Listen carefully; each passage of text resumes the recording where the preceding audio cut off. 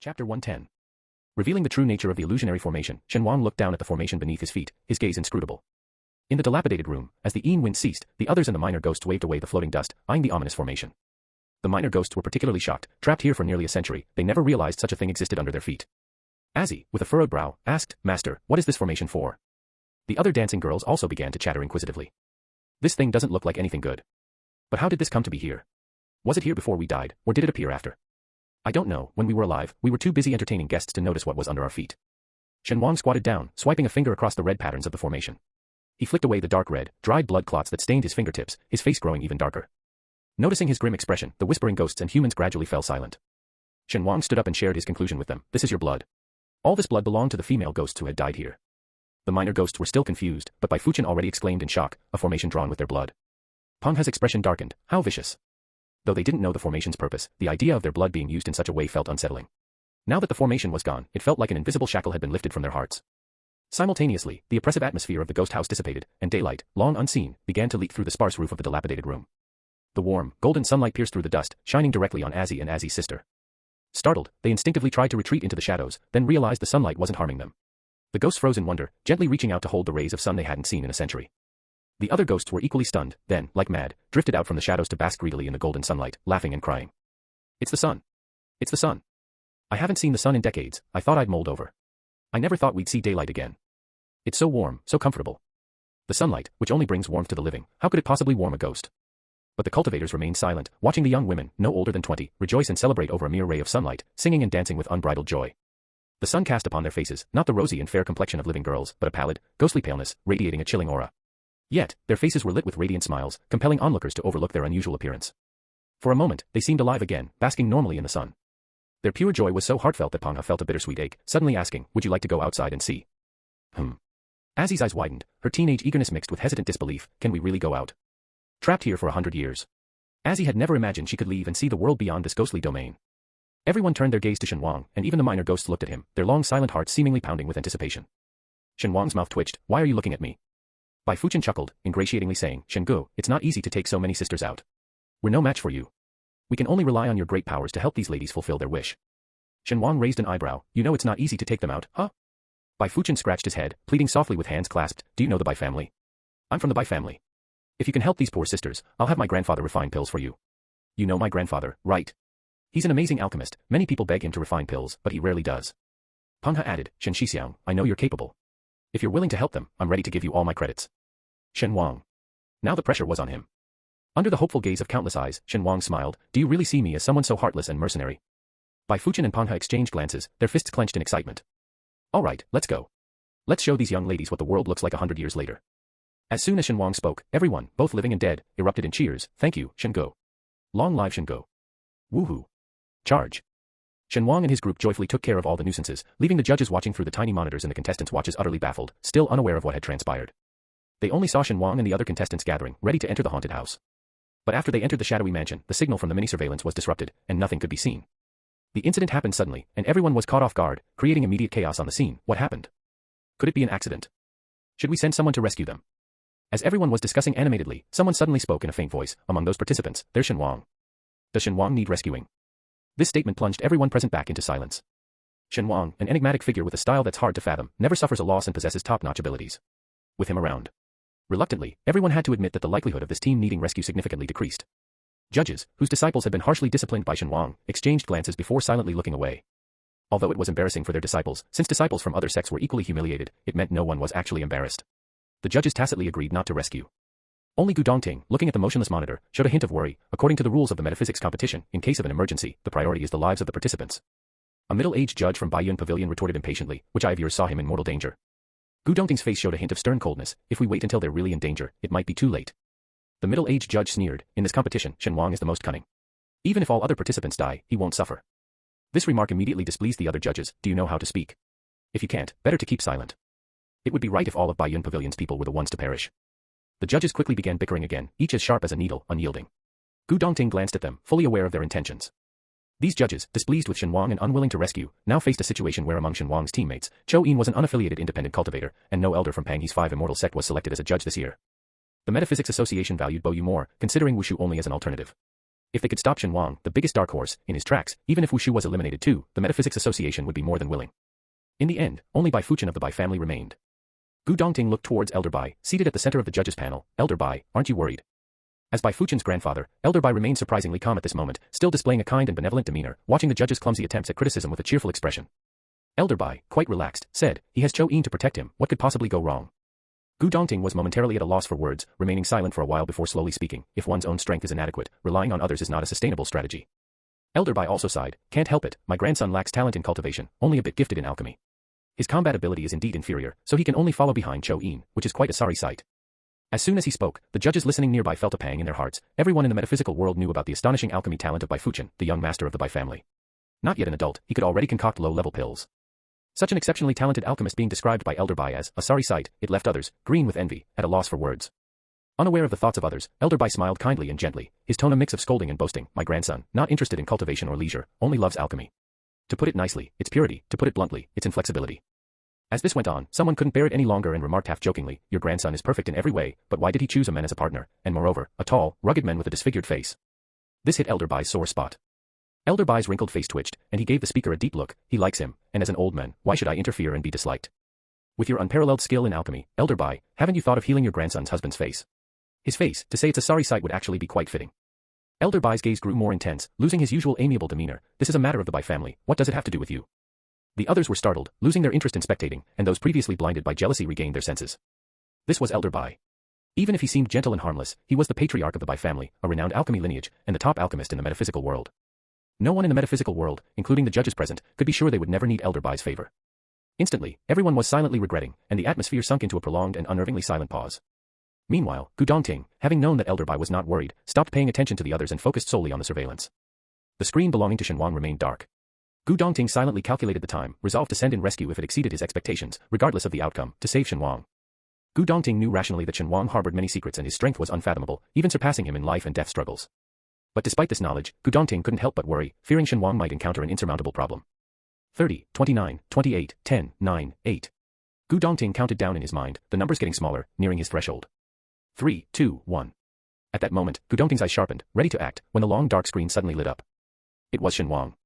Gu Dongting caught his breath, his gaze intensely following Shen Wang, while the other judges, with their varied thoughts, quickly noticed the restoration of the surveillance and turned to the large screen. Upon seeing the array captured on the monitor, everyone present was stunned. This formation looks familiar. Am I seeing things? Once Shen Wang and the others revealed a bit of information, the judges couldn't hold back any longer, bursting out, damn it, I knew I wasn't wrong. Such a devious formation could only come from those tricksters. Damn, now it makes sense. The surveillance was disrupted by the formation. But how could their formation be here? This is the imperial capital. But after seeing those little female ghosts, the judges' cursing got stuck in their throats. After a long silence, Elder Bai suddenly sighed deeply, they look about the same age as my grandson. At the same age, Bai Fuchen is spoiled and pampered by his family, carefully protected by Cho Yin. While those girls, tragically died in their youth. Seeing them line up like little girls who had never been out to play, nervously and excitedly following their leader, everyone felt a pang of sorrow. Bai Fuchen and others walked out laughing and talking with the group of little ghosts, with Shen Wang trailing at the end. Lagging a few steps behind, he tapped his watch and whispered a reminder, this is a formation powered by ghostly energy, nourishing the Yin energy. I suspect it's not just about the corpse blood. Dig beneath the formation, there should be something else. After speaking, urged by the group ahead, Shen Wang also strode out. The judges, watching the surveillance, were startled, looking at each other, who is he talking to? Gu Dongting lowered his eyes, suppressing a faint smile, he's talking to us. The judges were even more astonished, how did he know we installed surveillance? Previous metaphysical competitions never had surveillance on participants, this was the first time it was attempted, and the participants were not informed about this. Since all the contestants were kept in the dark, how did Shen Wang know about it? Gu Dongting looked up, his tone even, you forget, his divination skills are unparalleled.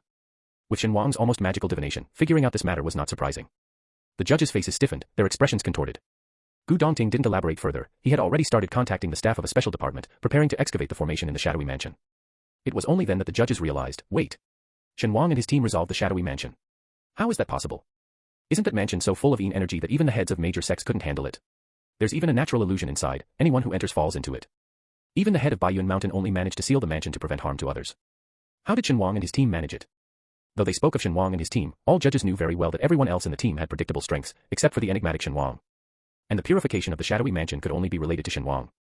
The judges exchanged glances, internally raising Shen Wang's abilities in their estimations.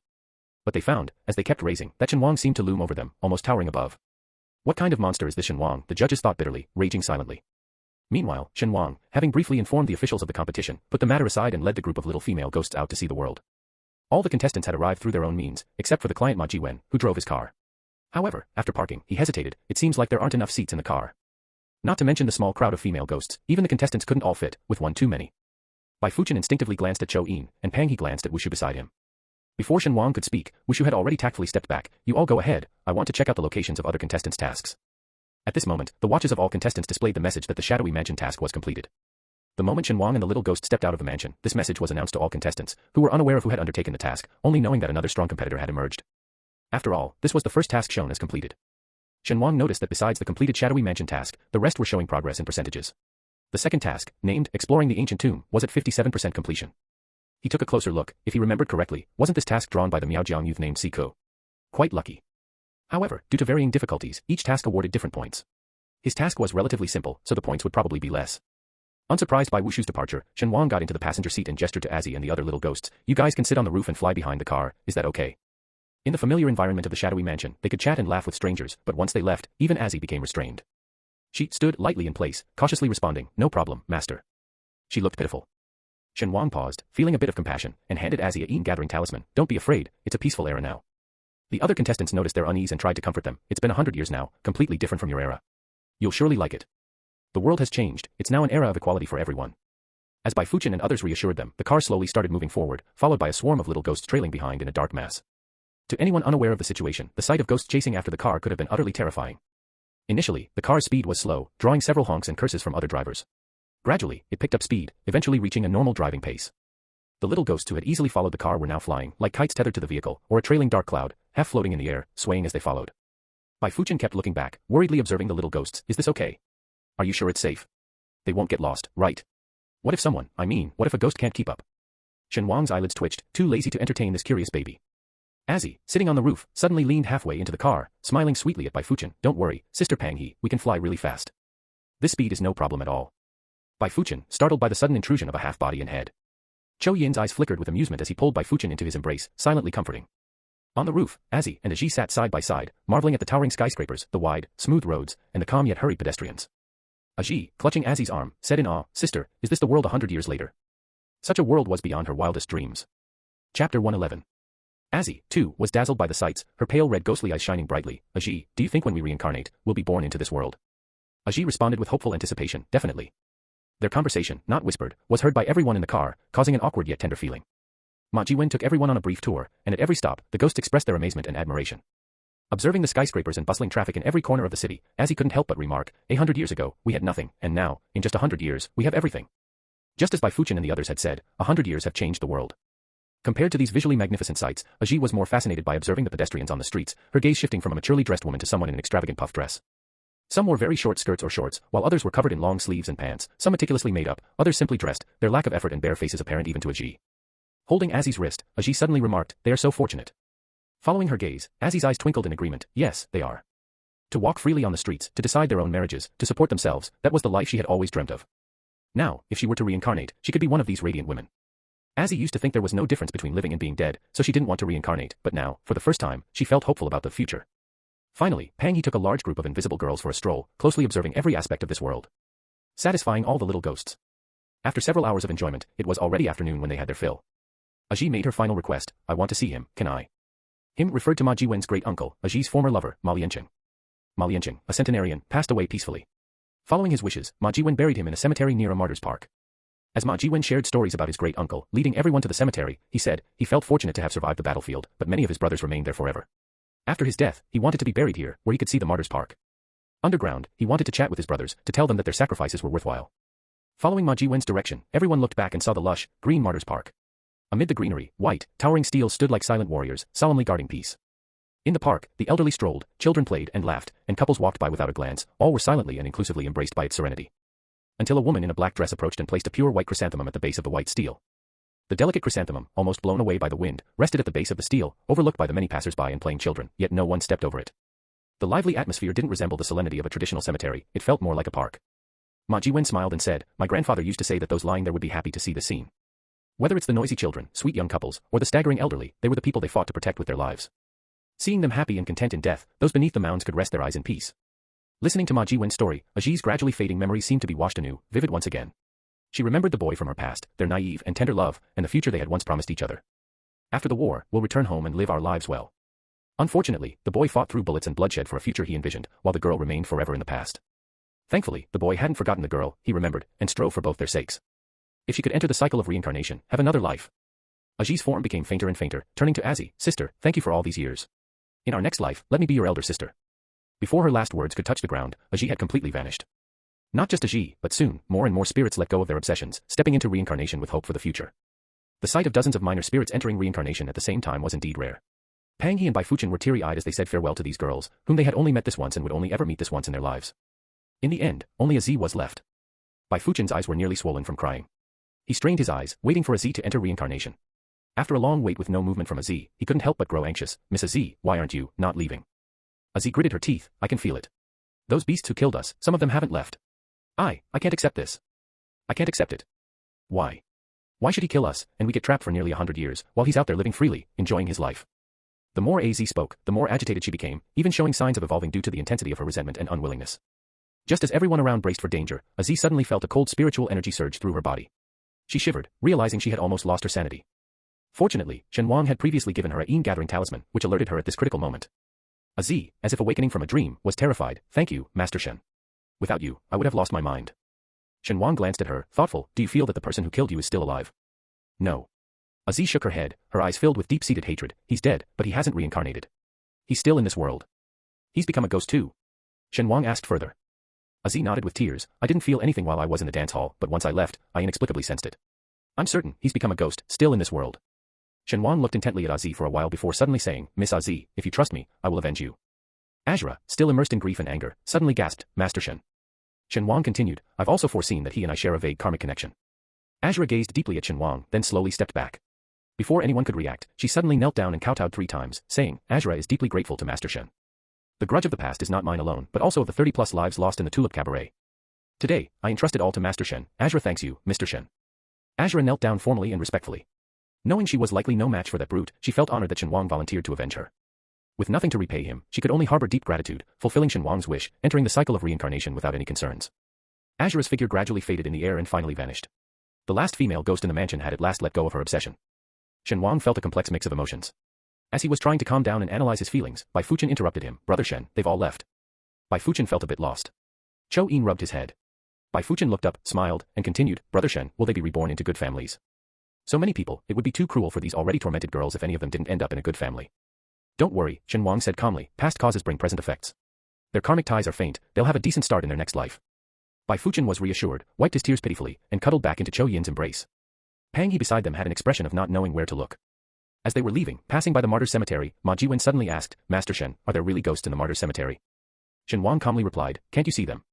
Different from the Yin energy of ghosts, the martyrs' cemetery didn't have the dark gray aura of ordinary graveyards but was filled with a faint golden glow, like moonlight, gently covering each gravestone. So, what is that? Ma Jiwen asked again. It's faith. It's the faith of the deceased, the faith of every person who comes to pay their respects, the faith of every man, woman, old, and young who comes to play. A little becomes a lot, like grains of sand forming a tower. Eventually, it gathers into a stream of gold, giving back to every person who contributes their faith. Here, the golden, firm faith can prevent all ghosts from encroaching and all evils from violating. After the mission at the haunted house ended, the courtesy car and Ma Jiwen also said their goodbyes and left, leaving Shen Wang and the others exchanging glances. Bai Fuchen cautiously looked at Shen Wang, Brother Shen, what do you plan to do now? His question surprised Shen Wang, you don't plan to keep following me, do you? Bai Fuchen hesitated without speaking. As a girl, Pang He found it hard to stay after Shen Wang's almost explicit request for them to leave, so she left crestfallen to carry out other tasks. In the end, only Bai Fuchen and Chou Yin were left, the 3 of them exchanging glances. Shen Wang, are you really planning to stick around forever? Bai Fuchen smiled shyly, anyway, my chances of advancing aren't high, so I might as well follow you, Brother Shen. You're just too amazing. Shen Wang quickly interrupted his flattery, your chances of promotion are slim, and Ugly Yin has a decent chance. Do you want him to be eliminated with you? Bai Fuchen nodded righteously, yes, we are together, we must stay together. Whether it's advancing or being eliminated, we're together. Shen Wang rolled his eyes ungracefully, if you two stick together, the chances of elimination are even higher. Bai Fuchen felt displeased at heart, but since these words came from Shen Wang, and not even Ugly Yin could beat him, they had no choice but to swallow their pride. No matter how Shen Wang mocked or ridiculed, Bai Fuchen remained unmoved. Finally, Shen Wang gave up and let them follow. This time, Shen Wang didn't wander aimlessly. He headed straight to the destination, charming the driver with his eloquence and exchanging 2-piece charms for the fare. Getting off, he lamented, 2-piece charms. So expensive. Do you know how valuable my original calligraphy is? Bai Fuchen, I don't know. Who would have thought that Shen Wang, seemingly a noble and powerful figure, was actually like this in private? As they spoke, the trio had already reached their destination. Before even getting close, they felt a tremendous, malicious aura. This fierce aura hit them like a wild beast, baring its teeth and roaring at humans, causing one's legs to weaken. Bai Fuchen's face paled, and then he quickly nestled into Ugly Yin's arms, who remained composed, carefully shielding Bai Fuchen's face. Without arms to nestle into, Shen Wang pinched his nose, complaining, "What's this smell? It's awful, absolutely revolting." Ugly Yin, on alert, said, "It's an ancient battlefield formed from human skeletons, a place of intense evil. The closer to the center in the ancient battlefield, the stronger the malicious aura. If one's not strong enough, merely approaching the center of the ancient battlefield could corrupt them with this aura, at best damaging their spiritual power, at worst causing a mental breakdown. I'm not talking about that smell." Shen Wang, still pinching his nose, looked around, not dwelling on the subject, who got drawn into the ancient battlefield. This task is visibly challenging, so there might be more people undertaking it. Of course, not too many, as the competition still needs to be fair. The task in the ancient battlefield is to cleanse and purify the Yin energy, Ugly Yin explained, holding Bai Fuchen close. But this ancient battlefield is vast, it will take some time to locate the right spot. Ugly Yin was still speaking when Shen Wang had already picked a direction. "No need to search, it's this way." Ugly Yin hesitated, "Isn't that a bit rash?" It seemed like he just randomly chose a spot. Whether Shen Wang didn't hear or simply chose not to respond, he did not answer. After a pause, Ugly Yin quickly followed. They hadn't walked far when they felt a surge of spiritual energy, accompanied by ghostly wails and howls. "Help, I don't want to play anymore. Help me." Wailing. "I shouldn't have come." In such a eerie atmosphere, this voice cut through the terror, not disrupting but intensifying the mood. Even Ugly Yin couldn't help but frown and slowed his pace, readying himself for attack. Bai Fuchen in his arms, trembling like a delicate, scared rabbit, reacted with a shudder at every sound as if electrified. Shen Wang, however, seemed to hear nothing and continued striding forward without hesitation. Ugly Yin couldn't help but admire Shen Wang's strength and resilience, unparalleled by others. As they delved deeper, the surrounding fog-like Yin energy thickened, eventually forming a light impenetrable mist. Even a few meters away, one could only see vague shadows. Unable to distinguish male from female, real from fake, human from ghost. Terrified, Bai Fuchen's teeth chattered, "Brother Yin, how much longer till we get there?" His frail courage was almost at its limit. Just as he finished speaking, Shen Wang boldly stepped into the mist, leaving Ugly Yin and Bai Fuchen unable to stop him, watching as he disappeared into the thick fog. The next second, a piercing scream came from the fog. "Damn, who's pulling my grandpa's ear? A ghost is pulling my ear, help, help me." The voice was so shrill yet the content so absurd that even Bai Fuchen lost his fear, peeking cautiously from Ugly Yin's embrace. Sensing something, Ugly Yin followed Bai Fuchen's gaze and took a few steps forward. Suddenly, the dense fog thinned considerably, allowing visibility of a few meters ahead. There, Shen Wang was seen twisting the ear of a chubby boy, who was emitting the familiar yet frightful cries, "I'm sorry, I was wrong. Brother Shen, I was wrong. It's my fault I didn't recognize you, but you shouldn't have pulled my ear." Shen Wang released his grip, scolding coldly, "You realize your mistake. What do you think you did wrong? What's with all this ghostly screaming? If you attract something or someone you can't handle, what then?" The chubby boy and Bai Fuchen shuddered in unison, trembling. Chapter 112. Shen Wang looked the chubby boy up and down. "Tell me, what's the situation here?" Chubby boy. "Chubby boy, I don't know." Shen Wang looked him in the eye, questioning in the face of his sincere gaze. "You've been here this long and noticed nothing." The chubby boy smiled sheepishly. "Brother Shen, you know me." Shen Wang understood. He shouldn't have expected anything from this chubby boy. Knowing his own limitations, the chubby boy had never ventured deep into the ancient battlefield, staying at the edges. As the fog thickened due to the actions of other contestants, he panicked. Wandering aimlessly in the fog like a headless fly, the chubby boy grew increasingly scared, almost to the point of tears, wailing in hopes of finding another living person, and then Shen Wang caught him. Hearing the chubby boy's story, the expressions of the others were indescribable. Bai Fuchen couldn't help but ask, "You could choose to quit the competition, and there would be someone to escort you out." The chubby boy looked dumbfounded. "I forgot." Seeing the complex looks from the crowd, the chubby boy said plaintively, "It's my first time in the competition, and I got scared. Isn't it normal to be unfamiliar with the process?" Shen Wang patted his shoulder, meaningfully remarking, "Your elders really dared to let you participate in the competition. They're quite bold." As they talked, the fog around them thickened. The already noticeable resentment and malevolent energy intensified with the denser fog, resembling steam in a bathroom, making one feel drenched and heavily burdened. The chubby boy shivered and moved closer behind Shen Wang. "What exactly are the people in there doing? Isn't the task to purify the ancient battlefield? Why does it feel like they're doing the opposite of purifying?" Shen Wang, half covering his nose, gestured for the others to follow him and led them deeper into the fog. After walking through the nearly impenetrable fog for what felt like ages, they finally heard human voices ahead. A man's voice, frustrated and angry, asked, "Tang Jiu, is your formation even effective?" Then came Tang Jiu's arrogant and confident reply, "My formation is flawless. But if the one setting it up is weak, the effect will naturally be diminished." "What do you mean? Are you saying it's our fault for being too weak? If you hadn't misled us with your talk of a formation that purifies Yin energy, we wouldn't be trapped here." Hearing this, Shen Wang's eyes flickered. He hadn't expected to encounter Tang Jiu in this competition again. It was an unexpected meeting, a twist of fate, indeed. Following the voices, Shen Wang and his group saw the situation Tang Jiu and the others were in. About 7 or 8 contestants stood together, their positions forming a semblance of a formation. However, these contestants seemed drained of spiritual power, appearing as if they had been sapped dry. Shen Wang noticed that, besides Tang Jiu, there were several familiar faces among the group. There was Gu Dongting's treacherous sister, Gu Manling, Luo Tian, a disciple of Taya Mountain who had provoked him at a gathering, and Lin Liliu, a disciple from the Heavenly Master's mansion whom he had defeated in the first round of the competition. Almost all of them had a history with him. The one who was arguing with Tang Jiu was Luo Tian. Hearing movements in the dense fog, Tang Jiu and his group initially assumed a battle stance. Relieved to see living people emerge, their expressions tensed again upon recognizing Shen Wang. Tang Jiu's eyelids twitched violently, blurting out, "What are you doing here?"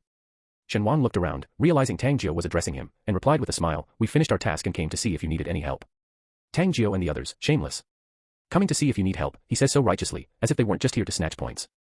Among them, Tang Jiu was the most upset, his face darkening. "We don't need your help."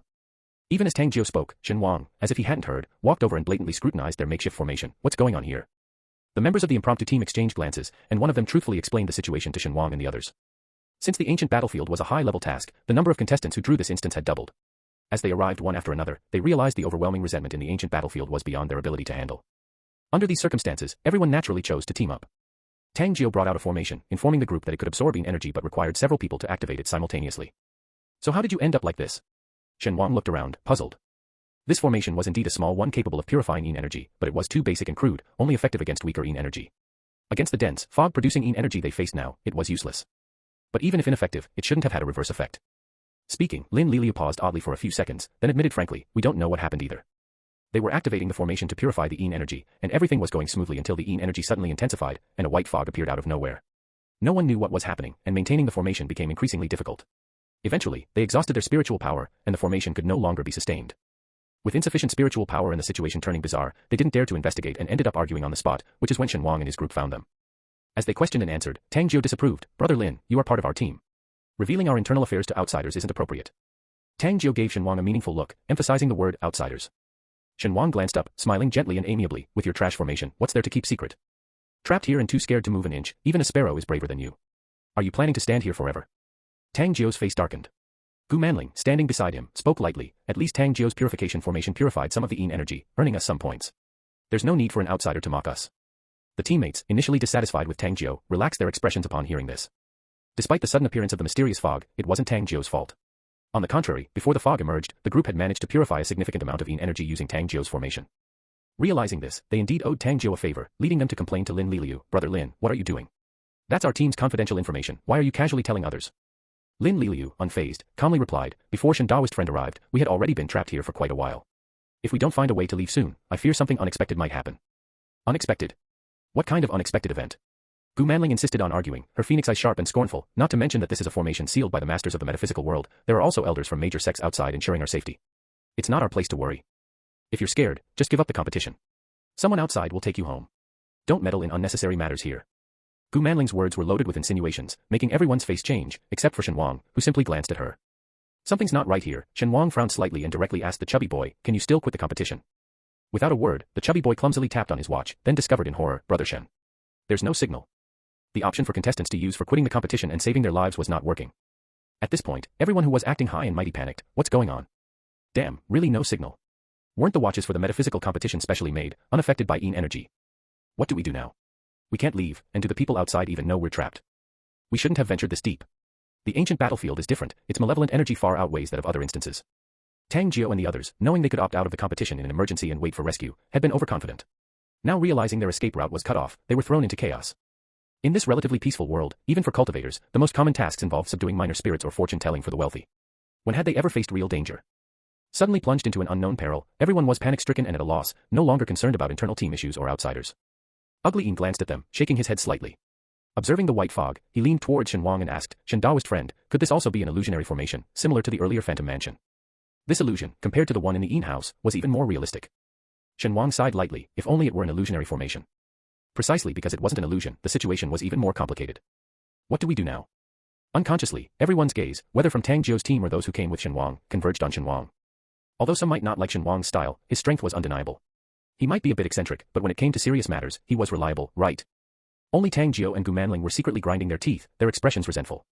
Tang Jiu slowly rubbed his fingertips, seething inside. His purification formation was supposed to make him stand out, attract everyone's admiration and adoration, and be his first step towards topping the metaphysical world. But then Shen Wang appeared. Always Shen Wang. His carefully prepared purification formation was overlooked because of a few words from Shen Wang.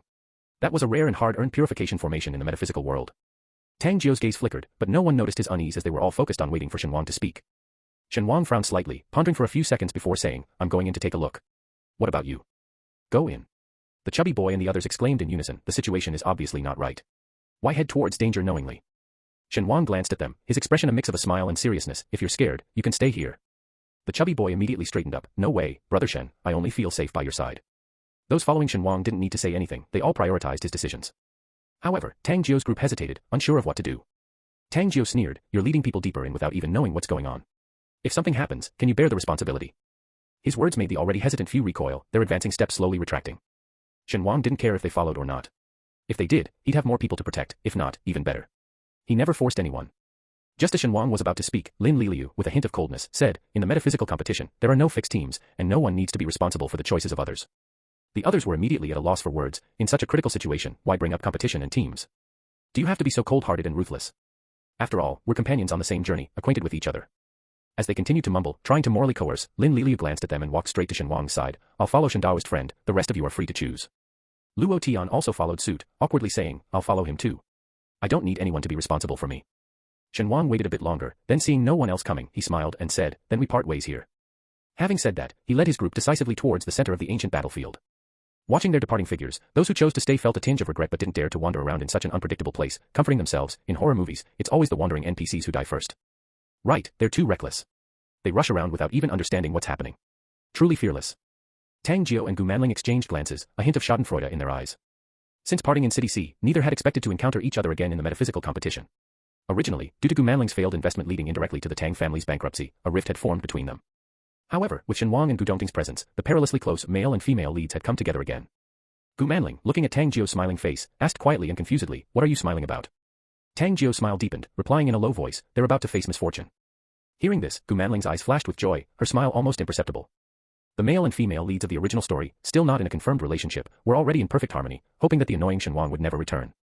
Gu Manling hadn't pondered why Tang Jiu, a fellow contestant, would suddenly make such a statement, as if he had everything under control and had anticipated this. Meanwhile, Shen Wang, leading a group, suddenly sneezed. Rubbing his ear, he mumbled to himself, "Who's thinking about me? Must be Gu Dongting, missing me." His voice was so soft and light that even the closest, like the chubby boy, didn't hear it, busily chatting with others. "Brother Lin, Brother Luo, why did you choose to follow Brother Shen?" The chubby boy's eyes darted between Lin Liliu and Luo Tian. Luo Tian's story was clear. Initially, he wanted to intimidate Shen Wang with a toast, but ended up being rebuffed and humiliated, though with no real loss. And Lin Liliu, a disciple of the Heavenly Master's mansion, was tied up by Shen Wang in the first round of the competition and missed out on the auction. Once the competition was over, Shen Wang and the others seemed to forget about him. It was unknown how long he had been tied up. Under such circumstances, Lin Liliu still chose to follow Shen Wang. The chubby boy couldn't understand his thinking. It seemed more likely to be enemies under such circumstances, but why did he appear to admire and look up to Shen Wang? Could it be he enjoyed being humiliated? The chubby boy's gaze towards him became suspicious. Lin Liliu seemed to grasp the underlying meaning in the chubby boy's words. He paused before speaking. "It was just a competition. I was outmatched and I accept that." Luo Tian also smirked. "I didn't know he was genuinely skilled. I thought he had just pulled some strings to get in. Who knew he was actually that strong?" The chubby boy couldn't comprehend their logic, tilting his head in confusion. Ugly Yin, guarding by Fuchen, caught on to their sentiment. As fellow losers, he could empathize with them. As they talked, the group moved towards the increasingly dense malevolent energy, finding the center of the ancient battlefield. The fog had become so thick they could barely see the facial features of the person speaking opposite them. They had to move cautiously, hand in hand, the malevolent energy in the air almost slicing their skin, like a whistling wind. No longer in a mood for jokes, the chubby boy unconsciously raised his voice, shouting, "Damn! Has this place always been this terrifying?" Lin Liliu's voice came through the fog. "No, this place used to be quite ordinary. If the ancient battlefield had always been this terrifying, the officials of the metaphysical competition would never have chosen it as a venue, exposing the treasured disciples of various sects to such danger. Be careful." Shen Wang's voice was calm, steadying the chaotic thoughts of everyone. The next second, a talisman burned in the air, its red flame flickering in the white fog. The fog dispersed rapidly like cotton candy touched by water, revealing a clear area. Everyone hurriedly gathered together in the small space not invaded by the white fog. Shen Wang's eyes flickered, and several more talismans appeared in his hand. He threw them into the air where they burned without fire, clearing a path ahead. Now, everyone could clearly see the situation at the center. They gasped in unison. "What's going on here? How is there such a huge pit? Did some construction company accidentally dig up something that shouldn't be seen? Or did corpses from the ancient battlefield suddenly emerge from underground?" In front of them, not far away, where the resentment and malevolence were thickest, a gigantic pit the size of a room appeared. The pit was dark and seemingly bottomless, with resentment, malevolence, and Yin energy continuously surging from its depths. Just a glance into it, and those with weaker minds felt their spirits waver, as if the gates of the underworld had been opened. Fortunately, Shen Wang had given each person a talisman in advance, protecting them from being injured by the powerful malevolent Yin energy when they saw the huge pit. Shen Wang's frown deepened as he leaned forward to peer into the pit, but he was hastily pulled back by the others. "Brother Shen. Be cautious. Don't be reckless. This place looks very dangerous, don't take unnecessary risks." Shen Wang paused, accepting their concern. "We need to seal this place first. Otherwise, given the rate at which the pit was emitting malevolent Yin energy, it wouldn't take long to spread to nearby residential areas, and ordinary people don't have the resistance abilities of cultivators. Even a slight amount of Yin energy could make the physically frail, like the elderly and children, sick for days, let alone such severe malevolence." "Exactly," Lin Liliu added, "although this area is cordoned off as a construction site, it's too close to the city. The first to suffer in any disturbance would be ordinary people." Everyone understood the rationale, but how to seal such a place? Their eyes turned to Shen Wang again. Unnoticed by all, they had come to regard Shen Wang as their leader, instinctively looking to him first in any bizarre situation. As if deep down, they firmly believed there was no problem Shen Wang couldn't solve. True to their expectations, Shen Wang delved into his pocket, pulling out a stack of talismans. His expression was serious as he looked ahead. Bai Fuchen, who had only seen Shen Wang in his casual and nonchalant demeanor, stared in awe at his stern expression for the first time. A usually frivolous person becoming serious somehow seemed to enhance their attractiveness, making his already handsome features even more appealing. As Bai Fuchen was intently watching Shen Wang's actions, a hand suddenly covered his eyes. Bai Fuchen. Ugly Yin leaned closer to his ear, lowering his voice. What are you looking at? Bai Fuchen's face flushed, a silly smile appearing on his face, playfully responding, nothing, are you? Before Bai Fuchen could finish, Ugly Yin already knew what he was about to say. No, I didn't. I'm not. Bai Fuchen craftily smiled. I didn't say anything. Shen Wang, overhearing their private exchange, had a question mark over his head. At a time like this, not nervous, nor watching him showing off, they're flirting, damn lovebirds. Despite his internal commentary, Shen Wang's hands continued their skilled movements. Raising his hand, he scattered a stack of talismans into the air. They seemed to float without order, yet upon closer inspection, appeared to contain a specific pattern. The talismans paused mid-air, igniting simultaneously upon reaching their predetermined positions. Dozens of talisman fires danced in the fog, fragile and faint, seemingly on the verge of being engulfed by the dense mist, yet they resiliently radiated light. The fog, as if encountering a natural enemy, rolled back into the pit when touched by the flames. The previously dense fog, in an instant, dissipated like fresh snow under the sun. After setting up the talisman formation, Shen Wang turned back. The effect of these talismans is weak, the formation won't hold for long. We must handle this before it collapses. What are you all looking at? The chubby boy and the others unanimously said, watching the master at work. Shen Wang raised an eyebrow. Oh. Did my unparalleled elegance dazzle you? The chubby boy and others. Suddenly, he didn't seem that handsome anymore. As they spoke, several figures rushed over swiftly. Shen Wang almost mistook them for enemies, but recognizing the fluttering white robes, he quickly realized who they were. Gu Dongting. How did you get here so fast? The other judges, who were about to come over and observe the talisman formation. Something seemed off. Chapter 113. Gu Dongting and Shen Wang exchanged a glance, with Gu Dongting speaking gravely, the signal here is blocked, something's not right. While Shen Wang was touring around with the little ghost from the Yin house, the contestants in the ancient battlefield suddenly lost their signals and couldn't check anything. Gu Dongting was the first to notice the anomaly. Ignoring the objections of other judges, he immediately led a group to this location. The judges, who were brought along forcefully, seemed oblivious to Gu Dongting's expression, circling the talisman formation and marveling, what kind of formation is this? It can trap malevolent Yin energy, and it's even formed with talismans. Aren't most formations lost? Nowadays, there are hardly any formation masters in the metaphysical world. Such a powerful formation master could greatly enhance our sex strength. The judges' eyes flickered, each harboring their own thoughts. Shen Wang glanced at them, ensuring no one tampered with his talisman formation, then recounted what had happened. He wasn't sure exactly what had occurred, as the malevolent Yin energy had already spread by the time he arrived. He only relayed his observations. It seems this place was sealed, and now the seal is broken. A broken seal. Someone scoffed, staring directly at Shen Wang with a mocking look. Young man, do you even know what you're talking about? Shen Wang raised an eyebrow. What's the problem? The arrogant middle-aged judge glanced at Shen Wang and then at Gu Dongting, his tone loaded with implication. Do you know who sealed this ancient battlefield? You dare make such bold claims. That senior figure is highly respected and powerful, a renowned personage in the metaphysical world. He sealed not just this ancient battlefield but many others. All other places are fine, so why is there a problem here? Shen Wang also smiled. Just because his seal hasn't had issues in the past doesn't mean it won't in the future. No matter how powerful a person is, they can't predict what will happen. As his confident words fell, a momentary silence enveloped the surroundings, creating an eerie atmosphere. Shen Wang paused, sensing something amiss. Gu Dongting, unchanging in expression, calmly stated, this is a seal from decades ago. Over time, problems arising is within reason. Rather, it's our negligence in not performing regular checks that's the issue. The middle-aged judge chuckled sarcastically. Gu Daoist friend is upright, but I wonder if your grandfather knows about your actions of blaming others. Grandfather? What grandfather? Shen Wang was momentarily confused, instinctively glancing towards Gu Dongting. He heard Gu Dongting calmly respond, my grandfather wasn't skilled in sealing formations.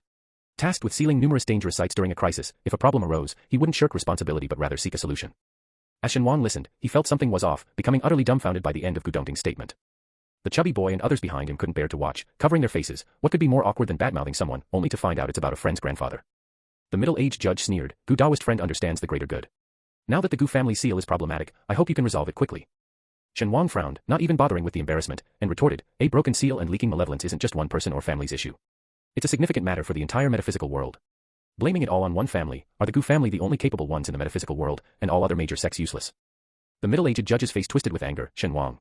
How dare you, a brash young man, speak such nonsense? The other judges, who had been watching the drama unfold, also showed awkward expressions. Gu Dongting merely glanced at them, not waiting for their response, and walked to the edge of the massive pit, looking down. I need to go down and check. Everyone was startled. It's too risky to go down now with the situation unclear. Gu Dongting simply stated, it's my duty and obligation. The crowd fell silent as Shen Wang approached Gu Dongting. I'll go down with you. Gu Dongting's first instinct was to refuse, but the words swirled in his mouth before being swallowed. Okay. The two exchanged a glance, a faint smile appearing in each other's eyes, lightening the heavy mood. Before the others could react, they had already made their decision and started discussing strategies for descending. The judges who were at odds with Gu Dongting were thoroughly ignored. They wanted to protest again but feared that the straightforward Gu Dongting might drag them along, so they grudgingly held back their words. Meanwhile, some, especially those like the chubby boy who had known Shen Wang for a while, looked on with peculiar expressions. Watching Shen Wang and Gu Dongting converse amiably, the chubby boy and others couldn't help but wonder. Neither of them had changed their usual demeanor, but their interaction radiated an intimacy that seemed exclusive, leaving no room for others. Does Brother Shen have such a tender side? The chubby boy mused dreamily, remembering how ruthlessly Shen Wang had dealt with him. It was as if Shen Wang transformed when interacting with Gu Dongting. Bai Fuchen sighed heavily, consoling the chubby boy. Accept it, people are different with different people. Recalling how Gu Dongting was close to Shen Wang at the banquet and how they embraced each other when Shen Wang was drunk, Bai Fuchen pursed his lips. It was just a couple's play. Soon, Shen Wang and Gu Dongting had strategized and quickly briefed the others on the surface. Then, exchanging a glance, they both leaped into the ominous, deep pit. Those left on the surface had mixed expressions, some were gloating, some were worried, and others were confidently dismissive. Please, that's Brother Shen and Brother Gu. What could possibly go wrong with those two together? Unaware of the blind faith the chubby boy and others had in him, Shen Wang and Gu Dongting found the pit surprisingly deep, taking several minutes to reach the bottom. The light from above gradually dimmed and finally vanished, leaving them in utter darkness. The malevolent energy around them seemed to sense the presence of the living, swirling violently like dark, ink-heavy clouds. These clouds felt like steel needles against the skin, trying to pierce through pores and drain the vitality of the living. In the darkness, a faint red flame flickered to life with a soft click. At the same time, Shen Wang and Gu Dongting finally landed on the ground. Shen Wang, holding a burning talisman in his hand to ward off the evil spirits, also provided a glimmer of light. He looked around and found everything engulfed in darkness, unable to see anything. Gu Dongting had summoned his life-bound sword at some point, its pitch-black blade completely hidden in the darkness. He asked softly, "How do you feel?" "I'm fine." While speaking, the talisman in Shen Wang's hand burned out. He flipped his palm, and a new cluster of talisman fire lit up. But why is the energy here so dense? Gu Dongting's face also showed solemnity. He stepped forward, shielding Shen Wang behind him, and ventured ahead first. This place isn't known for being malevolent. Logically, the evil energy shouldn't be this strong. With thousands of years of history in China, which place hasn't seen battlefields, where haven't people died? In these millennia, vast China has always had some bizarre or malevolent places. Places that could be purified have already been cleansed, and those that couldn't be, have been sealed. Although this place is called an ancient battlefield, in the vast territory and long history of China, it's really inconspicuous. Not just ordinary cultivators, even Gu Dongting's grandfather didn't take this place seriously. My grandfather sealed more than one malevolent site, the most evil one being in Nanjing. Under the flickering talisman fire, Gu Dongting cautiously moved forward, saying, he expended a great deal of effort to suppress the soaring resentment and evil energy. Those souls, unable to reincarnate due to hatred, even he couldn't purify, and had to seal them along. As for this ancient battlefield, due to its long history, the souls here are either utterly lost and fragile, or have completely vanished. Only the residual obsessions and battlefield evil energies remain, not worth concern. Listening to Gu Dongting's calm and slow narration, Shen Wang's gaze shifted slightly. What kind of person was your grandfather? Gu Dongting thought for a moment. He was a very upright person. Shen Wang. What's the difference between saying that and saying nothing? Realizing he had said something pointless, Gu Dongting added, do you know why the Metaphysical Association was established? For what purpose? Back when wars were frequent and the people suffered, the major sects were too preoccupied with their own troubles, and cultivators struggled to survive. To avoid the chaos and preserve the lineage of metaphysics, the first president of the Metaphysical Association, Gu Dongting, established the association, retreating behind closed doors, hidden in the mountains. Shen Wang frowned slightly. During the turmoil of the nation, they just hid away. Put nicely, it's called seclusion for cultivation. Bluntly, it's like being a turtle shrinking its head. Gu Dongting continued. My grandfather, however, refused to do so. He left the Gu family, descended the mountain, and enlisted in the military. It was in the army where he met my grandmother. After the war, the Metaphysical Association emerged again. By the time the country noticed, the association had already become the sole major force in the metaphysical world. Without strong constraints, chaos was rampant in the metaphysical realm. Cultivators were frantically amassing wealth by any means, even resorting to becoming charlatans, deceiving and swindling. In such turmoil, my grandfather took the initiative to establish a special department to counterbalance the Metaphysical Association. Backed by the state, it took him over a decade to steer the metaphysical world back onto the right path. Shen Wang listened, fascinated. He only knew that the Metaphysical Association and the special department were at odds, unaware of so much happening behind the scenes. At some point, Gu Dongting stopped, using the light from Shen Wang's talisman fire to spot a jade stone embedded in the soil. The stone, unobscured by mud and still sleek, was covered in cracks that formed a dense network. Following Gu Dongting's gaze, Shen Wang abruptly frowned. Is this a sealing jade stone? Why is it shattered like this? If it were eroded by evil spirits, it wouldn't break like this. The condition of this jade stone looked more like it was deliberately destroyed. While they were observing, a sinister ghostly chi swept over from behind, accompanied by a foul stench and a sharp, sinister laugh. Living people. Delicious living people. I'm going to devour you. Chapter 114. The evil ghost appeared so suddenly that Shen Wang and Gu Dongting were caught off guard, but neither were ordinary people. They exchanged a glance. Without hesitation, Shen Wang took a half step back, while Gu Dongting instinctively stepped forward, drawing his sword from its sheath. In just a split second of reaction time, the ferociously approaching evil ghost was injured by the sword's aura, screaming sharply before awkwardly vanishing into the evil energy, disappearing without a trace. Gu Dongting remained vigilant, sword held horizontally in front of him, his expression stern. It's still here. Shen Wang could also sense the resentful and unwilling gaze of the evil ghost. He clicked his tongue lightly, hiding in the evil energy, afraid to show itself, just a coward. The heavy malevolence of the ancient battlefield severely affected their senses, also providing the evil ghost with space to hide. Shen Wang calling it a coward was not wrong. Whether enraged by Shen Wang's taunt or lacking self-control, a sharp sound broke through the dense malevolence as the evil ghost attacked again. Without needing a warning from Shen Wang, Gu Dongting reflexively struck back with his sword. The ghost, attempting a sneak attack from behind, was pierced through the heart by the sword, its form suddenly dissipating. Shen Wang raised an eyebrow, smiling. Brother Gu's swordsmanship is impressive. Gu Dongting didn't expect him to joke in such a situation. Pausing, his tone carried a hint of helplessness. Shen Wang, something is not right. Shen Wang smiled, made a gesture to keep quiet, and signaled Gu Dongting to continue. Gu Dongting carefully examined the cracked ceiling jade stone. It wasn't eroded by the malevolent energy, nor was it attacked by the ghosts. Having ruled out all the wrong possibilities, no matter how far-fetched the remaining option, it was the only truth left. Shen Wang frowned. Who would be breaking the formation? The two exchanged glances, sensing that the situation behind this was far from simple. In that moment of distraction, several evil ghosts suddenly burst out of the malevolence, charging at them in unison. Gu Dongting immediately advanced with his sword, but as they were about to clash, those evil ghosts suddenly dispersed to the sides. When they reassembled, they had shockingly appeared right in front of Shen Wang. Gu Dongting's pupils constricted. These evil ghosts actually possessed a degree of intelligence. They knew Gu Dongting was too powerful, so they bypassed him and directly targeted Shen Wang, who seemed to be the weaker, protected one. Shen Wang also sensed something amiss. He held a thunder talisman in his hand, hesitated for a second, then concealed it again, letting the evil ghosts engulf him in their howl. Leaving Gu Dongting with a suddenly changed expression. Familiar with their surroundings, the evil ghosts whisked Shen Wang through the dense fog, turning corner after corner, until Shen Wang wondered if they had left the city. Finally, they reached their destination. Shen Wang was thrown harshly to the ground. He sprang up like a carp leaping over a dragon gate, surveying his surroundings without showing any trace of panic. Meeting his gaze were pairs of blood-red eyes, drooling and staring intently at him, sending chills down one's spine. Shen Wang's heart skipped a beat. Why are there so many evil ghosts? If the evil ghosts on Qingqing Mountain were about hundreds or thousands, then here, they numbered in the tens of thousands, densely hanging in the air like bats in a dark cave, waiting in the darkness for their prey. Although they were clearly drooling over Shen Wang, they seemed controlled by something, just greedily looking at him. Shen Wang pretended to be scared. Oh no, what's happening? I'm so scared. Mid-sentence, even Shen Wang felt his act was a bit overdone. He awkwardly lowered his head, thinking of changing tactics. Soon, a figure emerged from the layers of evil ghosts. Are you scared? Fearful? In pain? That's right, scream, wail. I assure you, even if you scream your lungs out, no one will come to save you. Shen Wang, suddenly, I feel like I'm not being pretentious anymore. Compared to this person with Chinibu syndrome in front of me, I'm just slightly more theatrical. The Chinibu is wearing distinctly foreign attire. The naive Shen Wang can't identify it, but the other's overly dark and yellow skin and the weird accent he tries to conceal reveal he's not from Huaxia. Shen Wang's disdainful look was too obvious, and the Chinibu, flushed with anger, exclaimed, Foolish heretic, do you have any last words before death? Shen Wang thought for a moment and asked, How many more like you with Chinibu are there? The Chinibu was peculiarly furious, his gaunt cheeks trembling. Don't think I don't know what Chinibu means. I'm not Chinibu, I am a disciple of the great Adnan Samui. Shen Wang pretended to ponder seriously, rolling his eyes in the face of the other's pride. Never heard of it, only know of Assam. What Assam? It can't compare to our Samui bishop, the Chinibu, making a strange prayer gesture in front of his chest, fervently said, Bishop Samui lets us control imps, gives us mighty power. His existence is a miracle. As he spoke, he glared fiercely at Shen Wang. You weak mortal, what do you know? Only Bishop Samui is the supreme god. Shen Wang feels quite cult-like. Perhaps the words feels like can be removed. It's completely a cult. At this moment, Shen Wang observed the evil spirits more closely, his eyes slightly narrowed, a rare killing intent rising in his heart. These tens of thousands of imps, except for a few intact ones in the front, the majority were incomplete, each with a numb expression, devoid of any rationality, driven solely by basic instincts. What angered Shen Wang were those broken souls, all wearing Huaxia clothes. Their clothes varied from era to era, including tattered armor, ragged garments, green military uniforms, and scholars in long robes. You, the so-called Assam bishop, came to our territory to raise ghosts. Shen Wang asked coldly. The Chinibu was stunned and irate. It's Samui, not Assam. You. Before the Chinibu could vent his anger, Shen Wang sneered and slapped out a thunder talisman. I don't care whether it's Assam or Xianpiopio, causing trouble in Huaxia, I won't let you get away with it. On the ancient battlefield filled with evil aura, surrounded by heavily in spirits, the thunder talisman's power was greatly reduced, but it was enough to deal with the Chinibu.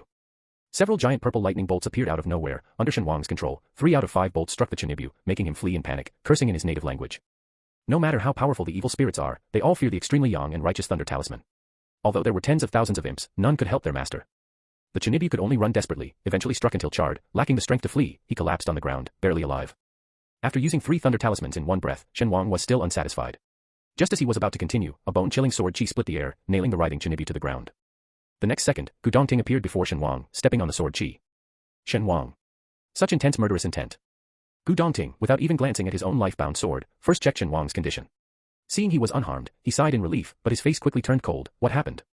Shen Wang touched his nose, wondering if it was his imagination, but he felt Gu Dongting seemed angry. Sneakily looking at Gu Dongting's face again, Shen Wang confirmed, Gu Dongting was indeed angry.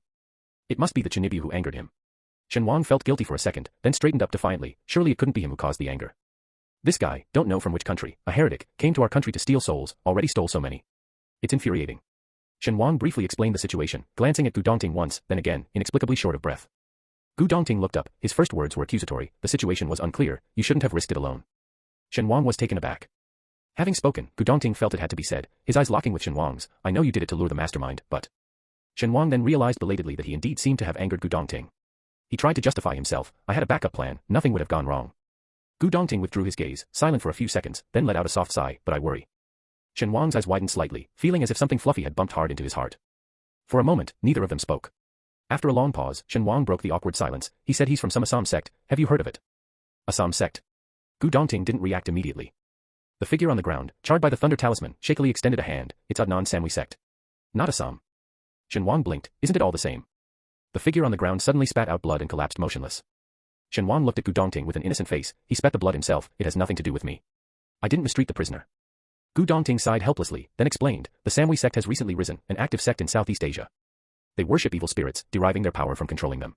As they are a foreign sect centered around subjugating evil spirits, our country hasn't listed them as a cult yet. No one expected that this seemingly insignificant sect, unnoticed before, would cause such a huge problem. Shen Wang stroked his chin, pondering, sounds weak. So, where did these weaklings get the courage to cause trouble here? And they sent such a weak Chinibu. Sensing something amiss, Shen Wang, unfamiliar with modern sects, was deep in thought about the incongruities when suddenly, Gu Dongting forcefully pulled him behind himself. Unbeknownst to them, the Chinibu had stopped moving, and the ghosts under his control started to grow restless, salivating at Shen Wang and Gu Dongting. Gu Dongting, sword in one hand and holding Shen Wang with the other, said tensely, something's not right, we need to leave quickly. As soon as he finished speaking, those imps suddenly rushed towards the Chinibu on the ground, not to save him, but to pounce on and devour him. Amidst the overwhelming shadows of ghosts, Shen Wang heard a dull cracking sound, like glass breaking. In an instant, Shen Wang realized the anomaly, the seal is broken. They're going to release these evil spirits. Chapter 115. After Shen Wang and Gu Dongting entered the interior of the ancient battlefield, the others were searching for clues above the cave. At this time, realizing that something was amiss, the judges arrived one after another and quickly notified their respective sections. Before the sect leaders arrived, the judges tacitly protected the contestants. There were suggestions to pause the competition and evacuate the contestants, but once inside the ancient battlefield, all high-tech signals failed, making it difficult to lead so many contestants out. We can only wait for the sect leaders, sighed one judge, his strength mid to upper level in the metaphysical world, but still helpless in this situation, awaiting rescue. The others remained silent, on high alert, each taking out their best weapons. Someone murmured, I wonder how Gu Dao friend is doing. He ventured alone, hopefully, nothing happens. Gu Shixiong is not alone, Shen Shixiong went down with him, someone in the gathered contestants replied. This remark caused the already tense atmosphere to fall silent for several seconds. Then someone scoffed, no matter how strong Shen Wang is, he's still a newcomer who hasn't practiced for long. Hopefully, he doesn't hold back Gu Shixiong. The chubby contestant, who always saw Shen Wang as a pillar, was immediately displeased. Looking around, he finally found the speaker and couldn't help but laugh. Tang Jiu, stop being sour because you can't eat the grapes. Shen Shixiong's strength is evident to all. Even if he's not perfect, he's beyond your reach. Tang Jiu's face darkened, and he sneered, I'm just stating the facts. What's the use of rushing to speak for others? You are you, he is he. Can you benefit from his gains? The chubby contestant stood tall, hands on hips, do you think I'm standing here just by chance? It was all thanks to clinging to a powerful ally. His unabashed pride in this fact, rather than embarrassment, dampened the interest of the onlookers, who shifted their gaze away, disinterested. As they continued their tit-for-tat exchange, the already edgy judges grew impatient, enough. Have some sense of the situation. What kind of behavior is this, bickering at a time like this? With the judges speaking up, both the chubby contestant and Tang Jiu ceased their quarrel, casting one last resentful glare at each other. With the argument between the chubby contestant and Tang Jiu ended, the air quieted down again. Surrounded by heavy, oppressive aura, the atmosphere became frighteningly tense. Initially, everyone was extremely nervous, but as time passed without incident, they gradually relaxed, some even starting to think the judges might be overreacting. Suddenly, at the heart of the ancient battlefield, the dense resentment began to boil, erupting like a volcano, spewing out even more intense malevolent aura. Even from a distance, those with weaker abilities felt a heaviness in their chests, their spiritual energy flowing erratically. What's happening? A judge's pupils contracted, his expression twisted in horror. At this moment, no one noticed his panic, as everyone was similarly struck, staring dumbfounded in the direction of the battlefield, their mouths agape in shock and fear. Not just the ordinary contestants, even many judges had never seen such a scene. As the denser malevolent aura began to spread outward, everyone finally snapped back to reality, shouting in panic, retreat. Get out of here. We can't. The aura is all around us. Touching it could damage our spiritual energy at best, or cause mental breakdown and death at worst. We're trapped here. We can't get out. The chubby contestant, not strong in ability, was jostled by the crowd, almost pushed out of the safety circle created by the judges. Fortunately, as the malevolent aura approached, a faint white glow appeared around him, repelling the aura as if encountering its nemesis. Someone enviously asked, what kind of talisman is that? It's so effective. The chubby contestant clenched his fist, still shaken, it's a protective amulet given by my golden thigh, Shen. Thank you, brother Shen, you are my god. Muttering under his breath, the chubby contestant struggled to squeeze himself back into the crowd. As everyone panicked, a sharp ghostly wail emanated from the depths of the ancient battlefield, followed by a shadow emerging, then a second, a third, countless terrifying ghosts crawled out of the dark holes in the ground. They were like vengeful spirits climbing out of the 18th layer of hell, more eerie and frightening than any horror movie, making one's scalp tingle. Damn, I'm getting creeped out. Where did all these things come from, and why are there so many? Tang Jia was also startled. Looking at the horrifying ghosts, he suddenly spoke up. What the hell are Shen Wang and Gu Dongting doing down there? Did they poke a nest of ghosts? Although the judges were from different sects, they were pillars of their respective communities. After a brief moment of chaos, they quickly reacted and protected the contestants in the center. Bright lights shone as they brought out their most powerful weapons. The evil spirits came shrieking, crashing wave after wave against the weapons, shattering into pieces only to quickly reassemble, tireless and unceasing. Maintaining magical weapons requires spiritual energy, and as the judges' energy waned, sweat began to appear on their foreheads, looking increasingly unsteady. At this moment, everyone was praying, hoping for external reinforcements to arrive quickly, even quicker. Let's hope they don't end up just coming to collect our bodies, someone joked bitterly, as the judge beside him was nearly at his limit. As more and more evil spirits emerged from underground, covering the sky, the mere few dozen humans seemed like a small boat in a stormy sea, visibly fragile and unstable just by looking at them. As the light amidst the darkness dimmed, a brilliant white sword light suddenly cleaved through, creating a clean, straight path. The judges and the contestants' eyes lit up. It's Gu Shixiong's sword Qi. It's Gu Shixiong. Meanwhile, a purple thunderbolt brewed in the air, then fiercely expanded in all directions, clearing a large area around its origin. It's Shen Wang. Brother Shen. The chubby boy danced with joy. Shen Wang glanced over, lazily waving at him, then turned back to face the overwhelming swarm of evil spirits. With their arrival, the pressure on the judges greatly diminished. The senior judge, leading the others, approached them. It's really good to see you're both all right. Mr. Bai. Gu Dongting greeted without turning his head, his gaze still fixed forward. Given the urgency of the situation and no time for pleasantries, Mr. Bai didn't mind Gu Dongting's coolness and asked directly, what happened? Gu Dongting briefly informed everyone about the situation, focusing on the details about the Samui sect, concluding solemnly, this sect, their ambitions are not small. Most importantly, their familiarity with the ancient battlefield seals, even knowing the sealing stones. There must be some trickery behind this. The situation was off, and Gu Dongting didn't say it outright, but everyone understood his implication. There was a traitor within the country, and not of a low rank. Mr. Bai, fully aware of the complexity of the metaphysical world, sighed. In the past, no matter how fierce our internal struggles were, it was always our own affair. Now someone is trying to collude with outsiders. In that moment, Mr. Bai seemed to age another 10 years. The others, not pondering as deeply as Mr. Bai, were most concerned about, Brother Gu, what should we do now? Gu Dongting glanced at Shen Wang, their eyes meeting, understanding each other's thoughts. Underground, they had faced thousands of evil ghosts, surrounded on all sides. Gu Dongting wielded the life-bound spirit sword Shen Wang had refined for him, and Shen Wang followed by summoning several small swords identical in shape to his life-bound spirit sword. With 4 small swords, belonging to 2 masters yet working in perfect unison, combined with countless talismans from Shen Wang, they carved a path of survival from underground. Now, facing the queries of the others, Gu Dongting said, I can hold off for a while longer, until reinforcements arrive. Those small swords were Shen Wang's secret weapon, which he would never reveal unless it was crucial. Fortunately, the one trapped with him was Gu Dongting. Gu Dongting would never speak recklessly about it, Shen Wang was confident of that. The person who had come to inquire sighed, not entirely satisfied, who knows how long we'll have to wait, what if the reinforcements arrive too late? Don't be so pessimistic, his companion patted his shoulder, comforting, look on the bright side, what if we manage to escape? Shen Wang took out a stack of talismans from his pocket, squinting and pondering for a moment, then suddenly asked Gu Dongting, Brother Gu, do you trust me? Gu Dongting's heart skipped a beat, looking at Shen Wang, his first response was, what are you planning to do? Is it dangerous? Don't worry, I definitely won't risk my own life, I'm too afraid of dying, said Shen Wang with a smile. So, Brother Gu, do you trust me? This time, Gu Dongting nodded without hesitation, I trust you. Gu Dongting had always trusted Shen Wang. His only concern was Shen Wang risking his own safety, like what happened earlier underground. Receiving the affirmative response, Shen Wang smiled, shaking the talismans in his hand, I have an idea to resolve the situation at this ancient battlefield. A judge from Baiyun Temple, listening in, scoffed, who do you think you are? Even the top experts in the metaphysical world couldn't solve it, how can you? At this point, you should stop bragging and save some face for yourself. Shen Wang's smile carried a profound meaning, if I manage to do it, how will you deal with it? The Baiyun Mountain judge quickly responded, if you can save all of us, I'd be willing to kowtow to you right here. I'll hold you to that, Shen Wang nodded. He turned around, waved at Chou Yin, Pang He, Lin Lulu, and others. As they came over, he handed each a stack of talismans, I need you guys to help me set up a talisman array. Shen Wang was bustling with fiery zeal, as the judges from Baiyun Mountain sneered, in my opinion, you guys are just standouts among the younger generation. Compared to true geniuses, it's like comparing a firefly to the bright moon, utterly overestimating yourselves. Once everything was ready, Shen Wang turned back, blowing a kiss to the Baiyun Mountain judges, I'll wait for you to kneel and bow before me. The Baiyun Mountain judge was trembling with rage. Chapter 116. Shen Wang's years in the cultivation world were not spent in vain. Such a sinister and ancient sight, coveted in the cultivation world, was a prize sought after, with some insane demonic cultivators even deliberately creating such malevolent places. And now, he was about to use the methods of the cultivation world to draw out the evil aura from this ominous land. The only problem was that the cultivators in this world were too weak, unable to absorb all the evil aura from the land. He had to find a way to store it. Shen Wang looked back at the crowd behind him and said to Gu Dongting, Dongting, protect me while I do this. Gu Dongting stood with his sword beside him, of course. Shen Wang smiled, used to being alone, but now he found, having a companion on this path felt indeed very pleasant. Taking out a Sumera stone from the Xian Jade Immortal Book, he laboriously cut a mung-bean-sized piece with his spiritual sense, Shen Wang already drenched in cold sweat. The Sumera stone, coveted in the cultivation world, was indeed not easy to refine. Shen Wang took a deep breath, squeezed out a drop of blood from his heart, and began refining it with his soul fire. Fortunately, he didn't need to refine it too exquisitely or need too much space, as long as it could hold things. Hastily refining the Sumera stone, not even smoothing its sharp edges, Shen Wang nearly exhausted his spiritual power and consciousness. By the time it was finally usable, a full 5 hours had passed. The others waiting around had grown restless, complaining incessantly, what on earth is he doing? Is he crafting something? Crafting a magical artifact is not easy. Master artisans specialize in it for decades. He can draw talismans and knows formations, how could he possibly master artifact crafting as well? Right, look at that unknown little stone, there's no change in its appearance at all. The middle-aged judge who had made a bet with Shen Wang scornfully said, if you can't solve the problem, there's no need to pretend and waste our time. What if the situation worsens? Among all, only Gu Dongting had not changed his posture for hours, standing like a loyal guard, holding his sword, silently and firmly protecting the person he vowed to safeguard. Nothing could break his oath. As the impatient middle-aged judge stepped forward, intending to interrupt Shen Wang's work, Gu Dongting unsheathed his sword, the blade emitting a fierce aura. The middle-aged judge retreated awkwardly, we've been waiting for hours, it's not practical to keep waiting and pin all our hopes on him. Gu Taoist, shall we find another way? Gu Dongting glanced at him, I trust him. The middle-aged judge, helpless, muttered, I don't know what kind of spell he's cast on you.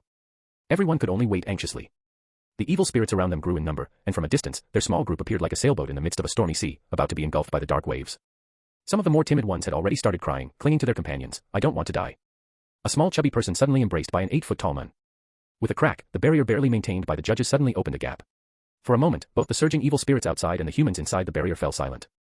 After a few seconds, the evil spirits, like wolves smelling meat, fearlessly charged at the barrier, no longer afraid of being burned by it.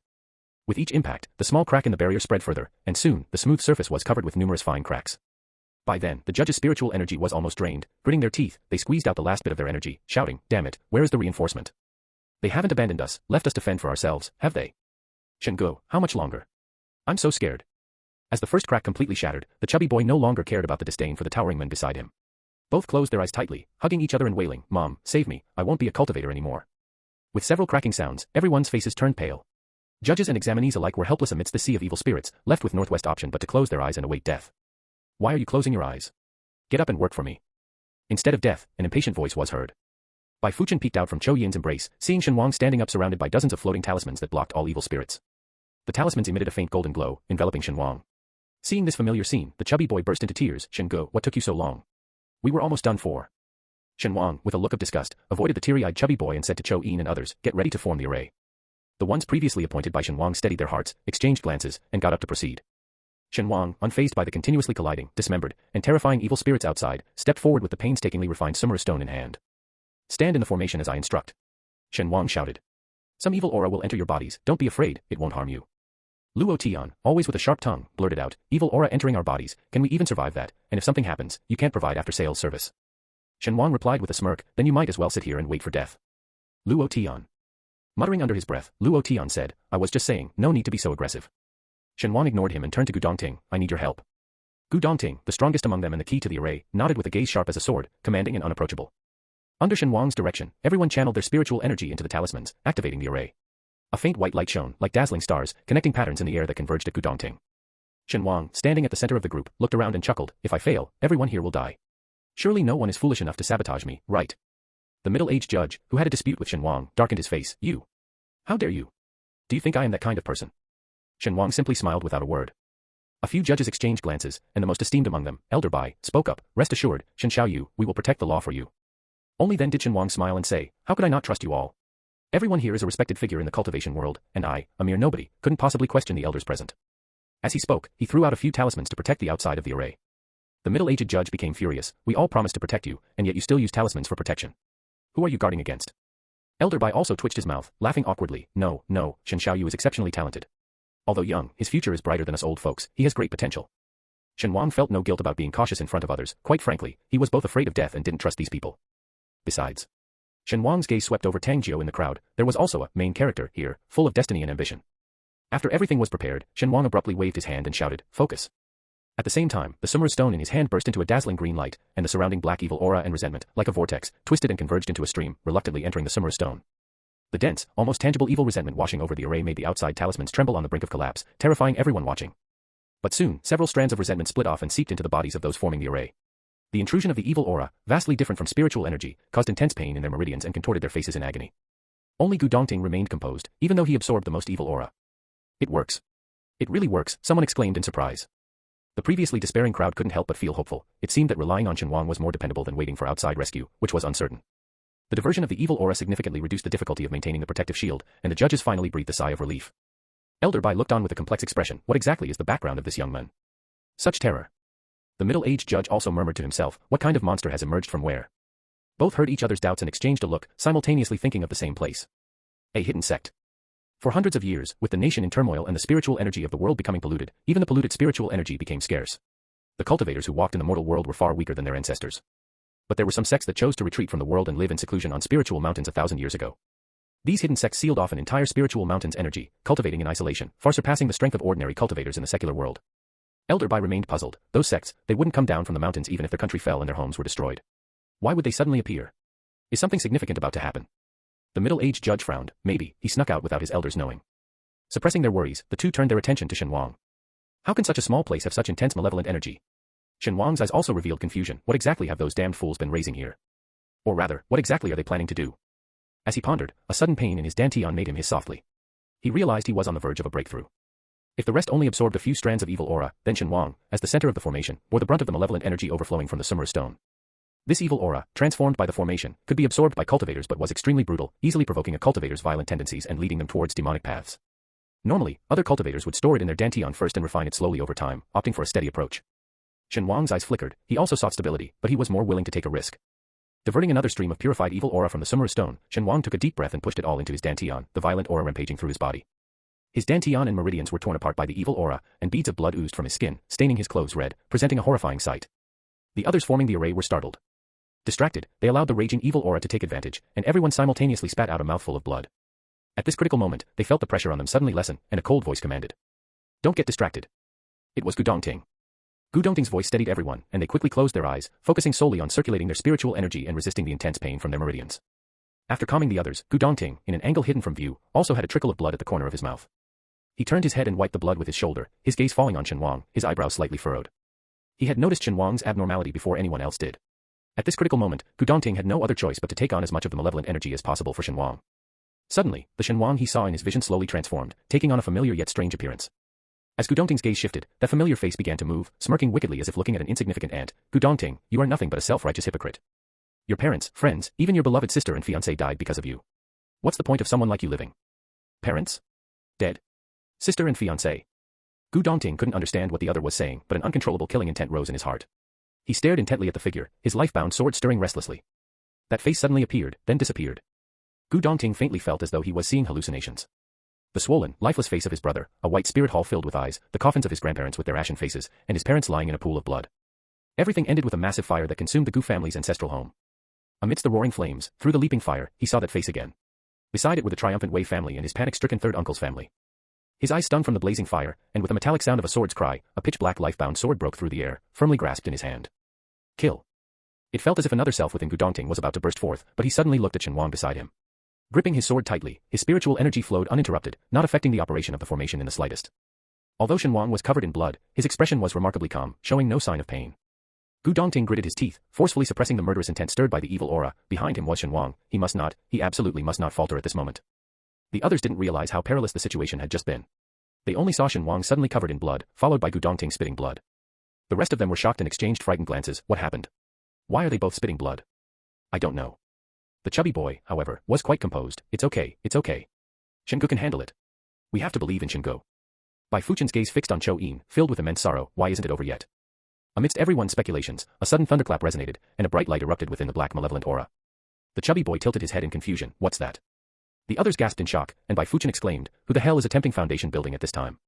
Everyone was incredulous, their gazes searching around before finally resting on Shen Wang. Has he gone mad? Attempting foundation building now. It was said that in ancient times, foundation building was the entry to cultivation, but in today's world, with the spiritual energy not as abundant as before, who doesn't build their foundation under the protection of their sex elders, surrounded by various treasures brimming with spiritual energy, and with countless medicinal pills at hand? How dare he attempt foundation building in this place filled with evil aura, almost devoid of spiritual energy, and fraught with danger?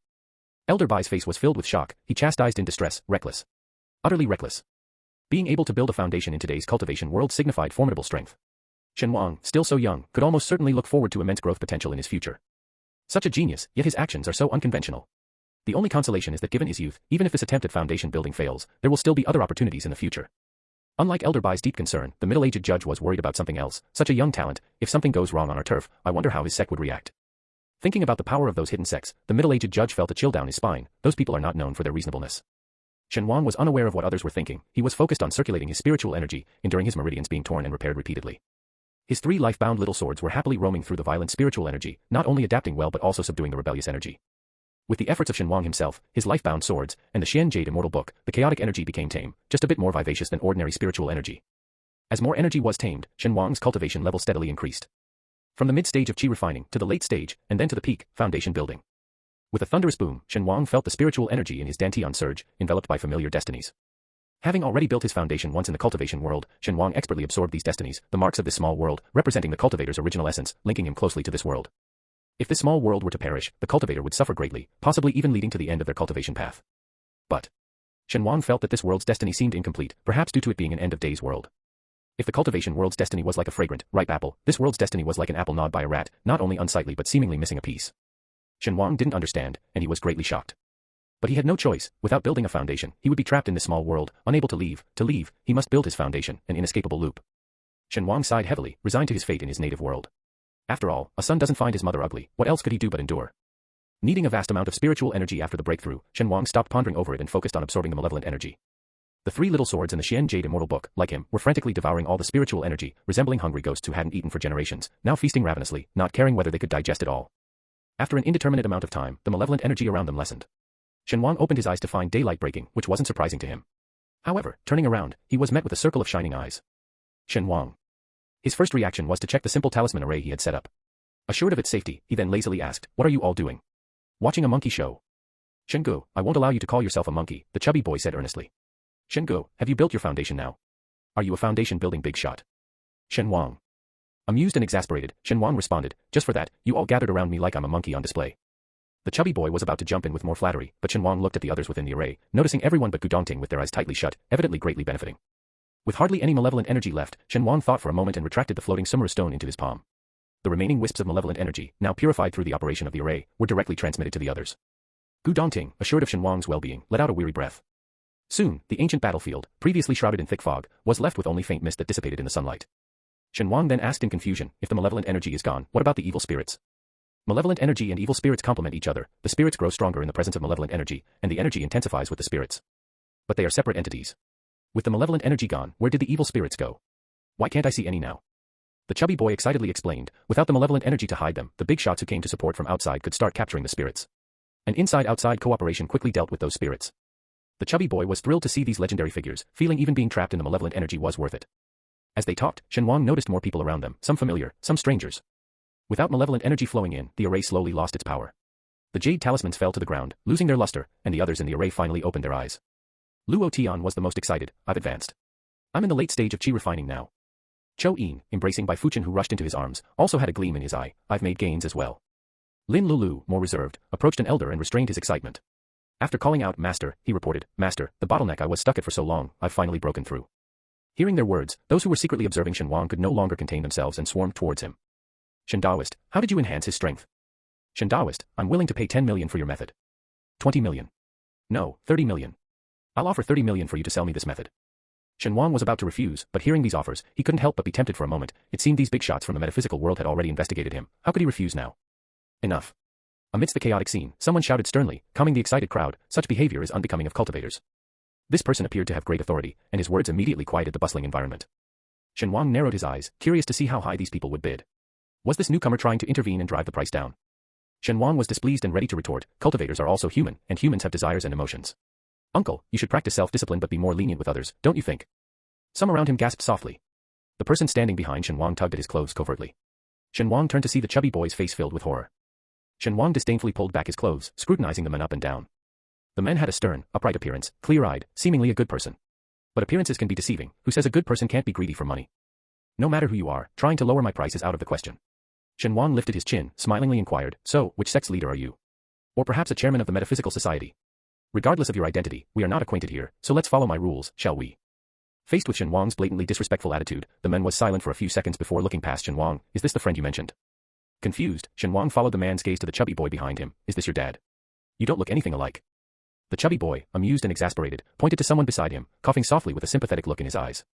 Shen Wang turned in the new direction and saw Gu Dongting, calm and stern. Gu Dongting nodded towards the man, addressing him, "Uncle." Shen Wang's expression blanked for a moment. He looked back and forth between Gu Dongting and the man a few times, then repeated like a parrot, "Uncle." Gu Dongting, with a look of resignation, stepped beside Gu Shanhe and introduced, "Shen Wang, this is my uncle." Gu Shanhe added coldly, "The patriarch of the Gu family." Shen Wang. Shen Wang, feeling numb to the surprise, chuckled awkwardly. Uncle, you should have said so earlier. If I had known you were Dongting's elder, I certainly would have. Everyone looked at Shen Wang, waiting for the rest of his sentence. Would he give the method away for free? Shen Wang dryly continued, I would have, well, just called you uncle. And if you're buying my method, I can at least give you a discount. No, I mean a 5% discount. The bystanders rolled their eyes in unison upon hearing this. Having heard that Shen Wang was a cultivator fond of worldly possessions, some had been skeptical, but now seeing him giving even his best friend's elders only a 5% discount, it was clear he really loved money and was indeed miserly. Although Shen Wang usually had a thick skin, for some reason, he now felt embarrassed. He moved subtly behind Gu Dongting, giving him a look that said, save me, save me. It was an utterly awkward situation. Gu Dongting looked at him amusedly, still stepping forward to shield him from his uncle's icy glare. Gu Dongting had already noticed the arrival of Gu Shanha, and before him, even Grandpa Gu had come. It seemed the artificial disruption of the ancient battlefield was a significant event, almost stirring the entire metaphysical community. A quick scan by Gu Dongting revealed many recognizable figures in the metaphysical world. Taking advantage of everyone's presence, Gu Dongting truthfully reported his findings from inside the ancient battlefield and presented the deliberately destroyed talismanic jade stone to Gu Shanha. Uncle, this is what I found underground. After a careful inspection, Gu Shanha casually passed it to someone beside him. The person who received it frowned, feeling the stone several times, a chill settling in his heart. These are traces of deliberate sabotage. He passed it to the next person, and after all the relevant people had seen it, the atmosphere at the site became thoroughly somber. Gu Dongting, unfazed, continued, now that there's a problem with this ancient battlefield, it's unknown what's happening with the others. That was the real issue. Now knowing that foreigners were causing trouble within the country was one thing, but with the enemy hidden and us exposed, these foreigners wouldn't have any mercy on the land and people of China. Everyone dared not imagine the immense destructive power these hidden worms could unleash if they went berserk. Damn it, someone cursed under their breath, today, it's just an insignificant ancient battlefield. Gu Shanha's face was extremely grim too. The eruption at this ancient battlefield had been too sudden. It was filled with young talents participating in a competition, surrounded by cultivators, and yet, it caught everyone off guard. The most terrifying part was that even the arrival of the judges couldn't resolve the situation. It must be noted that these judges, even if not the absolute top cultivators in the country, were still well-known figures of the upper echelons, yet they were powerless to resist. When Gu Shanha arrived, he brought with him the elite of the metaphysical world, but they too were helpless, only able to seal the evil energy at its source to prevent it from harming ordinary people. Had the malevolent energy not started dissipating from within, it's uncertain when the issue could have been resolved. The chances of survival for those trapped inside were slim. Thinking this, Gu Shanha's thoughts raced, and he suddenly looked towards Gu Dongting, or more precisely, towards Shen Wang standing behind him. The others also caught on, barely concealing their excitement. Shen, do you have a method to purify this ancient battlefield?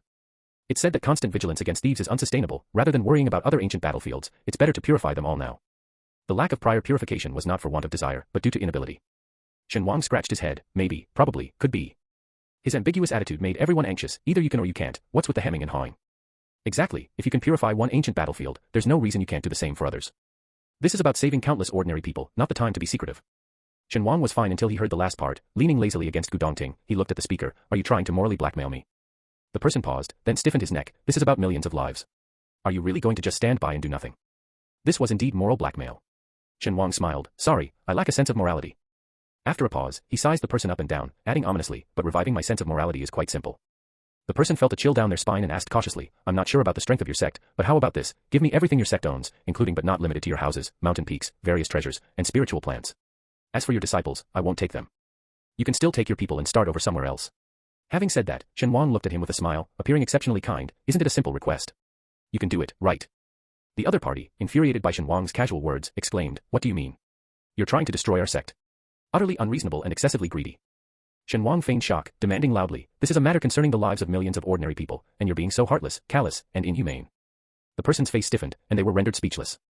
Seeing this, others quietly abandoned their opportunistic intentions and distanced themselves from the speaker. Shen, if you have any difficulties, you can tell us. We'll try our best to fulfill them. With Shen Wang's personality, as long as there was enough benefit, nothing was impossible. That's what people who knew him a little thought. Shen Wang sighed deeply. This isn't something money can solve. Gu Shanha, picking up on the undertones of the conversation, interjected, We can increase the payment. Shen Wang wanted to say it really wasn't about money, but since it was Gu Dongting's uncle speaking, he could only sigh deeply and explain, This method requires something extremely important. The entire cultivation world combined cannot match its value. It was the Shimi stone. Even if it were in the immortal realm, it was one of the most precious treasures, rare and highly sought after. Not just in this minor world of the Dharma ending age, even in the cultivation world, it was something that could lead to rivers of blood. What could be so valuable? The others were skeptical, thinking Shen Wang was just inflating the price. Shen Wang spoke slowly, I'm a worldly person, I too want to save those people, but I'm not willing to give something for nothing. His words were straightforward, and everyone understood clearly, this guy was indeed looking to raise the price. Someone's face twisted for a moment, wanting to say, just raise the price and stop with all the pretense, startling everyone. Gu Dongting, however, had no doubt about Shen Wang's words. He looked at Shen Wang, barely hiding his pain, a faint smile flickering in his eyes. Even with the heartache and reluctance, he never thought of hiding anything.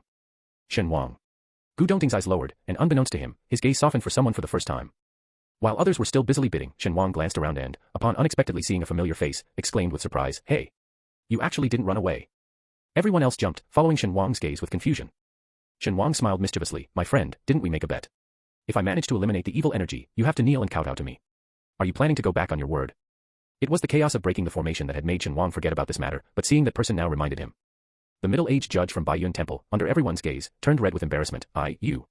Shen Taoist friend. He wanted to accuse Shen Wang of nonsense, to gloss over these matters, but with so many people present, all of China depending on Shen Wang, he dared not back out. Chapter 117. The middle-aged judge stammered, unable to speak. His harsh words back then were spoken in front of everyone trapped in the ancient battlefield, and now he didn't know how to retract them. He was both embarrassed and annoyed, this Shen Wang, so young, yet lacking even the basic decency of respecting his elders. For a moment, the middle-aged judge was caught in a dilemma. In the end, it was Elder Bai who smoothed things over. Young Shen, Taoist Ling didn't mean it, could you please let this go for my sake? The middle-aged judge was from Baiyun Temple after all, and even a lean camel is bigger than a horse. Out of respect for Baiyun Temple, others also started persuading, it's just a trivial matter, no need to be so pedantic. Indeed, we are all in the same circle. Why should there be such ruthless hostility when our paths cross again? Shen, you are magnanimous. Hearing their words, Shen Wang suddenly scoffed. Raising an eyebrow, he said, so now it's not his turn to insult me. Everyone was momentarily speechless. When he insulted me, I didn't see any of you stepping in with such earnestness to break it up. Shen Wang looked around, his smile unfading yet somehow unsettling. The words he himself spoke, does he intend to swallow them back? Shen Wang was referring to the incident at the ancient battlefield, but what he didn't know was that they were already aware of it. Ling Xing had always disliked Shen Wang. Watching the live broadcast earlier, he often criticized and even tried to disqualify Shen Wang from the competition. If this was his attitude behind the screens, one could only imagine how difficult he would make it for Shen Wang in person. Everyone fell silent, too embarrassed to interject, while Mr. Bai sighed. Shen, how about letting him apologize to you? Kneeling to apologize was indeed a humiliating demand. Upon hearing this, Shen Wang didn't dwell much on it and directly said, if he doesn't want to kneel, he must compensate with something. After all, I am not an unreasonably cruel devil, am I? To compensate with something, that was very much Shen Wang's style. Before, they thought Shen Wang's obsession with amassing wealth was vulgar, but now they saw the virtue in such vulgarity. The virtue of vulgarity, indeed. Everyone present heaved a sigh of relief and said, that would be most agreeable, most agreeable. Saying this, their gazes turned to the middle-aged judge, their look speaking volumes. We've all lowered our pride to negotiate this far, it's your turn to show some gesture. Gritting his teeth and fuming, the middle-aged judge pulled out a small box from his pocket. This is a healing pill named Dragon Tiger Pill. It can heal even bone-deep wounds instantly. It was indeed a fine pill, showing sincere intent. Everyone was satisfied and turned their heads to Shen Wang, waiting for his reaction. Shen Wang glanced at it and smiled again. Such a faint scent from the pill, even if it's not a dud, it can't be far off. His meaning was clear, trying to dismiss me with such a shabby item. In your dreams. Others. The middle-aged judge's face turned red. Impossible. It's just that the pill's fragrance is a bit faint, but its quality is still very good. But his stammering only exposed his insecurity. Mr. Bai's gaze shifted, and he directly took the pill box from the judge's hand, opening it to inspect. The spiritual energy is dim, and the fragrance is hardly noticeable. It's indeed an inferior pill.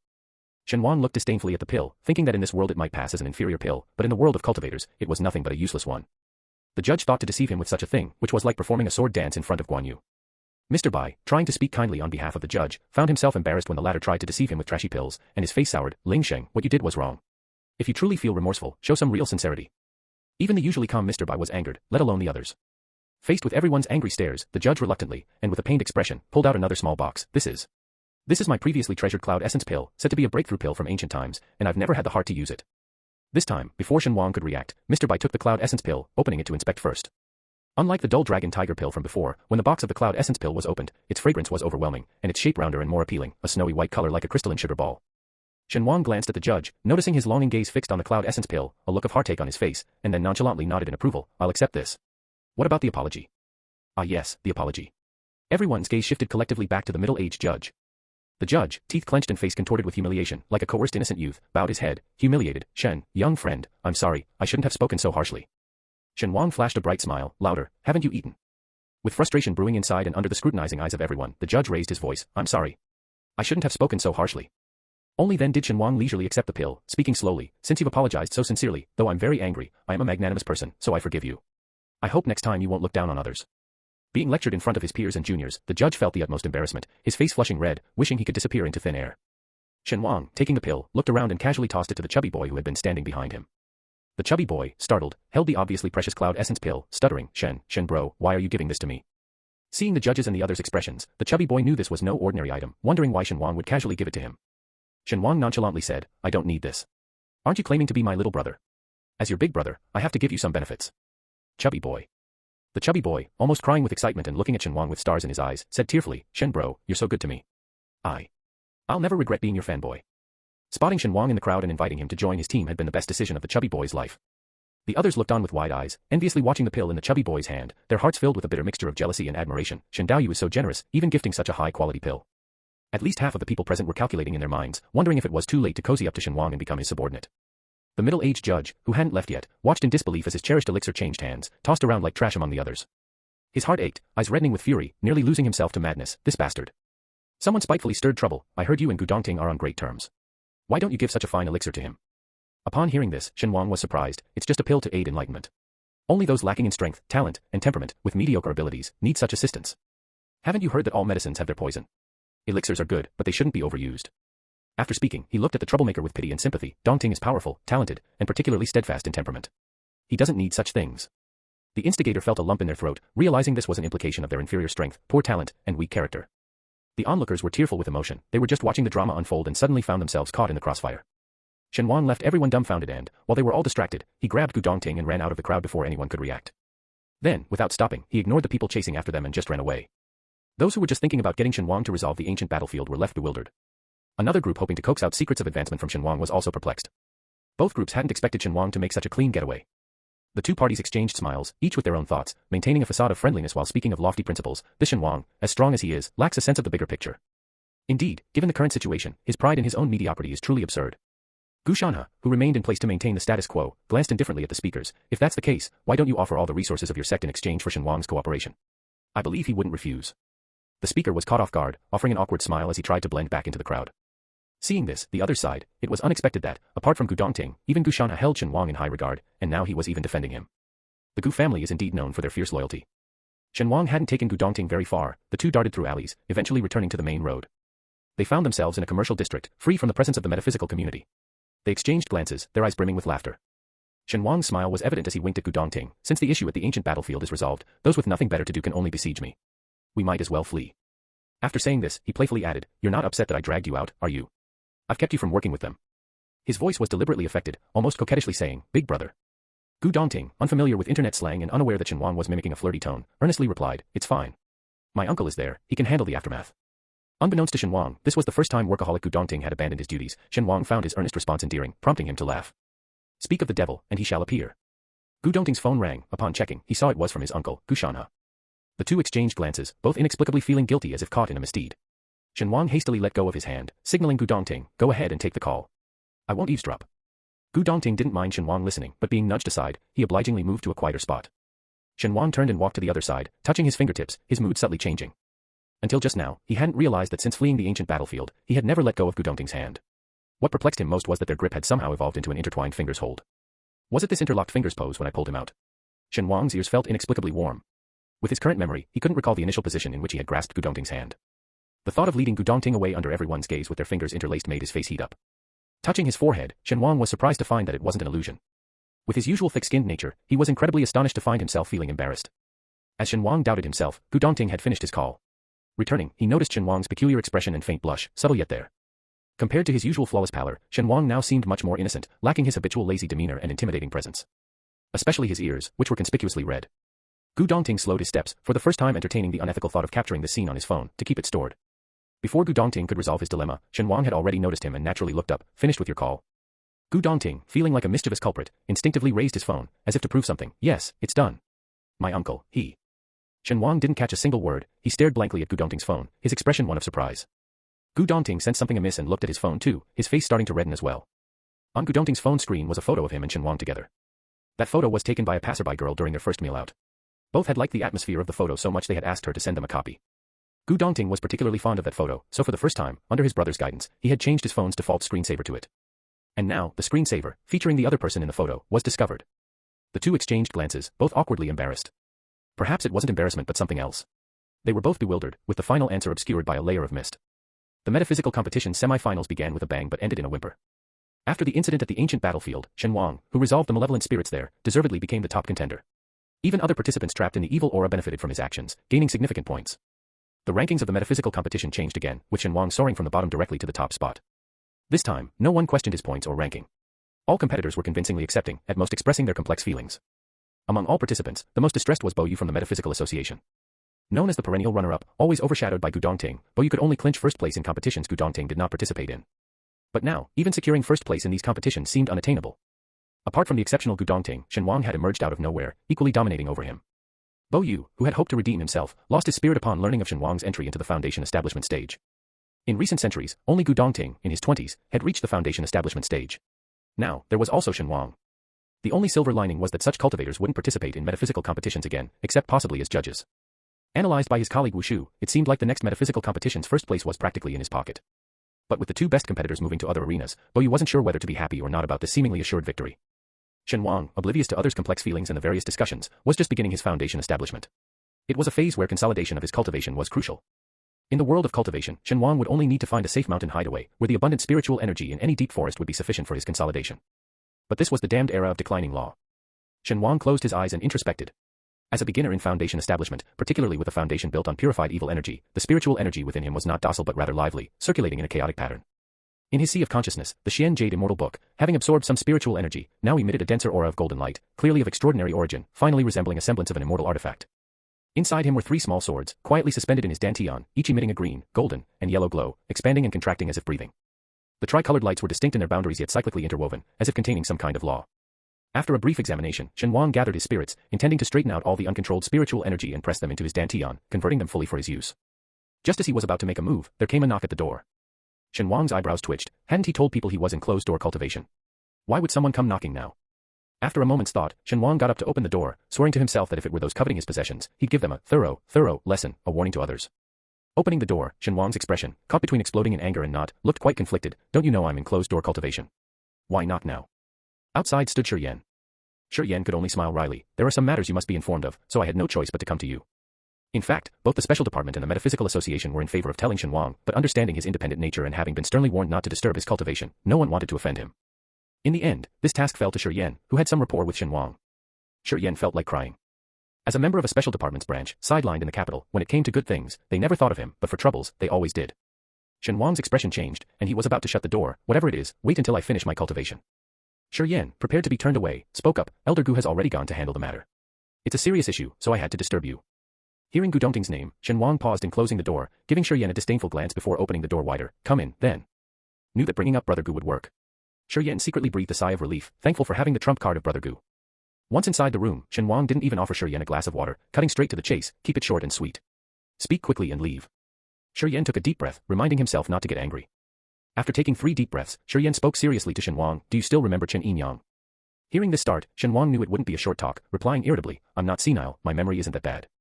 Unperturbed by Shen Wang's tone, Shi Yan continued, Chen Yang was originally from the Ghost Mastery sect, but resentful that the position of sect leader went to his senior, he left and sought to artificially create a ghost king under his control. Shen Wang looked displeased. Why don't you start from Pangu creating the world? Shi Yan, looking at Shen Wang, added, do you remember Qingqing Mountain? The head of Qingqing Mountain, Chen Xingji, dissatisfied that his master favored his senior brother and intended to pass the leadership to him, killed his senior brother and seized the position of head of Qingqing Mountain. Shen Wang's expression shifted slightly. Recently, the number of supernatural incidents in the country has surged. But most are minor and haven't threatened ordinary people's lives, so they haven't attracted attention. Shen Wang recalled, narrowing his eyes, like that woman who made a scumbag man pregnant with a ghost. And that petty thief you caught before, who somehow got hold of a ghost mastery cultivation method and started haunting people's houses to force them to sell at a lower price. Without connecting these incidents, they seemed like ordinary, unremarkable supernatural events. But picking up one pearl and finding that seemingly scattered pearls are actually connected by an invisible thread. Shen Wang's brows slowly furrowed. Encountering 2 such incidents in such a short time, how many more had occurred nationwide, and how many had gone unnoticed? Shi Yan sighed heavily, his tone grave. We followed the clues, but the matters of Lineage and Qingqing Mountain are too old. We've only vaguely grasped that it's related to foreign elements. Shen Wang glanced at Shi Yan, finishing his unfinished sentence. Supernatural incidents are traceable, but who knows if there are more like Qingqing Mountain's head among the existing sects. Shi Yan bitterly smiled. Powerful cultivators can cause immense harm to ordinary people. It's like finding a cockroach in a house and not knowing if the house is infested with them. The most terrifying thing is the imaginative unknown. Shen Wang bluntly asked, isn't this something for you to worry about? It's an internal issue of your metaphysical community. Why tell me? To put it bluntly, Shen Wang, being unaffiliated and mysterious, could never gain 100% trust from the metaphysical community, no matter how powerful he was. Even if he was strong enough to overturn a sect, it would be impossible for him to undertake such a task without facing the backlash and pursuit of the entire metaphysical world. Shi Yan smiled awkwardly, continuing, apart from Lineage and the Qingqing Mountain issue, there's also the matter of the ancient battlefield. That wasn't surprising. On reflection, whether it was Lineage, the Qingqing Mountain head, the petty thief who stumbled upon a cultivation method, or the woman seeking revenge for a friend, they all involved ghosts and spirits. And the ancient battlefield was, most notably, filled with evil ghosts. Only then did Shen Wang belatedly realize, where did so many ghosts and spirits come from in this Dharma-ending age? In the cultivation world, ghosts and spirits were rare, not something one would just encounter walking down the street, except in extremely places like ancient battlefields, where they could appear in large numbers. Those practitioners needing ghosts and spirits for their cultivation had to find a place with heavy energy, and only with the right conditions could they produce some ghosts and spirits, much like harvesting watermelons. Previously, Shen Wang thought it was due to the lack of spiritual energy in this Dharma-ending age, leading to an overflow of energy, allowing these ghosts and spirits some leeway to exist. Now, it seemed he had been confined by his own understanding, making assumptions too readily. Even if there was an abundance of energy, it wasn't possible to encounter ghosts everywhere, it all had to be artificially created. Thinking of some past events in the cultivation world, Shen Wang felt quite displeased. Unlike the peace of this world, the cultivation world operates on the law of the jungle. To ordinary people without cultivation, they are nothing but ants. He thought the cultivators of this world, despite their weaker strength and various worldly desires and schemes, would not be like the madmen of the cultivation world, sacrificing others' lives for their own gain. Now, it seems. Shen Wang lowered his eyes. People are all the same. He had overestimated human nature. Shi Yan wanted to say more, but noticing Shen Wang's expression, he suddenly fell silent.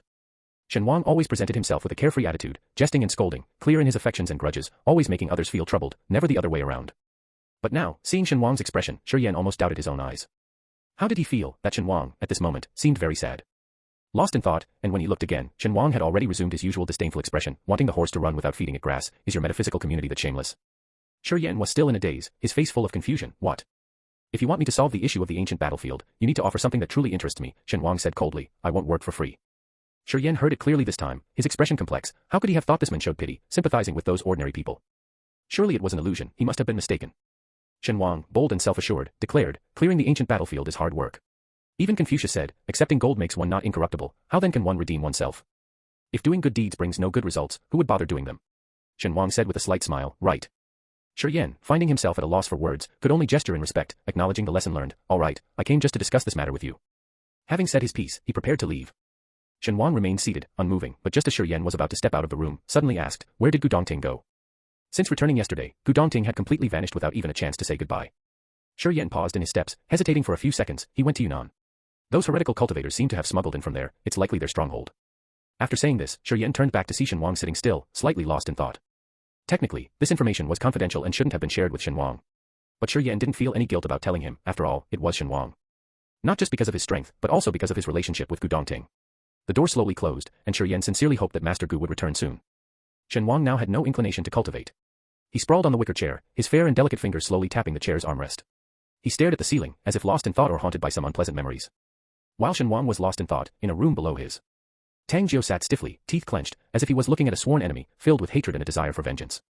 Opposite him sat a man with an ordinary appearance but a sinister aura. Separately, they might not seem notable, but together, their resemblance was striking, especially their similar, slightly heavy-lidded monolid eyes, as if carved from the same mold. The two sat in silence for a moment, as if unfamiliar with each other, before the men cautiously broke the silence about this competition. Just at the start of the conversation, Tang Jiu's eyes flashed with a fierce light. Shen Wang has stolen the spotlight again. Tang Jiu felt he was always overshadowed by Shen Wang, as if no matter how hard he tried, he could never outshine him. He had prepared thoroughly, everything was his meticulous plan, but in the end, it all served to benefit Shen Wang. If it were anyone else, Tang Jiu might not have felt such deep-seated hatred, but it was Shen Wang, his lifelong nemesis. The man across from him frowned slightly, skepticism and impatience in his eyes. What about the formation I gave you? Wasn't it useful? Mentioning this made Tang Jiu nearly choke with rage, glaring at the man. What garbage formation you gave me, it's nothing compared to Shen Wang's. Hearing this, the men also became angry. Impossible. Those so-called formation masters in the metaphysical world have barely scratched the surface. I am the only one who truly possesses the complete knowledge of formations. No one's formation could be better than mine. If Tang Jiu had doubted anything else, the men might have remained calm, but Tang Jiu had questioned his most prized skill in formations. Tang Jiu stated plainly, believe it or not, now he's stepping all over me, your perfect plan has fallen through. The man's face contorted for a moment. As if not provoking enough, Tang Jiu added, you should have killed him when you had the chance, leaving him alive, now see, endless trouble, feeding a wolf in hopes of mercy. The man's face turned ugly. How could I have foreseen his fortune? I spared him because his blood was useful for you, his soul could have aided you. Unfortunately, no matter how perfect the plan, it had now gone off track. All they could do was regret here. Tang Jiu remained silent, and the men, observing his expression, suddenly asked, have you made your decision? Tang Jiu was startled. The men continued, now that the situation is out of control, and your power is not enough, you must find a way to obtain the Tang family's cultivation method. Otherwise, you will always be looking up to Shen Wang, coveting what should be yours. Power, status, women. Are you content with that? Tang Jiu's gaze flickered. What does it matter if I'm not content? Can Shen Wang still lie down and offer his blood for me now? The men laughed. If not Tang Jiu, there's still Tang Xiaoming. Tang Xiaoming was Tang Jiu's father's name. Tang Jiu fell silent. The men softened his tone, coaxing, Tang Xiaoming has always been our sworn enemy. You've played Tang Jiu for so long, do you really think you are a Tang? Don't forget, you are Chiu Fu, the son of Chiu Zishan. Remembering the kindness Tang's father once showed him, Tang Jiu's heart softened momentarily, but thinking of his father's attitude after his identity was revealed, his heart immediately hardened again. If I get the ancestral cultivation method of the Tang family, I can have everything. Seeing the look in Tang Jiu's eyes, Chiu Zishan knew that his long-lost son had made a decision. After resting for a few days and smoothing out the spiritual energy in his body, Shen Wang emerged from his cultivation, his foundation now solidified. Upon exiting, he learned some news from Xiaopengzi. Tang Xiaoming is dead. Xiaopengzi nodded, his face showing a smile that wasn't quite a smile, torn between thinking it was good that Tang's despicable father was dead, and feeling it inappropriate to laugh, as he was Shen Wang's biological father. Besides him, there were several others in the room, Si Ko, Bai Fuchen, Chou Yin, and others, gathered in Shen Wang's room, chatting and having fun. When Shen Wang knew they were all coming over, his first reaction wasn't how these people knew each other, but when did he become so popular? They actually gathered in his room for a party. Hearing the news from them, Shen Wang was momentarily stunned, unable to articulate his feelings, and instinctively asked, has it been investigated? Any foul play involved? It wasn't that he had deep feelings for Tang's father that he needed to find out the cause of death, rather, he inexplicably felt that this matter was inextricably linked to Tang Jiu. In the original plot, Tang's father survived until the end, even outliving Tang Jiu, who was killed by Gu Dongting. Yet now he died so easily. Shen Wang didn't believe there wasn't something suspicious. The others exchanged looks, communicating with their eyes. I told you, Shen Gu looks carefree but he's actually very sentimental. Even asking about his worthless father's cause of death, Shen Gu is really too kind. Xiaopengzi became serious, setting aside his smile and adopting a grave expression. The police checked. It was sudden death due to heavy drinking. After the incident, he often drank excessively, not entirely unexpected. Has anyone from the metaphysical community checked? Shen Wang frowned, standing up. Never mind, I'll go have a look myself. Xiaopengzi was shocked. Really? Is Shen Gu that attached to his father? Tang Xiaoming doesn't deserve it. Xiaopengzi inwardly cried for his Shen Gu, unable to find a reason to object, so he stood up too. Just as they were about to leave, someone rushed in hastily. Shen Gu, something has happened to Master Gu. Chapter 118. Hearing that something happened to Gu Dongting, Shen Wang's pupils constricted. His first reaction was disbelief. How could that be? The one who came in to report was panting with anxiety. They say he was attacked covertly, poisoned with Gu. Poisoned with Gu. No wonder, with Gu Dongting's strength, no one could seriously harm him openly, only resorting to such underhanded tactics. A cold light flashed in Shen Wang's eyes. Where is he now? How bad are his injuries? Master Gu has already been brought back to the Gu family, Shi Yan said, unable to maintain his usual composure and elegance, anxiously asking, Shen Gu, are you going to see Master Gu? Shen Wang nodded without hesitation and was about to leave, but after taking a few steps, he turned back to Shi Yan. Aren't you Gu Dongting's biggest fan? Why don't you go see him? This fan doesn't seem very dedicated. Shi Yan. Shi Yan twitched the corner of his mouth, staring at Shen Wang, then slowly said, the Gu family is notoriously protective. At times like this, ordinary people can't enter their residence. In his heart, Shi Yan sarcastically thought that not even a mosquito could fly into the Gu family, let alone someone slightly acquainted. It wasn't the first time Gu Dongting had been injured. The Gu family always took him back immediately, not allowing anyone to visit. Those who admired Gu Dongting naturally worried about his health and tried to visit, but even with persistent pleading, the Gu family remained resolute and never allowed anyone in. Shen Wang. Great, knowing I can't get in, yet still urging me to hurry over, what's the motive here? Shi Yan straightened his chest, self-righteously saying, Shen Gu, your relationship with Master Gu is different, isn't it? We can't get in because, though we greatly respect Master Gu, we aren't close to him. But you, Shen Gu, are his best friend. Shen Wang pondered for a few seconds, deeply feeling that Shi Yan, though full of schemes, did speak the truth at times. Knowing Gu Dongting was injured, Shen Wang was too distracted to bicker with Shi Yan. As he left, he suddenly remembered, Minister Shi, Tang Xiaoming is dead. Could you have the special department investigate his cause of death? Shi Yan was taken aback, about to ask why, but Shen Wang had already disappeared. A few heads popped up behind him, the same group that had just been partying in Shen Wang's room. Xiaopengzi, moved, said, Shen Gu and Master Gu truly have a deep brotherly bond, touching heaven and earth. Hearing about Master Gu's injury, he even stopped pursuing his own father's cause of death. Shi Yan looked at Xiaopengzi, then at Bai Fuchen, and finally back at Xiaopengzi, giving a smile that said, whatever makes you happy, you've never been in a relationship, have you? Xiaopengzi's eyes widened in shock. Aren't we talking about Shen Gu and Master Gu's brotherhood? Why are you suddenly attacking me personally? Shi Yan only smiled, keeping his achievements and fame hidden. Bai Fuchen glanced at Chou Yin and patted Xiaopengzi's shoulder with a look of sympathy. However, thinking about Shen Wang's words, Shi Yan felt unusually perplexed. Tang's father died silently, causing no ripples. Tang family's talismans had been completely replaced by newly made special talismans, and his company was acquired by a rival. He had nothing left, nothing worthy of attention. For such a person, what need was there to investigate his death? Despite his confusion, Shi Yan knew he had to carry out Shen Wang's instructions. He had already planned who would handle it, and the results should be available in a few days. Shen Wang had been to the Gu family once and remembered their address. In the current situation, he had no inclination to chat with the driver and asked him to drive to the Gu family as fast as possible. Several people of varying ages and abilities were standing at the Gu family's entrance, entangled in a dispute with the security guards. We really know the people inside, just let us in, please. Please, security guard brother. If it's not possible, could you contact the master inside for us? Our senior brother is injured, we are very worried. No matter what these people said, the security guard coldly replied, the employer has instructed that no one is allowed in. I'm just doing my job, pleading with me is useless. Shen Wang frowned, pondering how to get in, when he overheard their subsequent conversation. It's all your fault. If you hadn't disobeyed orders and run off, Master Gu wouldn't have gotten into trouble looking for you. My fault. I just went to pee, I was about to return. It was you who found the enemy's trace and didn't report it. Instead, you tried to play the hero, tracking those people on your own. Master Gu was trying to save me and didn't notice the ambush from behind. He was attacked by that treacherous Gu master. It's all my fault, I let Master Gu down. Listening to their words, Shen Wang felt a surge of anger. He knew it, with Gu Dongting's strength, how could he have an accident unless he was dragged down by these fools? Shen Wang looked at them intently, pulled out a blank talisman paper, and, with his hands behind his back, used his spiritual energy to draw a talisman. There were 5 people in total, so he drew 5 talismans, no more, no less. Then, with a flick of his fingers, the talismans made of spiritual energy flew towards those people. Within a few seconds, the group that had been blaming each other suddenly screamed and simultaneously clutched their stomachs, collapsing to the ground. It hurt so much. What's happening? My stomach, it hurt so badly. Help. Help me. The security guard was startled, thinking they were faking illness, and said loudly, don't try that trick here. I've told you, no one is allowed in by the employer's order. No matter how much you make a fuss, I can't do anything. The group was in so much pain they couldn't hear the security guard. Their voices were weak, and they could only roll on the ground, groaning and moaning. The security guard panicked, I didn't touch you. You can't blame this on me. We have surveillance cameras at our gate. The security guard, overwhelmed by the situation, immediately contacted his supervisor and stammered through the incident, feeling wronged. They just fell down out of nowhere, I really didn't touch them at all. While the security guard anxiously awaited the ambulance, the firmly shut gate finally opened, and a middle-aged man in a suit stepped out. He glanced at the writhing people on the ground, his gaze eventually settling on Shen Wang, the only one standing. A flash of surprise crossed his eyes. Has an ambulance been called? The guard replied with a grievance, called, boss, I know it's not your fault, you did well. You'll get a bonus this month, said the middle-aged man, and the guard visibly relaxed. At that moment, Shen Wang stepped forward, bowing respectfully to the men, Uncle Gu. Hello, I'm Gu Dongting's friend. I heard he was injured, and I came to see him. This man bore a 6 to 7 out of 10 resemblance to Gu Dongting. One didn't need to think hard to guess his identity. Unlike Gu Dongting, his features were more resolute, his eyes wiser. What surprised Shen Wang most was that there was no trace of spiritual energy around him. Gu Dongting's father was an ordinary person with no cultivation. Facing this ordinary man, Shen Wang inexplicably felt nervous, stammering a few times, reminiscent of facing the headmaster at school. Before Uncle Gu could respond, the guard, who just received a bonus, spoke up, no visitors are allowed in the Gu family right now. Sir, please come back another time. Ignoring the guard, Shen Wang looked earnestly at Uncle Gu. Uncle Gu, I'm really worried about him. I know a bit of medicine, maybe I can help. Uncle Gu's expression changed, scrutinizing Shen Wang, you know medicine. If he remembered correctly, wasn't Shen Wang known for his dual expertise in talismans and formations? He knows medicine too. Shen Wang gave a shy smile, just a little. The most basic medical skills, they were essential in the cultivation world. After all, no one could always have a doctor at hand while fighting for treasures, being chased, or fleeing for their lives. Uncle Gu pondered for a few seconds, then sent a text message on his phone. After receiving a reply, he looked up at Shen Wang, all right, come with me. Shen Wang thought he wouldn't be allowed in and would have to sneak in somehow, so he was surprised when he was actually granted entry. He didn't hide his delight, stepping forward quickly, thank you, Uncle Gu. You really are extraordinary and discerning.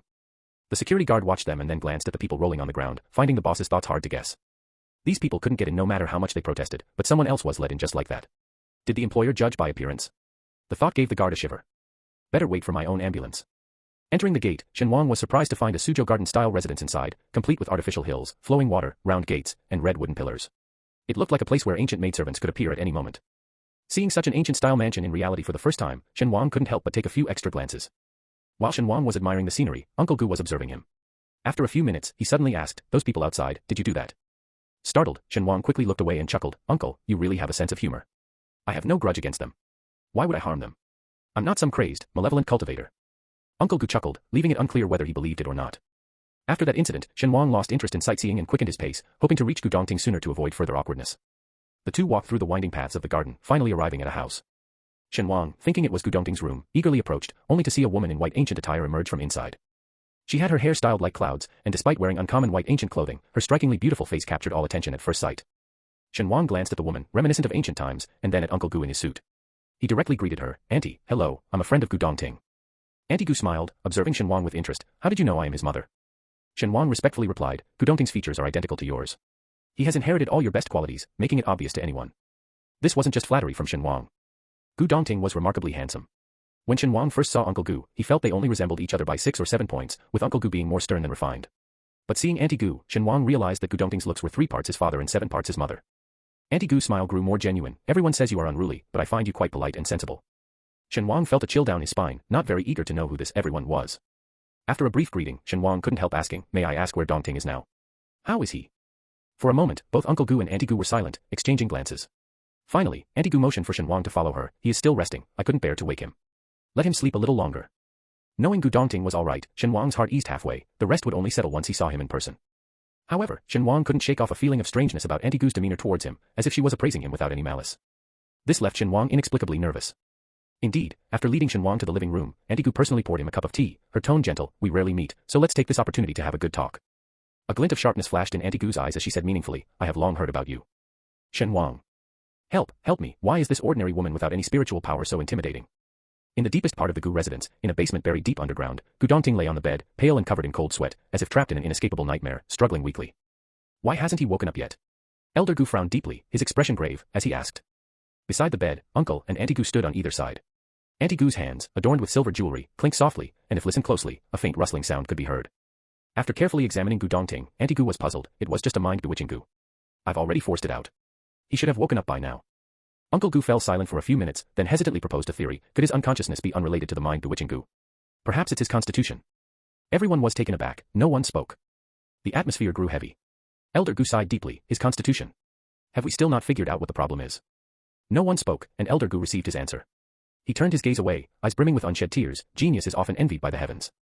Genius envied by the heavens. Gu Dongting excelled in every aspect: talent, aptitude, disposition. But the Gu family would rather he had none of these gifts in exchange for a healthy body. From birth, Gu Dongting had abnormally high body temperatures, reaching 40 degrees. Just when doctors thought he would suffer brain damage, his temperature dropped on its own. For the next few years, Gu Dongting frequently had fevers and was constantly on medication and injections. Yet, he was so well behaved it was heartbreaking, never fussing or crying. It was unclear whether it was due to aging or increased strength, but the power of the fragrance grew, initially causing mere embarrassment to eventually clouding people's minds and inciting primal instincts. Left with no other choice, the Gu family built a sealed cultivation chamber underground for Gu Dongting to use for breakthroughs, to avoid affecting others. It was a difficult issue to discuss, impossible to explain to outsiders. The Gu family secretly sought remedies to cure this peculiar condition, trying everything to no avail. Instead, as he built his foundation, Gu Dongting learned to suppress this trait on his own. By the bed, Uncle and Auntie Gu stood on either side, Auntie Gu's hands adorned with silver jewelry, clinking softly, hiding a subtle rustling sound. After examining Gu Dongting, Auntie Gu was puzzled. It was just a mind-confusing Gu. I've already expelled it. He should have woken up by now. Uncle Gu fell silent for a few minutes before voicing a heavy hypothesis. Could his coma be unrelated to the mind-confusing Gu? Maybe it's due to his unique constitution. Everyone was stunned. No one spoke. The atmosphere turned somber. Elder Gu sighed. His constitution. Have we still not identified the exact problem? With no one responding, Elder Gu realized the answer, his gaze shifting away with unshed tears. A genius envied by the heavens. A genius envied by the heavens. Gu Dongting was excellent in every aspect: talent, aptitude, temperament. The Gu family would rather he lacked these gifts for a healthy body. Gu Dongting, from birth, had abnormally high temperatures, once reaching 40 degrees. Doctors feared brain damage, but then his temperature dropped spontaneously. In the following years, Gu Dongting frequently suffered fevers, constantly medicated and injected, yet he was so well behaved it was heart-wrenching, never fussy or tearful. It wasn't until he was 3 and Uncle Gu discovered his talent for cultivation that the frequent fevers ceased once he began practicing. Everyone thought Gu Dongting's health had improved, but the day after he started chi refining, he suddenly had a severe fever, delirious for 3 days, accompanied by a strong fragrance emanating from his body. During those feverish days, the fragrance engulfed the entire Gu residence. While family members found it merely embarrassing, for others, it induced improper thoughts, causing discomfort. Whether due to aging or increasing strength, the power of the fragrance grew from causing mere embarrassment to clouding people's minds and inducing primal instincts. The Gu family had no choice but to build a sealed underground chamber for Gu Dongting's exclusive use during breakthroughs, to avoid affecting others. This issue was difficult to discuss and impossible to explain to outsiders. The Gu family searched in secret for a cure for this peculiar condition, trying every means, all ending in vain. Instead, as Gu Dongting began foundation building, he learned to suppress this trait himself. Continuously suppressing it wasn't a solution. There was fear that the more it was suppressed now, the fiercer it would rebound later. Shen Wang. For some reason, Gu Dongting, who never flinched at any demons or ghosts, felt a faint sense of fear in his heart. In the dream, Shen Wang wasn't as powerful as the one he knew. He was just an ordinary person without any cultivation. Gu Dongting watched a younger version of Shen Wang being bullied in the orphanage, fighting back like an undying young wolf, firmly biting those who tormented him. Subsequently, it was Shen Wang, the bullied, who was confined. Gu Dongting knew it was all unreal, yet couldn't help but feel a pang of pain in his heart. Gu Dongting had thought that things would get better as they grew up. But as they grew, Shen Wang's appearance began to show its distinctiveness. At this time, he didn't possess his future aggressiveness, and his figure was too delicate. Combined with his sharply chinned, delicate face, he was so beautiful that his gender seemed ambiguous. And his sister Lu Yu also grew taller, developing body curves. Gu Dongting watched helplessly as the older caregiver's gazes became increasingly inappropriate. Gu Dongting widened his eyes, trying to see clearly what was happening, but his vision blurred, and the young Shen Wang's face transformed into that of the adult Shen Wang. He lay in a cold morgue, devoid of any color in his body. Gu Dongting's pupils contracted sharply. At that moment, a question surged in his heart: why? Why? The former Shen Wang, who acted cautiously and did good deeds without concern for his future, why did he meet such an end? Why did Elder Gu, after a life of grandeur, serving the country and the people, meet his demise, infuriated to death by his own descendants? Why did his parents, who never did anything wrong but often did good deeds, end up being driven to death by their own loved ones? And Shen Wang, seemingly unorthodox in his actions, was actually just trying to survive. He even took care of 2 orphans. Gu Dongting felt a burning sensation in his eyes and murmured to himself, they say karma comes full circle, and retribution is certain. We cultivators believe most in cause and effect. How did sowing good seeds lead to such bad consequences? Gu Dongting suddenly looked up, staring directly at the sky. I refuse to accept this. I don't believe in fate. Clutching the life-bound sword that had appeared in his hand, Gu Dongting gazed at the pure black blade, thinking of the person who had given him the sword. I will never submit. Infusing the sword with spiritual energy, Gu Dongting swung it fiercely. In that moment, everything he saw in the illusion converged into the sword's energy, cutting through the skies with immense force, cleaving everything he saw before him. Where the white sword light passed, all images seemed to fade in color, like a paper scroll engulfed by flames, curling and vanishing in the intense fire. Shen Wang was sweating profusely while chatting with Gu's mother. For some reason, Gu's mother was inquiring thoroughly, almost like conducting a census, nearly uncovering Shen Wang's entire ancestry. After learning about everything Shen Wang had endured at the Tang family, Gu's mother frowned, her aura softening. She continued to inquire, those two younger brothers and sister of yours, you raised them all by yourself. Before he could finish speaking, a sudden thunderclap broke the clear skies outside. Shen Wang stood up abruptly, looking outside the house. Gu's mother looked momentarily confused. Are you afraid of thunder? Shen Wang didn't answer immediately. After listening intently for a moment, a relaxed smile appeared on his face. That's not thunder, it's a sign of someone breaking through. This being the Gu residence, it was obvious who was about to break through. Gu's mother was taken aback, her brows furrowing involuntarily, not showing any signs of happiness. Seeing that Gu Dongting was breaking through, Shen Wang lost the mood for conversation. He bid farewell to Gu's mother and walked out to the courtyard, looking towards the direction of the thunder. Gu's mother was lost in thought, not noticing Shen Wang's impoliteness. After several thunderclaps, a strong and cold sword aura swept across, killing all vitality in its path, turning the grass and trees instantly yellow. Shen Wang. Gu Dongting's sword intent was heavy enough, but why did it carry such a heavy aura of death? Shen Wang couldn't comprehend it no matter how he thought about it. Soon, the burst of sword wind ceased. Gu Dongting had successfully broken through. Shen Wang waited for a while, then saw Gu Dongting slowly approaching, dragging his sword. He was still dressed in white. In just 2 short days of absence, he seemed much thinner, his clothes slightly loose, making him look even more frail and ethereal. Shen Wang was about to greet him but suddenly stopped, stunned. Gu Dongting's face was so pale it almost merged with his white clothing, creating a stark contrast. Underneath his eyes, a distinct red mole was clearly visible. The contrast between white and red was striking, like a finishing touch in a painting, adding a ghostly and bewitching charm. Shen Wang was at a loss for words. Dongting, what's happened to you? He had never seen a breakthrough transform someone so drastically. Gu Dongting's gaze was vacant, staring blankly ahead without focus. Hearing the voice, he turned his head slowly, like a rusted robot, to look at Shen Wang. After a few seconds of eye contact, the emptiness in Gu Dongting's eyes gradually lit up. He gazed steadily at Shen Wang and, after a long while, suddenly smiled. Long time no see. Shen Wang, puzzled, walked around Gu Dongting several times. What's going on with you? Did something happen? Gu Dongting's eyes flickered. He raised his hand to touch the red mole under his eye, speaking slowly. Nothing much, just suddenly understood a lot of things. Shen Wang cautiously asked, what things? In life, if one can't protect what's most important to them, what else is there to talk about? Gu Dongting said lightly. Shen Wang. He was now seriously doubting whether Gu Dongting had gone mad, as he seemed to have completely changed. Unaware of Shen Wang's expression, Gu Dongting said, I always feel that there is another me hidden inside me. Shen Wang's first reaction, possession. Then he realized, in this world, even those at the foundation building stage were considered highly skilled. How could there be someone at the nascent soul stage capable of possession? So, was Gu Dongting now schizophrenic? Shen Wang's expression twisted momentarily. Can cultivation lead to mental illness? Reflecting on those who went mad due to their inability to break through, Shen Wang thought, perhaps, cultivation couldn't cure mental illness after all. This thought led him to a curious question. How does one cultivate with a mental illness? He quickly refocused and reassured Gu Dongting, looking at you, with your imposing aura and fierce sword energy, and the purity of your demeanor, I can assure you there is no other person inside you, unless that person is yourself. Just a case of split personality, no big deal. With just a few easygoing words, Shen Wang managed to soften the distant demeanor of Gu Dongting, who looked at him for a long time and then smiled, leaning in. If there really was another person inside me, would you choose me or him? Shen Wang. Shen Wang felt that today was really not a good day to be out. He kept encountering soul-searching questions, first from Gu's mother and now from Gu Dongting. He must owe something to this mother and son. Perhaps irritated by Shen Wang's prolonged silence, Gu Dongting suddenly bit his face and refused to let go, mumbling through the gap, you want him? I won't allow it.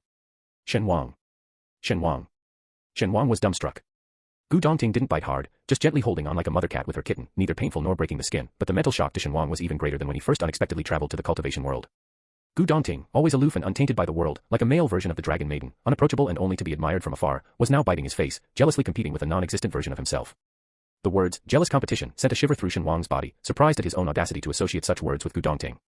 In the midst of his confusion, Gu's mother, who had been lost in her thoughts, finally regained her senses and stepped out. Shen. From a distance, another voice called out, where did Xiaoting go? He's not well yet, how could he just disappear? Meanwhile, Gu's father, who had been missing since earlier, suddenly appeared with a bowl of soup. Wife, have some soup. Shen Wang wanted to push Gu Dongting away, but seeing his unusual state, he hesitated. As the voices grew closer, he gritted his teeth, grasped Gu Dongting's chin, and pried him off. The next second, Gu's mother appeared first. Shen, why don't you come in and sit? Did I scare you? Oh, Xiaoting. Gu Dongting, what are you doing here? Go back, your health. Gu's mother, father, and the unidentified woman who had been searching for Gu Dongting all appeared before Shen Wang. Taking a deep breath, Shen Wang braced himself, telling himself to stay calm and denying any impropriety in someone else's home. With a polite and gentle smile, Shen Wang put on his most humble demeanor and finest acting skills. Uncle, Auntie, Dongting just had a breakthrough and was in high spirits. We were discussing cultivation, and I forgot to inform you. Perfect. Shen Wang never felt so appropriately behaved, like the polite and well-mannered child from someone else's family. Strangely, though Shen Wang's smile was stiff, the others didn't respond, instead giving him and Gu Dongting complex, indescribable looks. Feeling uneasy under their gaze, Shen Wang forced a smile. What's wrong? Am I being too intrusive? Since Dongting is still unwell, I'll take my leave. Before he could finish, something soft sealed his mouth. Darkness enveloped Shen Wang's vision, filled with a sense of doom. Gu Dongting, out of sorts, panicked at the mention of leaving, recalling the pale Shen Wang in the morgue from his dream. His breathing halted, the red mole under his eye flashed a red light, turning even redder. Disliking what Shen Wang said, he instinctively used the same method as before, biting Shen Wang's mouth. After all, when he bit Shen Wang's face earlier, Shen Wang stopped talking. Eventually, Gu Dongting suddenly closed his eyes and collapsed limply into Shen Wang's arms, leaving Shen Wang alone to face the scrutiny of the Gu family. Fortunately, because of his timely fainting, the others were too concerned with checking on him to pay attention to Shen Wang, sparing him direct embarrassment. Shen Wang wanted to sneak away in the chaos, accustomed to various situations, but this was unprecedented, leaving him no choice but to make a quick escape. Yet, somehow, Gu's mother's tenacity kept her holding onto him, making his escape impossible.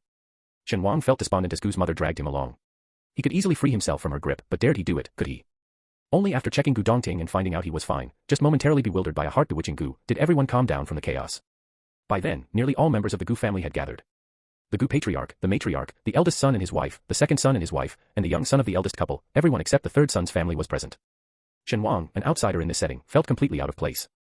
Amidst an endless silence, Shen Wang had never felt more awkward, hoping that the recent commotion had made Gu's parents forget everything that had just happened. The Gu family's eldest son, looking no more than a teenager with a youthful face, innocently asked, "Brother Shen, why do you have bite marks on your face?" "Two of them." "Were you bitten by a dog?" Shen Wang's face went blank. He turned stiffly to look at Gu Yunche. Thinking Shen Wang was seeking confirmation, Gu Yunche briskly pulled out a palm-sized round mirror from his pocket. "Here, my deskmate's mirror ended up with me. Take a look."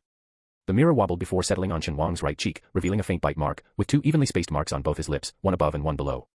Shen Wang forced a smile, pressed down Gu Yunche's hand, and said word by word, "Yes, bitten by a dog.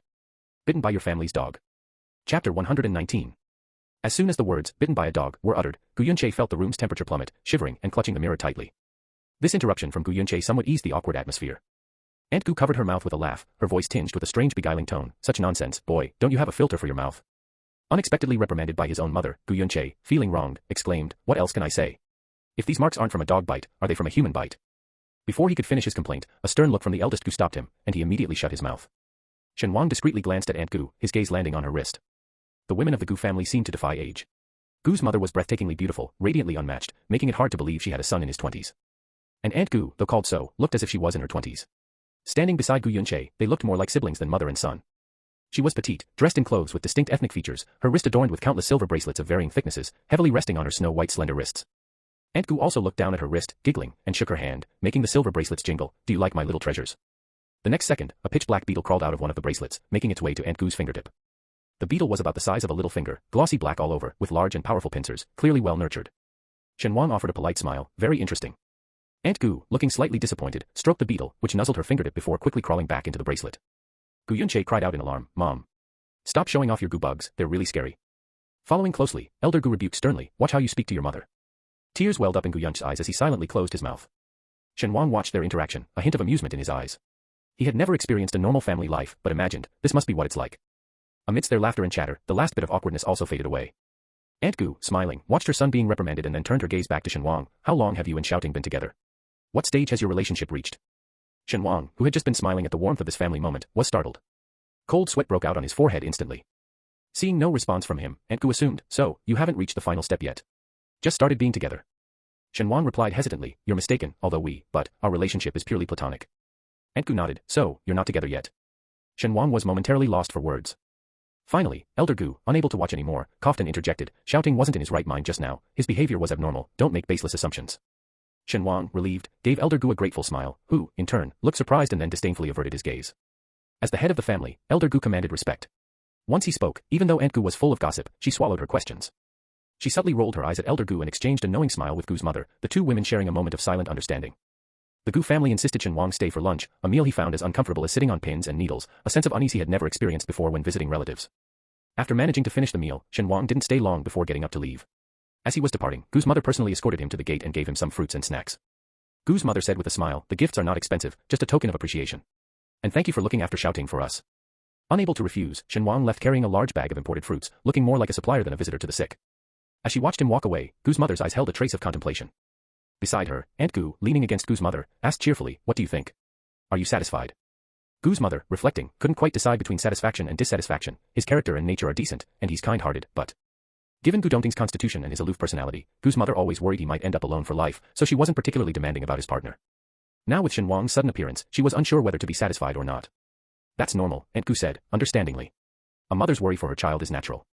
Behind the two women, Elder Gu and Gu's father watched their wives leaning on each other, chatting in a way they couldn't grasp, looking utterly baffled. Gu's father said, "Isn't it good that Shouting has found a close friend? What are they worrying about?" Elder Gu wasn't sure either, but as the head of the family, he couldn't admit ignorance. Maybe they're worried that Shouting, with his pure nature, might befriend the wrong people. Gu's father. Gu heir thought that in some ways, Gu Dongting, even as a businessman seasoned in the market, had more principles and resolve. He wondered why his wife was needlessly fretting.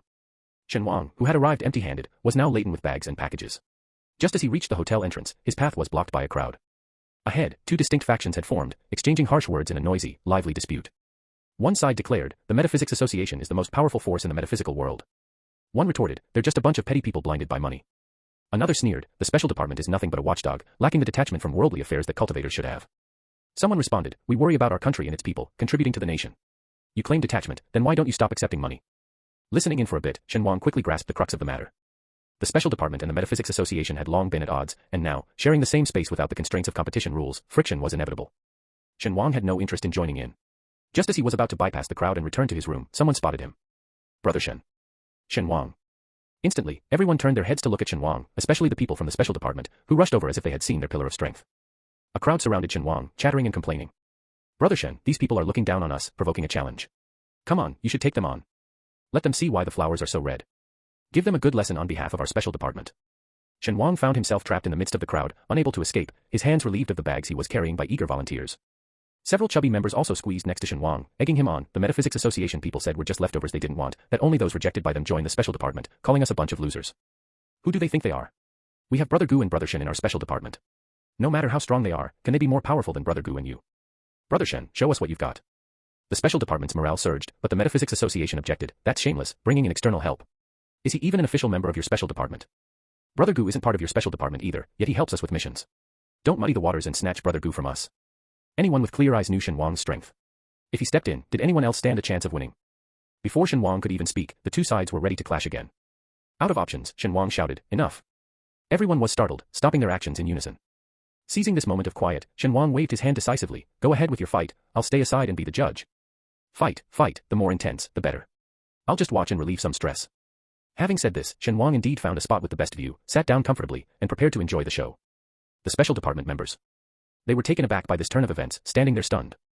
The Metaphysics Association members, however, were thrilled and immediately leapt up. Brother Shen's right, with his strength, he's the perfect judge.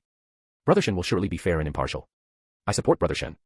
While flattering Shen Wang, the Metaphysics Association members quickly cleared the area, transforming the spacious hotel lobby into an impromptu combat stage. Quick-witted individuals even snatched the bag of fruits from the Special Department members, washed them, and placed them beside Shen Wang. In the blink of an eye, Shen Wang was sitting comfortably on a sofa, fresh fruits at hand, and a live-action performance about to unfold before him. The members of the Special Department were dumbstruck, not having fully processed what had just happened. Left with no choice, as the atmosphere of arch-enemies was already set, the members of the Special Department looked at each other and reluctantly prepared to enter the scene.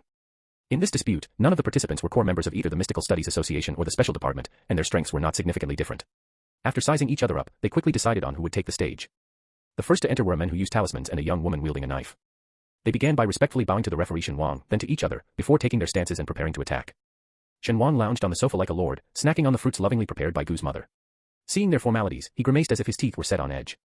The chubby boy, lacking in strength, didn't qualify to participate. As Shen Wang's most devoted follower, he stood dutifully behind Shen Wang, massaging his shoulders and back. Hearing Shen Wang's reaction, the chubby boy immediately asked, what's wrong, Brother Shen? Is the orange too sour? I knew those people from the Mystical Studies Association were up to no good, giving you such sour oranges. Should I get you another? Shen Wang waved his hand, stopping the chubby boy's actions. It's not the orange that's sour, it's your posturing that's making me cringe. The chubby boy and the others around were puzzled. Shen Wang casually tossed the orange peel aside, which someone quickly came to clean up. He said, don't you have any sense of a real duel? Bowing to the referee, bowing to the opponent. Everyone looked confused, including the two who were about to spar. They stopped their movements and looked bewilderedly at Shen Wang. Shen Wang, frustrated, said, in a duel, you need to catch your opponent off guard, understand? Right from the start, attack their weak points while they're distracted. One should target the opponent's lower body, catching them by surprise. Whoever acts faster gains an advantage of 3 points. Those who were listening intently had a moment of realization, their eyes lighting up, but some still felt uneasy, hesitantly saying, isn't that a bit underhanded? It seems somewhat unscrupulous. Shen Wang looked at the person who spoke, do you want to be a gentleman, or do you want to win? The other party was left speechless. Shen Wang's words seemed to open Pandora's box. The two contestants in the arena exchanged glances. The man hesitated slightly, but the woman, seizing the moment of his distraction, slashed at him with her knife. The man was caught off guard, retreating in panic. He barely managed to defend himself, but he never regained the upper hand throughout the match. The bout ended with the woman holding her knife to the man's neck, her face flushed with suppressed excitement as she coolly said, "I concede." As soon as she returned to her friend, she couldn't help but scream in excitement, "I won. Sisters, I won." Amidst the joy of one side and the silence of the other, Shen Wang casually popped a cherry into his mouth. "Whose side is she on?" The chubby boy immediately responded, "The special department won." After speaking, he puffed up his chest, looking around with an air of triumph. Shen Wang nodded. "Special Department and Mystical Studies Association, 1 o'clock. "Petty victory," muttered someone from the Mystical Studies Association, holding back their frustration and glaring fiercely at the members of the Special Department. The next contestants to take the stage were a teenager and a young man. This time, neither bowed but instead watched each other warily. After a few seconds of caution, the young man made the first move, harshly targeting the teenager's legs. Shen Wang clicked his tongue and added, "What's the use of attacking the legs? You're both men, you should know where men fear getting hit the most." The young man hesitated, trying to change his move, but it was too late. The teenager's eyes lit up, and he threw a burning talisman at the young man's groin. Hiss. Someone instinctively covered their groin, hesitating. It's not a deep hatred, going so harshly on the attack seems a bit excessive. After all, they grew up in a peaceful era. Although they could be ruthless towards evil spirits, it was difficult for them to be harsh on their own kind. Shen Wang leisurely said, "Of course, you can choose not to use it, as long as you can protect yourself when someone else uses that move on you." The crowd fell silent, with nothing more to say. In the end, the teenager won, a member of the Mystical Studies Association, bringing the score to a tie. In the subsequent matches, Shen Wang watched the competition while snacking on fruits, occasionally giving tips. If they're guarding their lower body so much, then attack the upper. How about gouging out the eyes? Ambush them from behind, there's such a big opening there. If you can't beat them, run. Ever heard of kite flying? Whoever runs out of stamina first, loses. In just one afternoon, a group of naive boys, simple as schoolchildren planning a fight, underwent a transformation. They turned into little ruffians, up to no good, making it hard to believe they were the same group. Shen Wang ate the last banana, looking quite pleased. "That's more like it, almost a tenth of my style." The Special Department and the Metaphysics Society, originally in a serious fight, were enlightened by Shen Wang's unreserved tips. They felt a significant breakthrough in their strength, forgetting their rivalry and beaming with joy. "Bro Shen, how did I do with that move just now?" "Bro Shen, are you hungry? I'll treat you to dinner." "Don't compete with us for Shen, he's our Special Department's guy. If anyone's treating, it should be us from the Special Department." Amidst the noisy crowd, Shen Wang, having finished all the fruit sent by Gu's mother in one afternoon, burped contentedly and was whisked away by the group. No one remembered the score anymore. Without further inquiry, no one knew that after a fierce afternoon, the final score remained 1-1. No winner, no loser. Behind them, several older onlookers watched with satisfaction. They're just young, loving the excitement. "We thought they were fighting again and came down to control the situation. But they're all quite measured." In previous metaphysics competitions, fights were common. It's nothing unusual or worrisome. Called out in a hurry, they thought something serious had happened. But upon arrival, they found it was just a friendly contest, far from needing intervention, and could even be described as orderly. The onlookers didn't approach to check, not wanting to pressure the charming youngsters. They simply watched from a distance, careful to remain unseen. From where they stood, they couldn't hear what was being said, only catching bursts of laughter and noise, lively and bustling. The observers, stroking their beards with satisfaction, remarked, "It seems this batch of youngsters is exceptionally talented. Our metaphysical community has a bright future indeed." As they looked on contentedly, a figure walked past them towards the upper floor. At the corner, he turned back to look at Shen Wang, surrounded by a crowd, his eyes filled with jealousy and resentment. Tang Jiu stared intensely at Shen Wang, the center of everyone's attention, and gritted his teeth. Shen Wang. Shen Wang, carried along by the crowd into a free feast, appeared relaxed and carefree, shining brightly in the sunlight, his handsome features radiant. He only wanted to enjoy the spectacle, but unexpectedly gained a group of admirers from both the Metaphysics Association and the Special Department. Shen Wang could only sigh. Indeed, worthy of being me. After a lively dinner with everyone, it was late at night. The group dispersed to their rooms. Shen Wang's steps slowed as he passed the room once occupied by Gu Dongting. Back in his room, a cleansing talisman cleared the smokiness from him. Shen Wang lay on the bed, his thoughts drifting back to Gu Dongting. He remembered Gu Dongting's injury, worry creeping into his heart. Despite his best efforts to avoid it, he couldn't stop thinking about the two embarrassing, earth-shattering bites from that morning. At that time, Shen Wang was tense, anticipating the arrival of Gu's parents and others, hardly paying attention to Gu Dongting, only feeling 2 bites. Now, in the quiet of the night, he couldn't stop replaying that moment in his mind. This time, his mind's eye saw only Gu Dongting's face, with no trace of Gu's family. Gu Dongting's flawless, porcelain-like face suddenly drew close, so near that Shen Wang could see each distinct eyelash and his own tiny reflection in those deep, clear black pupils. It was as if he was making eye contact with Gu Dongting, and at the same time, with his own reflection in Gu's eyes. When Gu Dongting bit him the second time, Shen Wang was too caught up in observing the reaction of Gu's parents to meet Gu's gaze. Yet Shen Wang could feel the softness of Gu Dongting's lips, contrasting starkly with his appearance, cool and as delicate as a crystal-clear, delectable jelly. Their breaths intertwined. This time, Shen Wang distinctly sensed Gu's scent, no longer a fleeting aftertaste but a persistent fragrance that almost drowned him in its sweetness. It was a scent so rich and intoxicating, it made him yearn to bite fiercely into the neck of its bearer, leaving a mark so deep and indelible, it could never be washed away. Shen Wang's breathing grew heavier. Uncomfortably, he shifted his position in bed, silently chastising himself. "Shen Wang, have you lost all humanity? How can you think this way about your good friend? He's one of your only 2 close friends, someone you can trust with your life." Speaking of only 2, Shen Wang then remembered Xiao He, who never showed his true face. With that thought, his physical reaction subsided. Lying on the bed, Shen Wang berated himself again. "Shen Wang, what a lecherous person you are, swayed so easily by appearances." Gu Dongting was exceptionally handsome, a rarity in this world, hence his reaction. Whereas Xiaohei, despite being a friend of equal emotional significance, left him undisturbed due to the mystery of his true appearance. Shen Wang thought he was impartial, but now he realized he too was influenced by appearances. Sighing in melancholy, Shen Wang sat up abruptly, intending to meditate to purify his mind and desires, when he heard a barely audible sound outside. His expression turned icy, and a cold smile appeared, so impatient already. Arranged by Gu Dongting, Shen Wang was staying on the top floor of the hotel, with no building of equal height nearby. In the deep, silent night, not even a bird was in sight.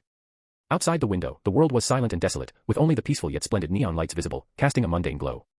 It seemed as if the noise Shen Wang had heard earlier was just an illusion. Unperturbed, Shen Wang lay back on the bed, took out his phone, and started messaging someone. The person on the other side quickly replied, and after a brief exchange, their conversation ended. Shen Wang, with his phone in hand and nothing to do, agonized for a while before finally opening Gu Dongting's chat.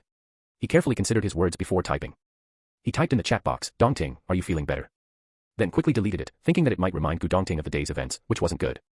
Shen Wang continued typing, "Dongting, don't feel guilty, I know it was just an accident, brother, there's no need to." He stopped midway and deleted everything again. "Dongting, have you found any clues for your mission?" Just then, a dagger with a cold gleam pierced through the glass, hurtling towards Shen Wang. Accompanying the dagger through the shattered window was a figure in tight black clothes and a mask, staring intently at Shen Wang, radiating murderous intent. Shen Wang's hand trembled, and he accidentally sent the message. He stared at the chat box in shock, fury rising within him, "You idiot. What if Dongting thinks I'm only interested in work, that my tone is cold, and assumes I'm angry?" The masked figure widened her eyes in surprise, clearly not expecting Shen Wang to remain so composed even at such a critical moment. The next second, as the figure prepared to strike, Shen Wang stopped the dagger's momentum with his thumb and forefinger pinched together, then disdainfully tossed it aside. "Covered in poison too, how dirty," Shen Wang remarked with distaste. The woman in black felt her heart sink, realizing this assassination wouldn't be as straightforward. Steeling herself, she conjured 10 small daggers, each shimmering with a sinister green sheen. The 10 knives flew towards Shen Wang, sealing off all his escape routes in a tight formation. Even so, the assassin didn't let her guard down. With 2 curved crescent blades in hand, she crossed them and lunged towards Shen Wang, intent on slicing him down. As a hitwoman with a 100% success rate, this was her most lethal technique, one no one had ever escaped, not even foundation building experts. Especially since Shen Wang had just entered the foundation building stage 2 days ago and hadn't yet stabilized his cultivation. A glint of anticipation flashed in the killer's eyes, a faint smile curling under her black mask. The next second, the daggers hit something as solid as a wall of bronze and iron, clattering to the ground, scattering everywhere. It was a defensive talisman. The assassin's smirk froze. Unable to retract her momentum, she had no choice but to continue her attack with all her might.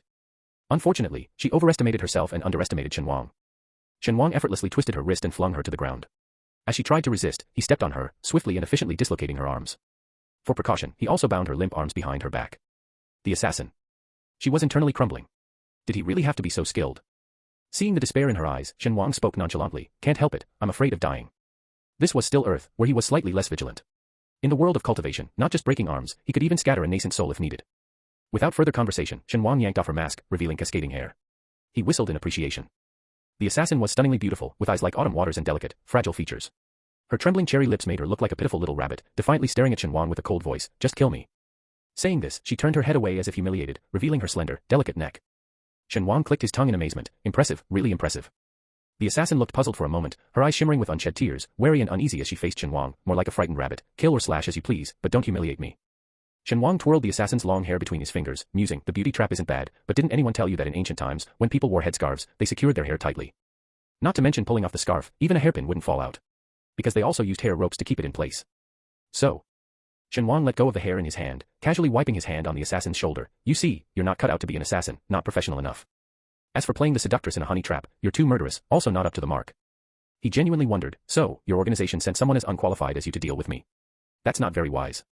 Upon hearing this, the assassin's eyes widened in anger, her face flushed with fury, losing her previously pitiful demeanor.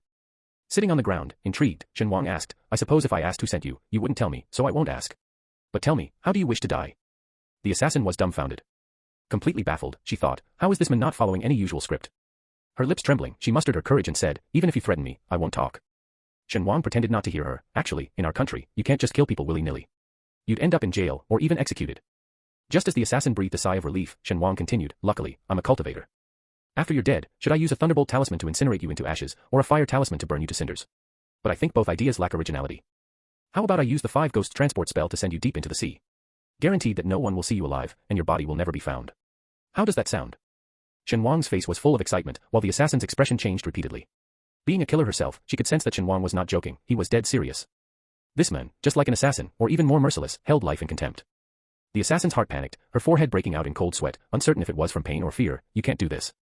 Shen Wang raised an eyebrow, smiling, "So it's okay for you to try and kill me, but not for me to kill you. TSK, double standards aren't a good habit." After speaking, he casually picked up a dagger from the ground, lightly cutting the assassin's neck, leaving a faint trace of blood. Do you have an antidote for the poison on this dagger? If not, then things would get interesting. The assassin could read these unspoken words in Shen Wang's eyes. The lethal touch of the cold dagger across her neck was shallow, causing minor pain, but the feeling of her life being toyed with by a devil made the assassin unable to hold back her tears. No. Don't kill me. I am the holy maiden of Samui. If you kill me, you'll face the wrath of the entire Samui. Shen Wang sneered, too late. As he spoke, the dagger plunged straight toward the assassin's heart, mirroring her earlier actions. Just then, several people burst in, urgently stopping Shen Wang. Bro Shen. Calm down, don't do something irreversible. Shi Yan, while restraining Shen Wang, signaled to the others. The others quickly and orderly took the assassin away. The assassin, having narrowly escaped death, was completely drained of strength. As she was being led past Shen Wang, his eyes filled with icy killing intent made her shiver in fright. In the corridor, her crying voice could still be heard. That person inside is a demon, he has definitely killed people, his hands are stained with more than one life. You Chinese value your laws so much, why haven't you taken him away for investigation? Once out of sight, Shen Wang stopped his act, disgustedly rushing to the restroom to wash his hands vigorously. You guys want me to be bait to attract enemies and also act in this charade. What about you? Just sitting back and reaping the benefits. Shi Yan offered a sheepish smile. Bro Shen, we had no other choice. The enemy is hidden, and we are exposed. If we don't lure out the big fish, even if we cleanse the ancient battlefield, they will continue their schemes. Better to trap all the creatures lurking in the shadows at once, and restore peace and clarity to our land. After explaining, Shi Yan gave a thumbs up to Shen Wang. Bro Shen, I didn't expect that besides your skills in talisman drawing and formations, your acting is also impressive. The way you played that heartless psychopath was so convincing, you even made the assassin cry. Not joining the entertainment industry is such a waste. Shen Wang, having washed his hands, smiled upon hearing this, his voice betraying no emotion. You think I was acting? I never learned acting, how could I be good at it? I was merely imitating the demeanor of a demonic cultivator I once saw, who casually destroyed a city of 1 million people with just a smile. Looking at Shen Wang's expression, Shi Yan felt an inexplicable chill, stammering with a nervous laugh. How could that be? Such a major incident, I've never heard of it.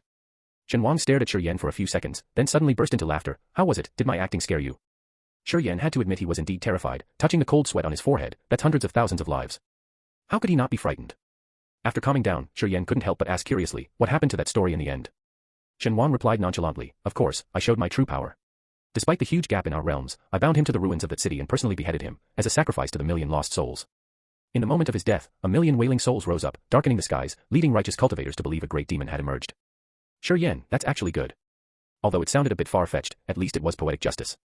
Shen Wang chuckled, you see, these people don't value others' lives, but when their own lives are threatened, they behave just like ordinary people, desperately clinging to life. After speaking, seeing Shi Yan about to say something, Shen Wang glanced at the glass shards on the floor. I'm helping your special department, so you guys should handle this mess, right? Distracted by this, Shi Yan immediately forgot what he was about to say, nodding eagerly. Don't worry, give me 2 hours and I'll have someone fix this. Standing in the windy room, downstairs, Tang Jiu's window remained intact, yet he suddenly felt a chill all over. He had this inexplicable intuition that something of his had been stolen, and that something was very important. Tang Jiu suddenly spat out a mouthful of blood, spraying evenly over the Tang family talisman record on his lap. The thin booklet flickered with a barely visible light, and the originally black text suddenly shimmered with a layer of gold. Overjoyed, Tang Jiu, disregarding the mysterious and profound sense of emptiness, picked up the booklet, ecstatically exclaiming, it's unlocked. Finally unlocked. So it required the blood of the Tang family to break the seal. No wonder, no wonder. Tang Jiu took a deep breath and carefully opened the booklet, his face beaming with joy. Shen Wang, isn't it just because you can draw talismans that you're so renowned? Now, I can also. Tang Jiu could almost imagine, after mastering the talismans in this booklet, he too could, like Shen Wang, effortlessly draw talismans, creating dozens or hundreds at a time. By then, with a father skilled in formations and a sect backing him, he wanted to see how Shen Wang, all alone, could compete with him. Chapter 120. With Shen Wang's intimidation, the self-proclaimed holy maiden of the Samui sect, under interrogation by the special department, confessed her entire background. She claimed her name was Wu Ai, an orphan adopted by the leader of the Samui sect. Due to her loyalty and decent cultivation talent, she was appointed as the holy maiden. The interrogation was conducted by 2 special department members unknown to Shen Wang, while he, along with Shi Yan and others, observed from the monitoring room. Standing in the front row were the bigwigs of the special department. Normally, Shi Yan, being young, wouldn't qualify to be there, but his proximity to Shen Wang had elevated his status. Everyone wore a serious demeanor, making Shen Wang's casual posture seem rather nonchalant. Shen Wang stroked his chin, pondering, this name sounds familiar. Facing official interrogation, Wu Ai lost her panic from the previous night, standing tall and proud, endlessly praising her leader. Our leader is kind and virtuous, with great ambitions. You mundane people cannot comprehend his greatness. After a few seconds, Shen Wang suddenly remembered why the name sounded familiar. Wasn't Wu Ai one of Tang Jiu's harem members? It wasn't surprising he couldn't remember her. Tang Jiu's harem was vast, and much time had passed. Remembering her at all was a feat. In the original text, Tang Jiu had 7 harem members: his sister, Police Academy beauty Lu Yu, daughter of the richest man Liang Ryue, Gu Dongting's sister Gu Manling, Gu Dongting's fiancée Wei Jiujiu, a hidden sect empress, and a female ghost king appearing later. And Wu Ai was one of the less prominent ones. In the original story, the metaphysical competition was dominated by Tang Jiu, and it was he who was targeted by Wu Ai. Unlike Shen Wang, who was indifferent to beauty, seeing it as a trap, Wu Ai's failed assassination attempt and subsequent seduction easily ensnared Tang Jiu. Holding Wu Ai's chin, he lamented, a beauty-turned thief, what a pity. Their interaction, one easily swayed by beauty and the other half resistant, led to an affair. Just like that, Wu Ai transformed from a cold-blooded assassin intent on killing Tang Jiu to a fragile, pitiable woman with eyes and heart only for Tang Jiu. Tang Jiu even took the initiative to visit the holy sect and introduced him to the sect leader. He and the leader hit it off instantly, establishing a mutually beneficial relationship. From then on, his backing was not just the Tang family and the metaphysical association in public, but he also had the secretive, holy sect working in the shadows for him, handling the deeds that couldn't see the light. Naturally, the original text did not delve into the details of the holy sect, only mentioning in passing that it was a faction operating in the dark, with no specifics of their actions. As Shen Wang recalled the plot of the original story, he couldn't help but think that from Tang Jiu's perspective, it really was quite a wish-fulfillment story. A queue of various beauties eagerly awaited him, each originally proud and distinguished, yet willing to share a man, openly supported by the leading alliance of the metaphysical world and secretly aided by a cleaner organization like the holy sect. If Shen Wang weren't just a disposable character in this novel's world, he might have even followed the story with interest. Now aware of Wu Ai's identity, Shen Wang looked at her with a more assessing gaze. Shi Yan noticed Shen Wang's change in demeanor and asked quietly, "What's wrong?" Shen Wang smiled and gestured as if calculating something. "I've figured out a few things." Not just Shen Wang, but even the higher-ups of the special department turned their attention to him. Shen Wang, pretending to calculate, revealed what he knew, only omitting the part about the novel world. He concluded, "If someone could infiltrate to assassinate me, knowing where I stay and my movements, it indicates there's a mole within the metaphysical community." The others exchanged glances, of course. They had also considered this, but with the enemy hidden and themselves exposed, even if they wanted to root out the mole, they were at a loss. Their best bet was to pry as much information as possible from this holy maiden.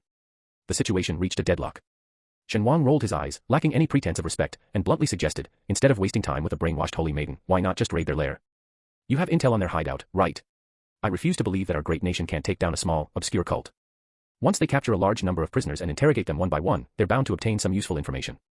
The expressions of the special department's higher-ups contorted for a moment, then they started making excuses like, "This involves other countries, we can't jeopardize international relations. Without formal requests, we can't dispatch a large force of powerful practitioners to another nation." And other such bizarre statements. Anyway, Shen Wang had said his piece, whether they listened or not was their problem. He just shrugged it off, as it wasn't his urgency. Not bothering to watch the rest of the interrogation, he casually left the observation room alone. According to the original plan, there would be a 3-day rest after the semifinals before the final competition, but due to this incident, the finals were also postponed. A group of young and energetic cultivators were left idle in the hotel, leading to troublemaking and provocations among themselves. By the time the busy higher-ups investigating the incident noticed, these young practitioners, from the exceptionally skilled Boyukanjian to the average young chubby ones, had completely changed their style of fighting. The elders were both angry and frustrated, poking eyes, attacking from behind, and targeting the vital parts. What kind of behavior is this? What kind of example are they setting? The disciples defended themselves righteously. We had no choice. If he uses such despicable methods against me and I don't retaliate in kind, I'll lose. The elder was fuming, exclaiming, "Look at yourselves. Do you have any of the grace-befitting disciples of prestigious sects? You're behaving like crooked and deviant paths." Exactly.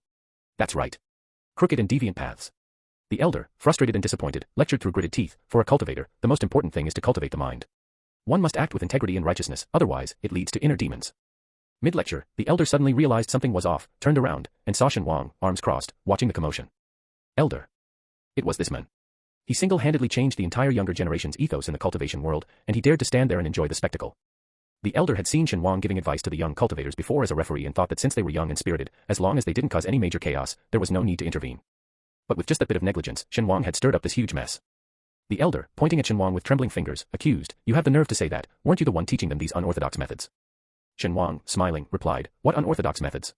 They neither refined souls with blood nor fell into demonic cultivation, they simply acted unconventionally. You so-called righteous sects taught them to follow rules and manners, which is fine among your own, but when they leave the sect and face enemies and evil spirits, are they supposed to still play by the rules? It's only because this metaphysical world is too peaceful, like a kindergarten. They're coddled like babies and can grow up fine. But in the cultivation world, they'd probably be annihilated." Even without going to the cultivation world, Shen Wang didn't believe this world was as peaceful as it seemed. Beneath the calm surface, undercurrents were already stirring. No one knew what they might encounter on their next mission. The fiercely imposing elder had no comeback and stood frozen in place. Onlookers, seeing Shen Wang render the elder speechless, looked at him with admiration and awe. At that moment, a figure in white approached, speaking calmly, "The situation has changed now, and our actions cannot be guided by old protocols. Brother Gu. Brother Gu. How are you feeling?" It was Gu Dongting. The crowd burst into a flurry of excitement, swarming around him with a barrage of questions. Some, hearing Gu Dongting's words, gleefully said, "Brother Gu, do you also approve of our methods?" Desperation to win at any cost was always frowned upon in the metaphysical community, but now, not just Shen Wang, even Gu Dongting seemed to approve. The disciples, who had felt somewhat guilty, suddenly puffed out their chests. Justified and bold. Gu Dongting glanced at Shen Wang through the crowd, subtly nodding as a greeting, his gaze softening for a moment. When he turned back to the disciples and the elder, his expression returned to its usual impassiveness. Different times call for different measures. This effectively settled the matter. The elder, his anger stifled, glared at Shen Wang and the disciples, then left with a sweep of his sleeve. Gu Dongting responded to some of the disciples' questions and assured them he was all right, then approached Shen Wang, gesturing, "Shall we go back?" Shen Wang, observing Gu's unperturbed expression, uncertain of his own reaction, awkwardly nodded in agreement. I was just about to head back. As they walked side by side towards the elevator, everyone they encountered respectfully greeted them with bows, calling out, Brother Gu, Brother Shen. Even after entering the elevator, the other young cultivators inside were visibly excited, greeting them, Brother Shen. Brother Gu. As the elevator ascended and the disciples exited at their floors, leaving only the two of them, Gu Dongting's aloof demeanor softened, and he said with a smile, in just a few days, Brother Shen has won over these disciples. Faced with Gu Dongting's teasing, Shen Wang touched his nose, responding nonchalantly, just some kids with the minds of 6-year-olds. A little show of skill, and I can easily drop their jaws. The elevator reached their floor with a ding, and the doors slowly opened. Shen Wang took a deep breath, unsurprised to find no trace of the thick sweet scent, only a faint, elegant fragrance of clothing. Stepping out of the elevator, Gu Dongting noticed Shen Wang hadn't followed and looked back at him inquisitively. Shen Wang. Taking another deep breath, Shen Wang, caught in a mix of panic and inexplicable courage, his heart a mess, asked, Do you remember what happened before? Gu Dongting's calm expression suddenly changed, his mind flashing back to that drunken night, the kiss where their breaths intertwined. What are you referring to? After speaking, Gu Dongting quickly added, We've been through a lot together, I'm not sure which incident you're referring to, Shen Wang. Both of them, one looking at the sky and the other at the ground, avoided each other's gaze, unaware of the other's flushed ears and obvious nervous stammer. He doesn't remember.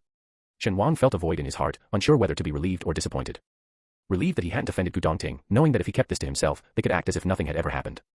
Yet there was an emptiness inside, falling into a void. Sighing, Shen Wang collected his emotions and for the first time that day, faced Gu Dongting squarely. You're sure you're completely all right? Upon seeing Gu Dongting's face clearly, Shen Wang was startled. Today, Gu Dongting didn't have the pale complexion he had seen that day, his skin was rosy and translucent. Under his jade-like eyes, the bright red teardrop mole not only remained but seemed even more bewitchingly vivid. It was only Gu Dongting's demeanor and expression that subdued the inappropriately enchanting quality of the mole. Gu Dongting turned his head instinctively, hiding the mole. I was ambushed by a witch a few days ago and hit by a bewitching spell. After returning, it was like waking from a deep dream. There's nothing unusual about my health, except for this inexplicably appearing strange red mole. Nothing unusual except for a red mole. Shen Wang, feeling anxious, disregarded the awkwardness between them, stepped forward and gently held Gu Dongting's face, examining the mole closely, inadvertently probing it with a wisp of spiritual energy. Gu Dongting let out a muffled sound, his face turning slightly red. Realizing what he was doing, Shen Wang quickly stepped back. Sorry, I didn't mean to. It was only because of their close relationship that Gu Dongting tolerated such invasive behavior without warning, which otherwise could be seen as a provocation. It's fine. Gu Dongting turned his head, letting his long hair cover his side face, and said, My great-aunt, who is a witch from the Miao territory, has checked it for me. There's nothing to worry about. Hearing this, Shen Wang slightly relaxed his furrowed brow. It's just that such a thing appearing suddenly is always a cause for concern. No matter how anxious Shen Wang was, his knowledge of Gu insects was limited. At that moment, Shen Wang suddenly remembered his forgotten golden ability. His eyes lit up, and he immediately began to search his mind with his spiritual consciousness. True to its nature as an immortal artifact, the Xian Jade Immortal Book quickly flipped through its pages upon Shen Wang's inquiry, finally stopping on one page. Shen Wang focused on the text. This could be a demon-inducing Gu, similar to the bewitching heart Gu.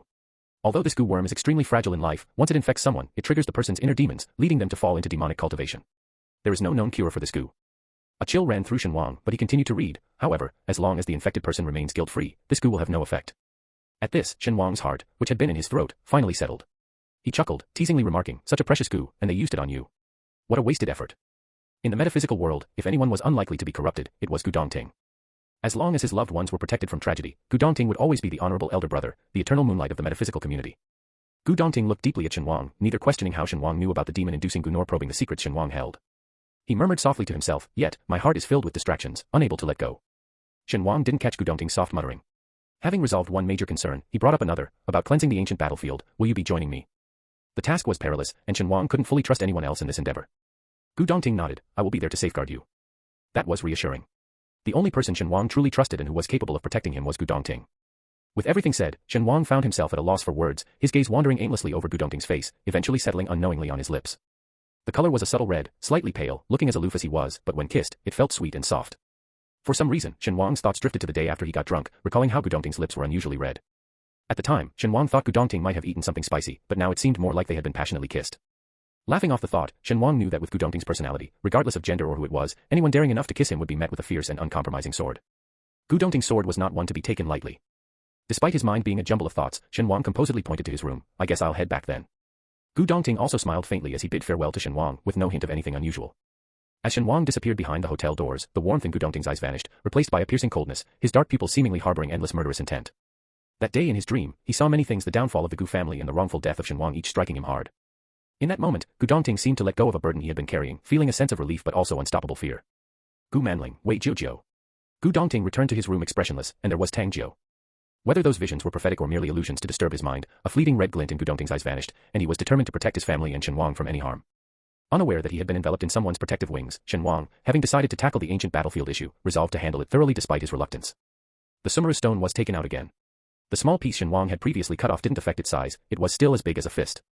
This time, with tears in his eyes and heartache, Shen Wang chipped off 5 small pea-sized pieces from the Sumeru stone. While refining, Shen Wang silently vowed, if those people don't offer something worthwhile, I'll thoroughly plunder their treasuries.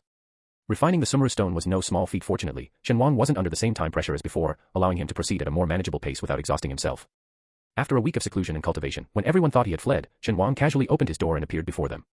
With his hands in his pockets, Shen Wang confidently declared, I'm ready. Where's my compensation? The seasoned elders were taken aback by such a straightforward approach to negotiation, somewhat at a loss. Then, one of them stood up and said, you claim your treasure surpasses all in the metaphysical world, but why should we just take your word for it? Show us your treasure, let us see its worth. We need to know if this so-called treasure of yours is worth the high price we're paying. The men spoke assertively, but Shen Wang just laughed in response.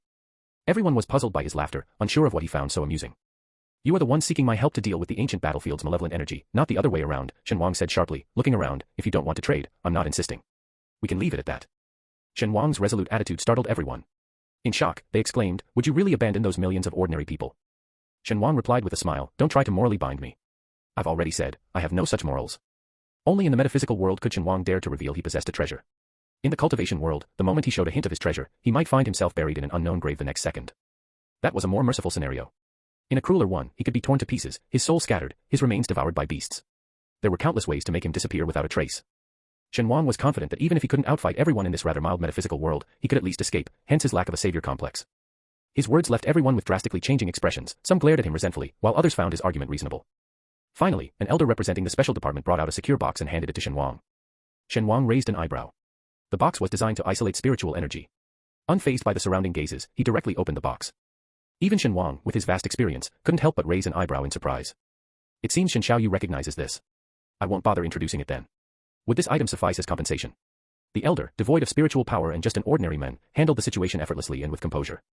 Shen Wang hadn't expected to find Shitu, a soil conducive to spiritual growth, in the seemingly low spiritual energy world. Though it was only a small handful, barely enough to scatter with a sneeze, Shitu could grow if nurtured with enough spiritual energy. However, this item was indeed of limited use.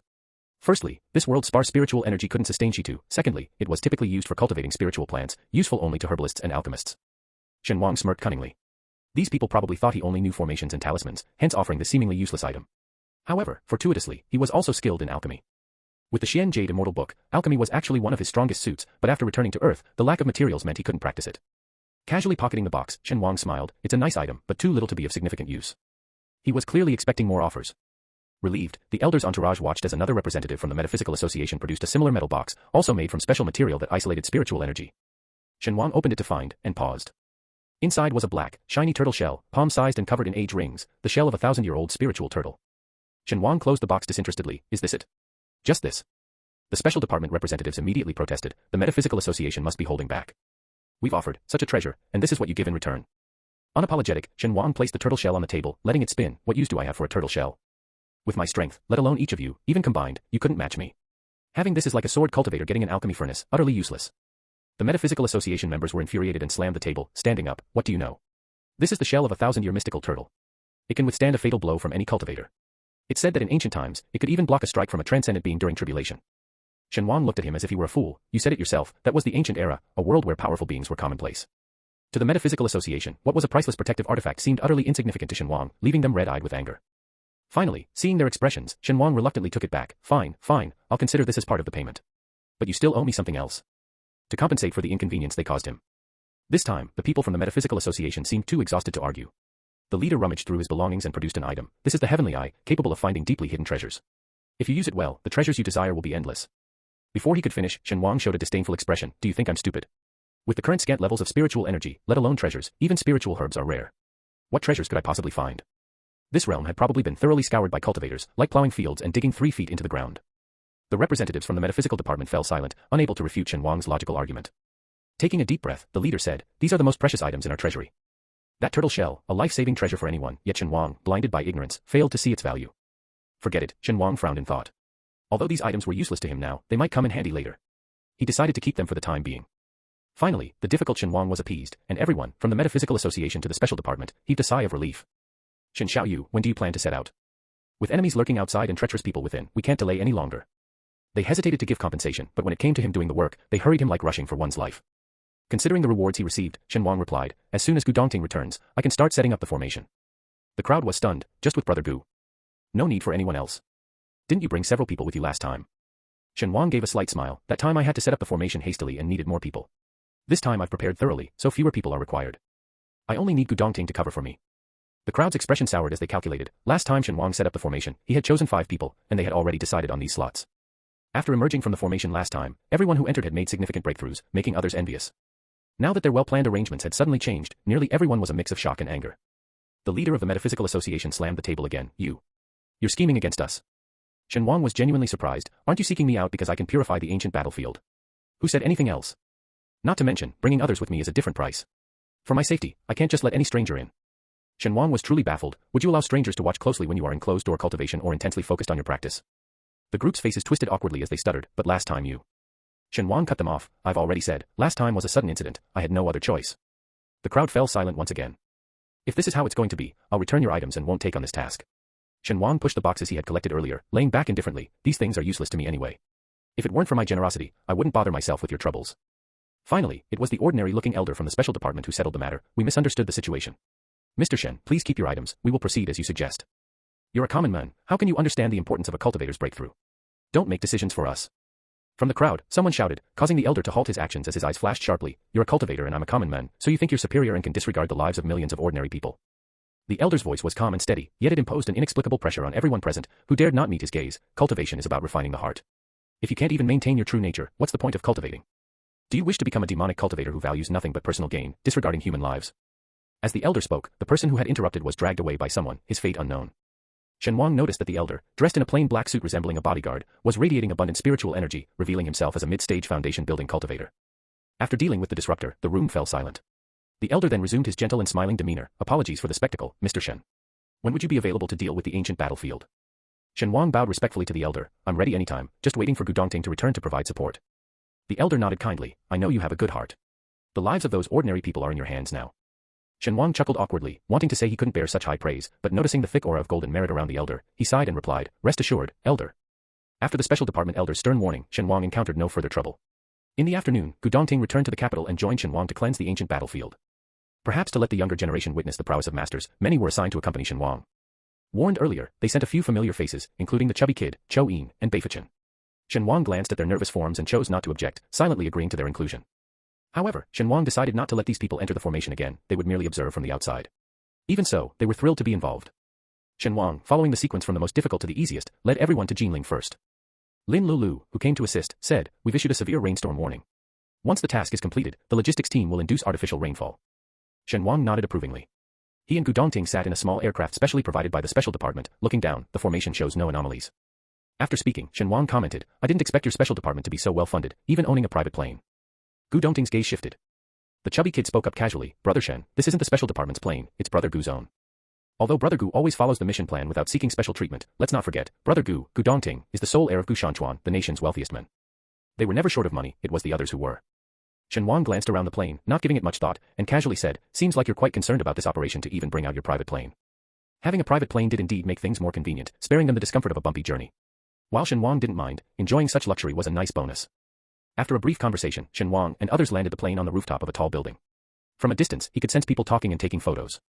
After instructing the rest of the group and handing them some talismans, Shen Wang exchanged a look with Gu Dongting and entered the formation established decades ago. Those left on the rooftop waited idly until a dense energy suddenly rose, enveloping the city in its grasp. The chubby kid initially startled, then calmly reassured, No worries, Brother Shen has a plan. He even had the leisure to check his phone, browsing through people's online discussions. There was a red rainstorm warning earlier, but I didn't expect it to be this intense. It's like night during the day. Woohoo, always loves its rain. This looks a bit scary. Wonder what kind of rainstorm this is. Hope it doesn't blow my windows open later. Aw, forgot to close my window. My room, my wooden floored room. Everyone was joking and playing around until a lightning bolt tore through the sky, followed by thunder that echoed through the clouds. The internet seemed to cut out for a moment, and as soon as it came back, someone immediately posted. Which fellow Taoist is undergoing tribulation here? The chubby kid, smiling, also posted, Don't be scared, everyone, someone is saving the world. He received a bunch of laughs. Saving the world, why not take me along? Take me along +1. Those ordinary people sheltered behind the scenes didn't know that someone was truly fighting for their lives. I'm positive, it's the second day, and I can still hold on, so everyone just watch and cherish. Not sure if I'll need to take a break later. Every time I plan to seriously fill in the plot, I encounter various things. It must be a curse, crying. Chapter 121. The ancient battlefields in the country had either been purified by the great powers of the mystical studies world or dispersed over time by the living energy of people or natural dissipation. Only some recent sites of intense resentment remained, which the current mystical studies community couldn't handle and had sealed, waiting for time to erode them. Now that Shen Wang could solve this issue completely, the mystical studies world was more than eager. Fortunately, there weren't many remaining battlefield sites in the country. After 5 days of hard work, Shen Wang and his team had purified all the remaining malevolent energies. As expected, they found traces of foul play in these ancient battlefields. Shen Wang shared his findings with the members of the Special Department and the Mystical Studies Association as a warning. Individually, the formations might not reveal much, but piecing together the traces found in all of them showed that someone had meticulously selected several places to use the negative energy to nourish evil spirits, creating a self-sustaining cycle of malevolent energy. Judging by the age and wear of these items, it was clear they had a history of several decades at least. A chill arose in the hearts of both the Mystical Studies Association and the Special Department members. Who could it be, to have targeted Huaxia so early and secretly set up such a terrifying formation? Looking at the formation, Gu Dongting asked in confusion, what exactly are they trying to achieve? Shen Wang sneered in response, what else can they be up to? Following the path of madness with deviant practices, deluded by the idea of cultivating with malevolent energy. The use of negative and malevolent energies in cultivation wasn't a novel concept anywhere. While the righteous path relied on cultivating with spiritual energy, grounded and steady but slow in progress, there were always some who sought shortcuts through twisted and evil practices. What they didn't realize was that cultivating with dark and malevolent energies, although faster than using spiritual energy, also strengthened inner demons over time. Madness, stupidity, losing all cultivation in an instant, and death due to an outburst of malevolent energy, such were the common fates of these practitioners. Even so, Gu Dongting sighed softly, there are still those who fall into the path of evil. An obsession with power beyond a certain limit breeds demons, harming both oneself and others. Gu Dongting lowered his eyes, lost in thought. After discussing serious matters, Shen Wang's eyes twinkled as he smiled and took out a few glowing green pebbles. Handing one to Gu Dongting, he asked, guess what this is? Gu Dongting was startled and instinctively took it, asking, what is this? As soon as he held it, Gu Dongting was taken aback. The pebble, no bigger than a bean, felt surprisingly heavy in his hand, like a weighty iron block. When it touched his skin, he could faintly sense the vigorous spirit energy within. Shen Wang smiled proudly, the array can purify evil energy, turning it into spirit energy. I've collected that energy into this object. While speaking, he gestured for Gu Dongting to observe closely. The crudely purified evil energy is still too violent, so I engraved a mini purification array on this object. In this way, the longer the time passes, the more pure and gentle the spirit energy becomes. A hint of admiration appeared in Gu Dongting's eyes as he generously praised, such a method is unheard of. Shen Wang didn't keep secrets, smiling as he said, I collected 5 spirit stones on this trip. I'll keep one for myself and give you 2. The remaining 2 will go one each to the Mystical Studies Association and the Special Department. A fair distribution, quite equitable. Gu Dongting was startled again, then showed a slight smile, thank you, this is precious. Shen Wang thought he was going to refuse and was considering how to persuade him, but then he heard Gu Dongting continue. I only need 1. Shen Wang paused for a moment, then smiled with pleasure, all right, I'll give you 1 to use for now. Let me know when you break through, and I'll prepare another for you. After agreeing on the distribution of the spirit stones, they returned to the imperial capital and gave them to the leaders of the Special Department and the Mystical Studies Association. However, as Shen Wang expected, the moment he revealed this object, it caused a huge uproar. Every cultivator knows the rarity and preciousness of spiritual energy. The idea of transforming evil energy into such pure spiritual energy, not being moved by it, is unheard of. Both parties held the 2 spirit stones as if they were unique treasures in the world, cradling them cautiously, breathing heavily, eyes shining. Is this the spirit stone used by ancient cultivators? No wonder. No wonder those who entered the purification array with you last time all made breakthroughs. Shen, my friend, such a significant discovery, why didn't you mention it earlier? The spirit energy within is extremely dense, a bit restless, but very clean, without a trace of energy. Why only 2 stones? With so many of us, shouldn't our Mystical Studies Association get more? Hearing their increasingly agitated words, even turning into pressing questions, Shen Wang rolled his eyes and scoffed, what, tempted by wealth? Thinking of robbing me? The excited crowd exchanged glances and laughed awkwardly, you're taking it too seriously, Shen. We live in a society governed by law, who would dare to rob? Even if they wanted to, considering Shen Wang's endless supply of talismans, and the recently acquired top-grade defensive artifact made from a 1,000-year-old tortoise shell, no one could guarantee success in a robbery. As Shen Wang himself said, he might not win a fight, but he can definitely outrun them. Shen Wang leaned back lazily in his chair, his comments sharp and mocking, murder and robbery, aren't these the specialties of cultivators? Of course not, that's ancient history. In modern society, everyone is equal, and cultivators can't trample on life either. There are laws, after all. No matter how powerful a cultivator is, can they withstand planes and cannons?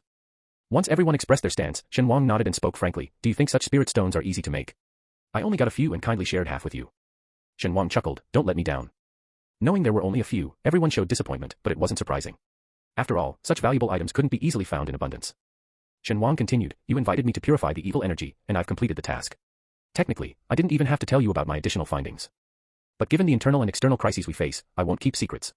I hope you can learn from my openness and ensure this treasure isn't hoarded by the higher-ups. After all, in a society governed by law, everyone is equal, right? Shen Wang's words left the crowd with flushed and conflicted expressions, unsure of how to react. Just as Shen Wang said, he came to purify the ancient battlefield. The spirit stones were his extra reward. If he hadn't mentioned it, nobody would have known. Anyone else would have quietly made a fortune, but Shen Wang, whom they deemed stingy and mercenary, surprisingly shared such a treasure. This was truly embarrassing for those harboring their own schemes. After Shen Wang mentioned equality for all, everyone understood that he simply wanted to give the less powerful disciples a chance to improve their strength. This would give these ordinary disciples a better chance of survival in the current complex and turbulent situation. Such nobility, even if some still desired to monopolize the treasure, became impossible after Shen Wang's reminder. After a long silence, the leader of the special department was the first to laugh, applauding, "Mr. Shen's magnanimity is truly admirable, beyond my own." Once he spoke, even those who were still scheming had no choice but to reluctantly agree. "Shen, your generosity is commendable." Seeing that the matter was resolved, Shen Wang nodded, about to conclude and leave when suddenly someone said, "Shen, your array is so miraculously effective. Why not share its details so that if we encounter places with evil energy again, we can resolve it ourselves?" Shen Wang's gaze turned sharp and cold as he looked at the speaker. "Do you think this is easy to come by?" Everyone was taken aback by his intense reaction. Now that all the ancient battlefields in the country have been purified, even if you know the method, how will you extract the evil energy? I've already said, to handle this negative energy, I had to use a treasured item. Without that item, even if you have a formation to purify the evil energy, you can only purify it on site, it's impossible to take it with you. In the world of cultivation, this formation that converts negative energy into spiritual energy is also taboo. That evil cultivator who slaughtered an entire city overnight used this formation, but he didn't have a treasure like the Summer Stone, so he could only set up the purification formation on site and absorb the spiritual energy right there.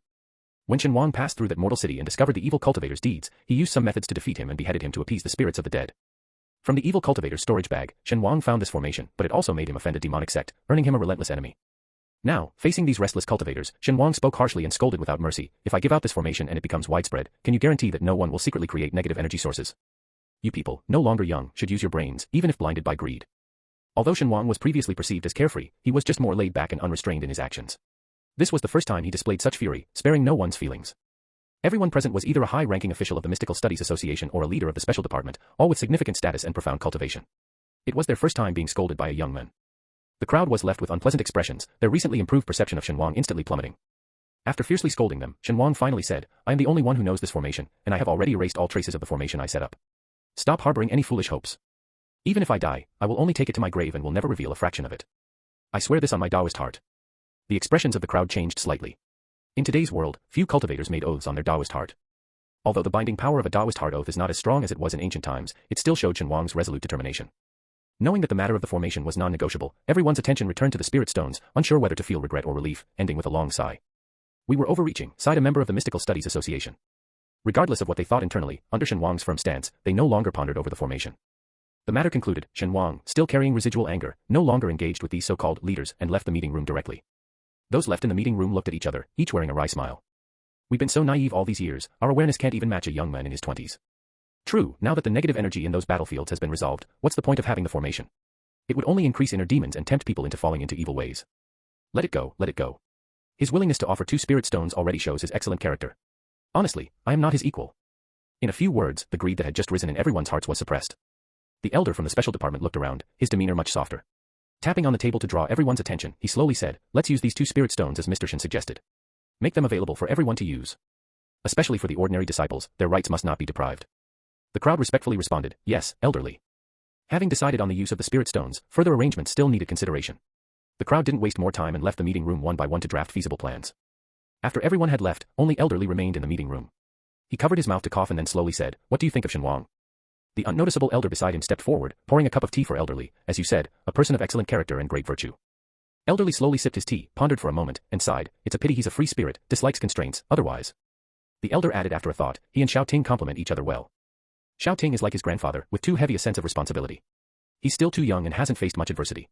Too much rigidity can lead to breakage. He still needs more experience," said elderly, standing up. "How many more years can I wait for him?" The elder, watching elder Li's retreating back, suppressed the sourness in his heart and stepped forward to support elder Li's wrist. "You are still robust and healthy now." The 2 elders supported each other and slowly walked out of the meeting room. Back in his room, Shen Wang first vented his frustrations to Gu Dongting. Under Gu's calm gaze, his anger gradually subsided. After their conversation, they each returned to their respective rooms to cultivate. Back in his room, Shen Wang took out 3 glowing green pebbles. 2 were obtained from purifying the ancient battlefield, and 1 less refined stone was hastily made during the semi-finals. Shen Wang toyed with the 3 spirit stones, thought for a moment, then took out the damaged Summer stone and the breath soil exchanged from the special department. Breath soil, nourished by spiritual energy, could sustain any type of plant according to ancient legends, regardless of its properties. It was an excellent spiritual soil for cultivating spiritual plants. As for the Summer stone, although it didn't possess a hint of spatial power like the Summer jade or the ability to break through space after refinement, it could still create a Summer space. Each of these items was extremely rare and coveted, enough to make cultivators in the world of immortality go to great lengths to acquire them. Shen Wang toyed with these items, picking up the Summer stone and beginning to refine it. The last time he refined a small Summer stone, it took a considerable amount of time and effort. This time, he didn't aim to fully refine the stone but to pry open a tiny gap in this tightly shut clamshell. Without the aid of a special fire, this was the best he could do. With a spirit stone at hand, Shen Wang didn't hold back on using spiritual energy, repeatedly refining. After an unknown duration, he finally caught a glimpse of a spatial crack on the dark surface of the Sumera stone. Overjoyed, he intensified his efforts in the refining process. After expanding the thin crack to the size of a palm, Shen Wang finally stopped. He let out a long breath, wiped the sweat from his forehead, and smiled broadly. From the outside, the Sumera stone seemed unchanged, yet it appeared to have gained a faint, barely perceptible luster. Shen Wang carefully picked up the container of breath soil and placed it into the Sumera space, followed by tossing in the crudely made spirit stone. After hesitating for a few seconds, he added another spirit stone. The spiritual energy from 2 spirit stones should be enough for it to grow a bit, right? Shen Wang didn't expect it to grow as large as an acre, but at least a square meter would be reasonable. Otherwise, it would be a huge loss. Having sorted everything out, Shen Wang finally relaxed and fell into an exhausted sleep. When he awoke, it was already noon the next day. Checking his phone, he realized that 2 weeks had passed since he began refining the Sumera stone. During this time, countless people had messaged him, the most recent being from Gu Dongting. I've been assigned the task of eliminating the Sami cult. Startled, Shen Wang leapt out of bed and, without even texting back, immediately called Gu Dongting. The phone rang a few times, and amidst Shen Wang's anxious wait, the other end picked up quickly, Shen Wang. Gu Dongting's voice was still calm and cold, which steadied Shen Wang's heart. Dongting, have you already left? There was a pause on the other end before responding, not yet. Shen Wang finally relaxed, saying directly, I don't feel at ease with you going alone. I'm coming with you. Gu Dongting didn't expect Shen Wang to make such a request. I'm not going alone, there are a few others with me. You don't need to worry. Shen Wang retorted sarcastically, others? Those who only know how to hold you back. He was still concerned about the last time Gu Dongting was bewitched. Although Gu had been lucky to encounter a relatively harmless Gu, what if he had been less fortunate and got something irreversible? Not just distrusting those colleagues, Shen Wang now harbored a shadow over the entire southern Yunnan region. He absolutely wouldn't let Gu Dongting go on a mission there alone again. Unaware of the extent of Shen Wang's thoughts, Gu Dongting hesitated for a long time before finally listening to his heart. If it doesn't disrupt your plans, I can request to have you join. What plans could I have? Shen Wang laughed. Having a skilled expert like me come along, your leaders would be more than happy. Gu Dongting also smiled, perhaps. After some more casual conversation, they reluctantly ended the call. Shi Yan, standing beside Gu Dongting, looked at him a few times before tentatively asking, Elder Brother Gu, was that a call from Brother Shen? Gu Dongting nodded. No wonder, Shi Yan sighed heavily. I was thinking, who else could make Elder Brother Gu smile while on the phone? Gu Dongting looked at Shi Yan with a puzzled expression. Did I smile? Shi Yan nodded emphatically. You did, and you looked really happy. In reality, Gu Dongting's smile was a subtle one, faintly visible in his eyes, softening his entire demeanor. After hearing this, Gu Dongting showed no displeasure, simply stating, he is my close friend. Talking to him always makes me happy. Shi Yan. Unable to hold back, Shi Yan sighed deeply once again. Gu Dongting didn't mind Shi Yan's peculiar reactions and went to report to his superiors about Shen Wang joining the mission. As Shen Wang had predicted, the leaders eagerly approved his participation without a second thought. Fearing a delay might lead to Shen Wang changing his mind. Gu Dongting smiled, sincerely saying, I should learn from your life philosophy. All those responsibilities, burdens he had taken upon himself, and the unnecessary mindset of enduring hardships with his team, it was indeed time for a change. When the luxury car arrived at the location, Shen Wang boarded the Gu family's private jet, flying directly to the destination. This time, most of the people accompanying Shen Wang and Gu Dongting were foundation building experts, unlike before when Gu Dongting had to deal with several weaker members. After a few hours, the group arrived in southern Yunnan. As they disembarked near the border, several waiting staff greeted them, Elder Brother Gu, Brother Shen, and the elders. After the greetings, they got straight to the point. Would you like to rest first, or shall we head straight to the site? Noticing something off in the staff's demeanor, Shen Wang curiously asked, what's wrong? Has something happened? The staff exchanged glances, frowning. In the past few days, we've had several missing persons reports. In villages and towns near the border, there have been over a dozen cases reported. This doesn't even include those who, due to the short time frame, haven't yet realized their family members are missing. Let heaven know, I won't give in, stubbornly. Chapter 122. Shen Wang frowned and exchanged a few glances with Gu Dongting. Explain in detail, what exactly is the situation? The staff member didn't hesitate and immediately relayed everything he knew. Near the border, there have always been several small villages. The government even built a town there, but many residents, attached to their ancestral homes, refused to move. Being adjacent to the border and close to the territories of 3 different countries, the overall situation here is inevitably chaotic despite the police's efforts to maintain stability, and the local customs are quite fierce. When encountering problems, the villagers prefer to resolve them privately rather than seeking police intervention. Against such a backdrop, the staff member had received over a dozen missing person reports, indicating that many more are likely missing. With a deep sigh, the staff member continued, after our investigation, we found that those missing had left voluntarily, cutting through the border's barbed wire to smuggle themselves out of the country. Further investigations by the police revealed that these individuals were lured by a sect named Holy Church, abandoning everything to join it. There was even a case where a family of 5 all ran off to join the Holy Church. Shen Wang, puzzled, asked, how did they rapidly recruit so many followers in just a few days? These villagers, who previously didn't even want to move to the town, were now willing to leave their homeland for a nebulous Holy Church. We only found out through investigation that this Holy Church has been around for many years. The staff member said, ashamedly lowering his head, they've been laying the groundwork all this time, and now it's just the phase of reaping the rewards. Shen Wang grew even more puzzled. Haven't you noticed any activity from this Holy Church before? The staff member explained, the situation here is complex, with a wide variety of beliefs. Everything followed in Southeast Asia can be found here, plus there are practitioners like witch doctors. Indeed, distinguishing the Holy Church amidst such a diverse range of beliefs was not an easy task. Especially given the local residents' distrust and wariness towards official personnel, the situation was even more challenging. The group discussed the situation as they walked into the workspace prepared by the staff member. He asked everyone to sit down and handed out a paper document to each person. It summarized the clues and leads they and their colleagues had tirelessly uncovered over the last 2 days. Shen Wang skimmed through it, finding it largely consistent with what he had heard earlier, but the document contained more detailed information, complete with photos from the field investigation. He saw a photo of an old, locked-up clay house with a huge lock on its dusty door. Unlike other houses cluttered with various items, this one was cleaned out. It was evident that the family had prepared to leave for a long journey. On the next page of the photo was information about this family. An old man with a face full of wrinkles and white hair, a middle-aged couple, a 13-year-old daughter, and a 7-year-old son. Shen Wang, frowning, flipped past this page to find detailed information on other missing persons. There were photos of a kindly old lady, a vigorous young man, and young women not very old. Men and women of all ages were represented. We don't know what the Holy Church wants them for, the staff member said gravely. But I know they are in danger now, and the longer it takes, the less secure their safety becomes. Shen Wang closed the file. Gu Dongting decisively said, we won't rest. Let's proceed with the mission right away. No one else objected. The staff member sighed in relief, showing a grateful smile. Brother Gu, thank you for your hard work. It's our duty. After Gu Dongting finished speaking, he stood up, followed by his fellow practitioners who also rose in unison, and the group walked outside. The staff member escorted them all the way to the border. Watching their departing figures, he sincerely prayed, I hope they can safely bring back all the victims. It didn't seem noticeable on the plain or indoors, but on the rugged mountain roads, everyone realized that there were far too many mosquitoes, ants, and vermin. The temperature is also unusually hot, causing irritation and restlessness. Although everyone is a practitioner and not afraid of these ordinary insects, the constant buzzing of mosquitoes around the ears is indeed very annoying. After walking a few steps, one of them even pulled off a bloodsucker from his waist. Among the group, only Gu Dongting's side was clean and refreshing, with not a drop of sweat on him, making the others quite envious. Brother Gu, do you have some secret weapon? Why is it that everyone is in such a disheveled state, yet he stands out so distinctly? Gu Dongting didn't answer directly. He released a strand of sword energy, which neatly split all the flying mosquitoes that it passed, cutting them evenly in half without any deviation. After demonstrating, Gu Dongting spoke indifferently, I am a sword cultivator. Even without deliberately releasing sword energy, these weak flying insects won't come near me. I see, someone sighed, even such weak lives have their own rules of survival. Another praised, studying the way of the sword is not easy. I definitely couldn't endure such hardship, no wonder sword cultivators are more formidable than ordinary cultivators. The foundation building experts sent on this mission, selected jointly by a special department and the Mystical Studies Association, came from various sects and schools, and there was much rivalry among them.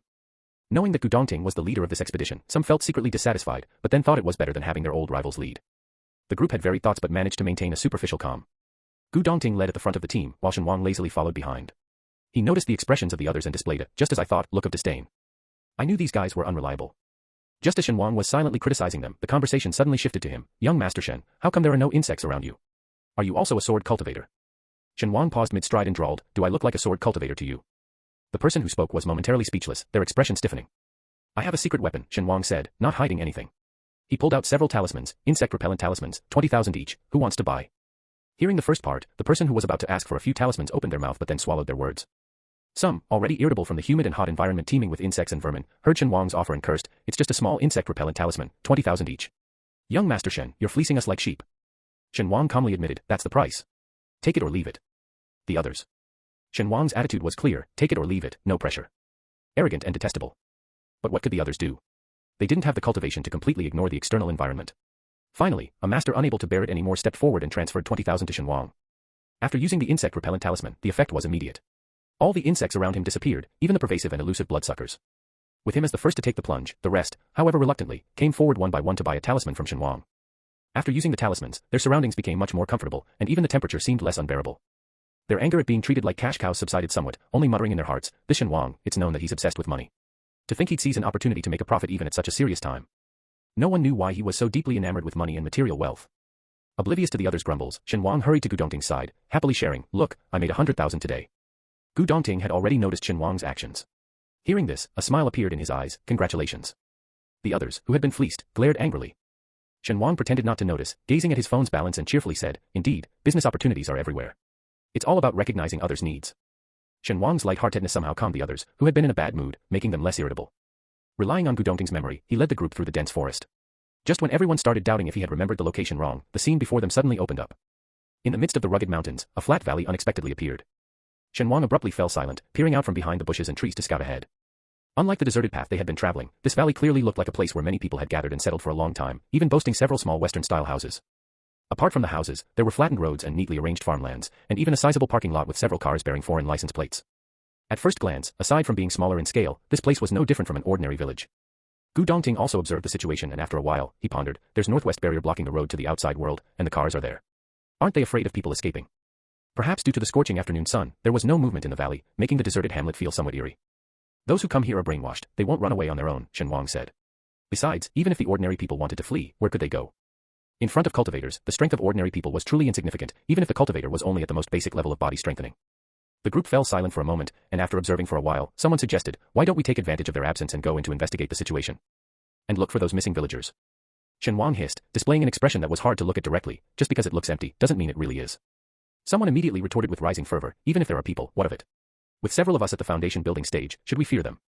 Shen Wang continued, the most crucial point is, they'll surely have surveillance installed. What if we're discovered? The speaker was abruptly silenced. It's evident that this place isn't for holding captives, but rather where their leaders reside. Let's not alert them and risk them moving the victims, someone analyzed, following Shen Wang's reasoning. Shen Wang gave the person an approving look. The one advocating for a forceful approach blushed in embarrassment, then what do?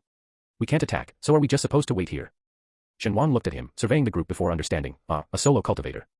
Some stereotypes about solo cultivators were reaffirmed.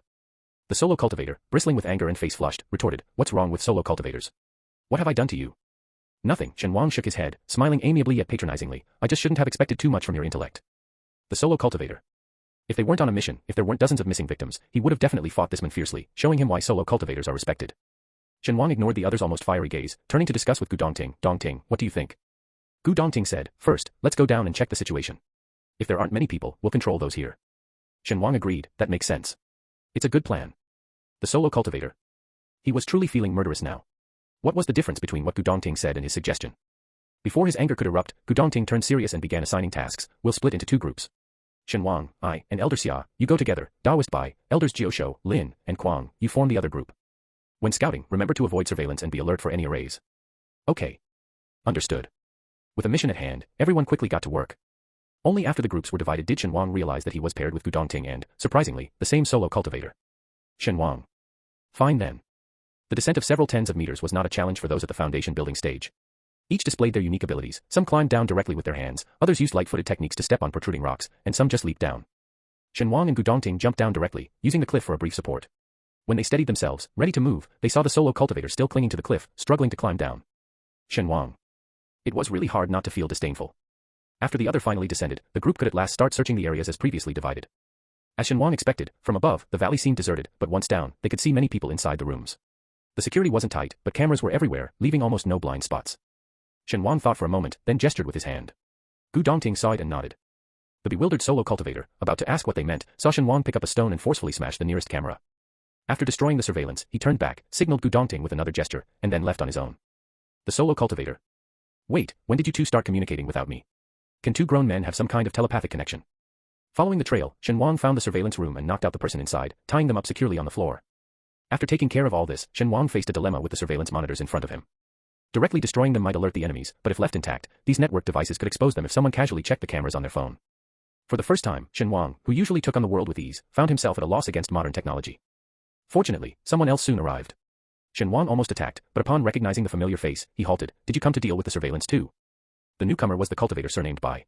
He glanced at the security guard tied on the floor, then skillfully approached the complex equipment and began operating. His hands moved swiftly as he explained, I'm taking a segment from the previous footage and using it to replace the next few hours of video. Shen Wang marveled, are cultivators this versatile now? Not only cultivating but also skilled in high technology. It's not exactly high tech, just basic skills, the Bai surnamed cultivator smiled and said, it's just a personal hobby of mine. Shen Wang gave him a few glances. As a foundation building expert, this Bai surnamed cultivator was much younger than his peers, appearing only in his 30s or 40s, with a clean and neat appearance, but his eyes and eyebrows seemed vaguely familiar. The cultivator named Bai Qingxing swiftly handled the surveillance. Turning around, he saw Shen Wang's puzzled look and introduced himself, I am Bai Qingxing. There's a junior in my family you might know, Bai Fuchen. Shen Wang had an epiphany. No wonder this person looked somewhat familiar, he was that little gay guy's elder. After a brief exchange, the two went their separate ways to continue the search. Shen Wang checked many rooms along the way, most of them empty. Only a few people were sound asleep in their beds. Without hesitation, he knocked them out with talismans and tied them up. When he met up with Gu Dongting, he was dragging a long line of unconscious bodies like dead pigs. The solo cultivator was panting heavily as he carried them out one by one. When Shen Wang arrived, they locked eyes, both displaying complex expressions. The solo cultivator spoke first, are you just dragging them on the ground? They're getting all bruised. Ever heard of treating captives kindly? Shen Wang asked, do you know who they are? Cult members, responsible for countless families' ruin and missing people whose fates are still unknown. Being gentle with them under these circumstances, tiring oneself out, is really beyond comprehension.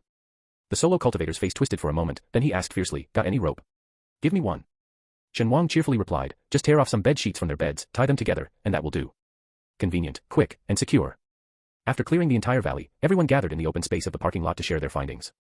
Gu Dongting was the first to speak. I discovered that these people are just low-level minions of the Sami cult, stationed here to manage the believers and sacrifices. Hearing the word sacrifices, a sense of foreboding arose in everyone present.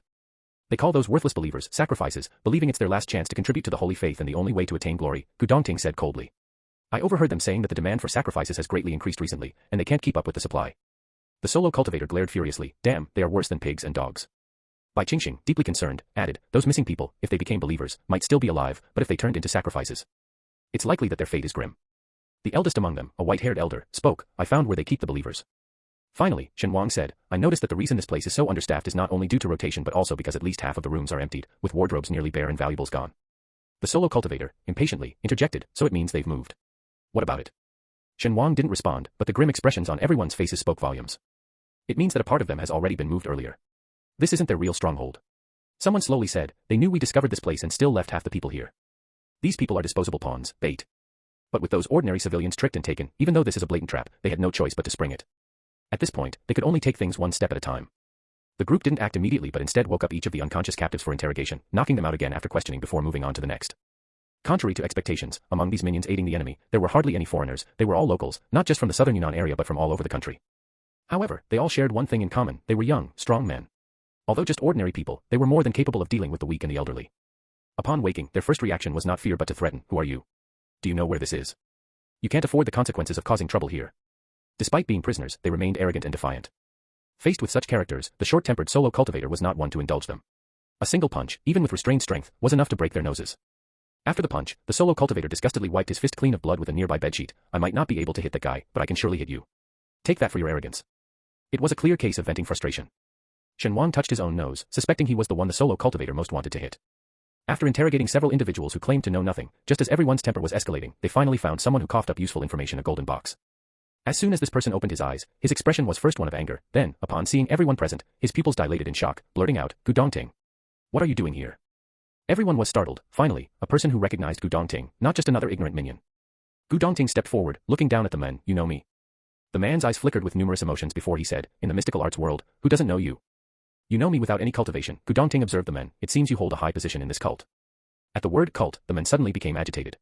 Tied on the ground, he struggled like a dying fish and roared hoarsely. What cult? We are the Holy Church. What do you, the hypocritical orthodox sects, know? The decline of the orthodox and the rise of the unorthodox. It's time for our demonic path to emerge. You orthodox have dominated for thousands of years, hogging all the glory, reaping all the benefits, monopolizing everything valuable in the mystical arts world. Now, your good days are over. No one expected that a single sentence from Gu Dongting would cause this man to break down and reveal so much. As an ordinary person, he shouldn't know everything about the mystical arts world, yet now he harbors deep-seated hatred towards all orthodox paths. Shen Wang watched him like one would a monkey. You, a non-cultivator and ordinary person, what does the mystical arts world have to do with you? Even if the demonic path rises, do you really think you'll benefit from it? Hearing this, the solo cultivator laughed heartily, full of scorn. What nonsense are you talking about? Without the aptitude for cultivation, he's doomed to be unrelated to it for life. What benefits can he possibly gain? Instantly, the men on the ground became agitated. I can't cultivate because the orthodox techniques are flawed. When our master's demonic powers are fully realized, even I, a mere mortal, will have supernatural abilities. Shen Wang's eyes flickered. He continued subtly, you believe whatever others tell you, how easily fooled you are. There's no technique in the mystical arts world that allows ordinary people to cultivate. Your master has fed you a lie, and you've gobbled it up without question. Indeed, in today's mystical arts world, there is no method for ordinary people to cultivate. Otherwise, Tang's father wouldn't have pinned his hopes on his son, he would have embarked on the path himself. In the cultivation world, there are methods to grant ordinary people spiritual roots, but these require extremely rare spiritual treasures. Due to the limited aptitude of ordinary people, continuous nourishment with various heavenly and earthly treasures is needed to barely enhance their strength. Usually, only top-tier powers undertake such efforts for their most favored descendants. This man, merely a minion, should think about his worthiness of such an endeavor. Predictably, provoked by Shen Wang's words, the men retorted, who says there's no method for ordinary people to cultivate in the mystical arts world? It's just you orthodox folks being stingy and selfish, unwilling to share. Our master is magnanimous, willing to share this method, giving us ordinary people a chance. Shen Wang realized why this thoroughly brainwashed man was still abandoned and used as bait. He was too easy to manipulate, even less intelligent than the solo cultivator. Under their relentless prodding, the man spilled everything he knew. He was from a village near southern Yunnan, aware of the mystical arts world due to the presence of a witch doctor in his village, and was fervently eager to step into the path of cultivation. His aptitude was inadequate, making it impossible for him to cultivate. Regardless of the sect he approached, he was turned away. Returning to his village, he thought he was doomed to a mundane life of farming. Little did he know, in a place already rife with sects, another one emerged. Once again, he was enticed to try. Packing his belongings overnight, he bid farewell to his parents and stealthily joined this so-called Holy Church. The Holy Church didn't disappoint him. They told him he couldn't cultivate now, but once the Master's divine power was realized, he would be able to step into cultivation. As one of the earliest members of the Holy Church, he was more eager than anyone for the Master's divine power to be realized, so he could begin his cultivation journey. Leveraging his status as a local, he repeatedly traveled to nearby villages to recruit followers for the Holy Church and personally selected sacrifices to offer to the master. After hearing his story, everyone fell silent. You said you personally chose the sacrifices. Were any of those sacrifices people you knew? A fanatical laugh spread across the man's face. What do you know? They were offering themselves for the master. Even in death, they served a purpose. If they're lucky, they might even become ghost slaves. As ghost slaves, they become immortal, undying. Isn't that what countless people long for? Looking at his ordinary face, which would go unnoticed in a crowd, they almost felt as if his smooth human skin was cracking inch by inch, revealing the hideous, pockmarked true face of an evil spirit. How could someone be so wicked? The solo cultivator couldn't hold back anymore and punched him fiercely, again and again, like hitting a punching bag, cursing as he struck. I'll kill you, you inhuman thing. Even rabbits don't eat the grass by their burrows, but you prey on those close to you. Damn it, your birth was a mistake. In his rage, the solo cultivator didn't hold back at all. With just a few punches, the man's face caved in, and his chest indented, spewing blood and barely clinging to life. The others exchanged glances, hesitated for a few seconds, then averted their eyes, pretending to look at the sky or the ground, deliberately ignoring the solo cultivator's violent outburst. After the solo cultivator's outburst, the men lay on the ground, whispering faintly, I can't die. I haven't started cultivating yet. I want eternal life. Upon hearing his murmured words, the group showed their disdain. Immortality, really? Even the cultivators of ancient times couldn't achieve eternal life. The group, fighting back their disgust, listened to the man's self-narrative. Stripping away his excessive praise for the master and his own despicable life story, they managed to extract some useful information. For instance, the locations where the followers resided, the place where the sacrifices were kept, and the location of the altar. Perhaps for ease of management, these locations were centered around the valley, each in a different direction. After a brief discussion, they decided to leave one person behind to control these captives, while the rest went to search for the followers and sacrifices. Leaving an elder with both brains and strength to prevent any mishaps, the group, instead of splitting up, headed together to the location where the sacrifices were held. Fortunately, the distance wasn't far, and they quickly found the place where the sacrifices were kept. It was a huge crevice in the valley, sealed with an array that prevented escape. In the shadows of the valley, many people were hidden, some sitting, some lying down. Shen Wang stepped forward first to examine the array. It's a simple trapping array. As Shen Wang began to dismantle the array, the people in the valley noticed his actions. Numb yet surprised, they looked at him, still sitting or lying down, not getting up. Once Shen Wang had broken the array, a faint flash of white light vanished, and the array trapping them disappeared. A person lying at the outer edge of the valley gasped for breath and asked in a low voice, Who are you? His eyes held both fear and a glimmer of hope. Gu Dongting stepped forward, pulling out a badge from his wide sleeves, showing it to the person. I'm a police officer, here to rescue you. Hearing the word police, the man's dim eyes suddenly brightened, and tears streamed down his face. Officer, please save me, I don't want to die, save us. At this moment, he didn't care that he was at least a generation older than Gu Dongting, nor did he mind Gu Dongting's strange white robe. Gu Dongting said he was a police officer, and he believed him. The people inside the mountain crevice, hearing the noise, slowly rose up like waking zombies, struggling to make their way outside. Has someone finally come to rescue us? Do you have any food? We haven't eaten for days, we're so hungry. I want to go home, I need to go home. Woo woo woo, home is the safest, I'll never leave home again. All of these people were pale, some with sunken cheeks, others abnormally swollen, all of them reeking, looking like refugees. Shen Wang also noticed that most of them were older adults and some young men who were beaten to immobility. The fewest among them were women. But though the women were the fewest, their condition was the most dire. Most of them were barely clothed, clearly having been violated. Each bore wounds of varying severity, some with scars crisscrossing their faces, others still bleeding from their lower bodies. One woman, with disheveled hair and a crazed look, was clutching a boy of about a few years old. She would suddenly scream piercingly whenever someone passed by. Sensing something amiss, Shen Wang crouched in front of her. Before he could do anything, she threw the child aside, lunging at him while mumbling incoherently. Startled, Shen Wang quickly blocked the woman, who then immediately started to disrobe, utterly indifferent to the dozens of male onlookers. It was then that Shen Wang understood her garbled words. I'll do it, I can, just don't hurt my daughter. A heavy feeling sank in Shen Wang's heart as he turned his gaze to the little boy the woman had thrown on the ground, noticing the boy's stiff body, already showing signs of livor mortis. At that moment, he recognized them. The woman and the little boy were two members of the family of 5 who had left their home. They had come here as a family, and now only 2 were visible. Shen Wang sighed deeply and placed a sleep charm on the woman, causing her to fall into a deep slumber. Shen Wang's disgust for the Sami cult reached its peak. I will never give up, clenching fist. Recently, so many people have fallen ill, including those with secondary infections and those just catching up. Little angels, please be careful when going out, it's really dangerous lately, crying. Both my best friend and I fell ill together, suffering from high fevers, headaches, and discomfort. Double the pain, teary-eyed, pathetically, holding head and crying. Chapter 123. Gu Dongting walked over to Shen Wang, also recognizing the deranged woman, a flicker of pity crossing his eyes. According to the victims, they had been trapped in the crevice for several days, surviving without any food, sustained only by a trickle of water flowing down the mountainside. Suddenly rescued, the overwhelming mix of sorrow and joy caused several elderly victims to faint. Gu Dongting and the others divided into groups, transferring the emaciated victims to the valley, and brought out ample food from the valley's kitchen to distribute. Once everyone had recovered a bit, they began to take in their unfamiliar surroundings, cautious and confused. When they noticed the people tied up on the ground, someone suddenly exclaimed, Isn't that the person who tricked me into thinking I was going to cultivate, only to lead me to death? Others recognized them as well. That's him. The one who lied about making big money abroad. That person was my contact. When I realized I'd been duped and tried to go back, he beat me. That beast, he told me there were anti-aging drugs abroad and tricked me into coming. To deceive an old man like me, he's really courting divine retribution. Seeing everyone identifying their familiar foes, their anger grew, and finally someone couldn't hold back, kicking one of the unconscious men on the ground. That kick seemed to flip a switch, and those who had been suppressing their rage suddenly pounced, raining down punches and kicks. Shen Wang not only didn't stop them but also signaled the other cultivators to subtly wake the unconscious man. After all, beating one's enemy should be felt by the awake, hitting the unconscious is like punching a sandbag, what's the fun in that? Shen Wang smiled slightly. After dealing with those individuals, the group stuck to their original plan, leaving the capable elder behind to protect the ordinary people, while the rest went to rescue others. This time, they headed towards the living area of the followers, located in another direction of the valley. Compared to where the sacrifices were kept, the followers' living area was practically heaven. They had built a small base next to a forest stream, with various sized tents and container houses, wild vegetables drying outside, and all kinds of pots and pans. Numerous young men and women frolicked and laughed, resembling cheerful college students on a picnic. Shen Wang and Gu Dongting exchanged a glance, realizing that these people, unlike the sacrifices, hadn't experienced life and death situations and were still oblivious to the true nature of the Holy Church. Regardless of their reasons for being here, at this moment, they still believed wholeheartedly in the Holy Church. What do we do? The solo cultivator asked, scratching his head in frustration, turning to Gu Dongting. He would rather fight the boss himself than try to reason with these brainwashed people. Gu Dongting pondered and then said, first, try communicating with them. If that fails, just knock them all out and leave them here. The other cultivators, The solo cultivator scratched his head, they are just ordinary people who've been deceived, isn't that a bit harsh? Another cultivator joined in, with the situation here unpredictable, if they just lay unconscious on the ground. What if something happens to them? Seeing the differing opinions, Gu Dongting also showed a hesitant expression, but if we interact with them and don't knock them out, as soon as we leave, they might inform on us, jeopardizing our mission. That was indeed a problem. After a glance at the seemingly safe followers, they made a decision, then let's leave them be for now. Once we've completely uprooted this cult, we'll come back and tell them the truth. After all, they weren't in immediate danger like the sacrifices who needed urgent rescue.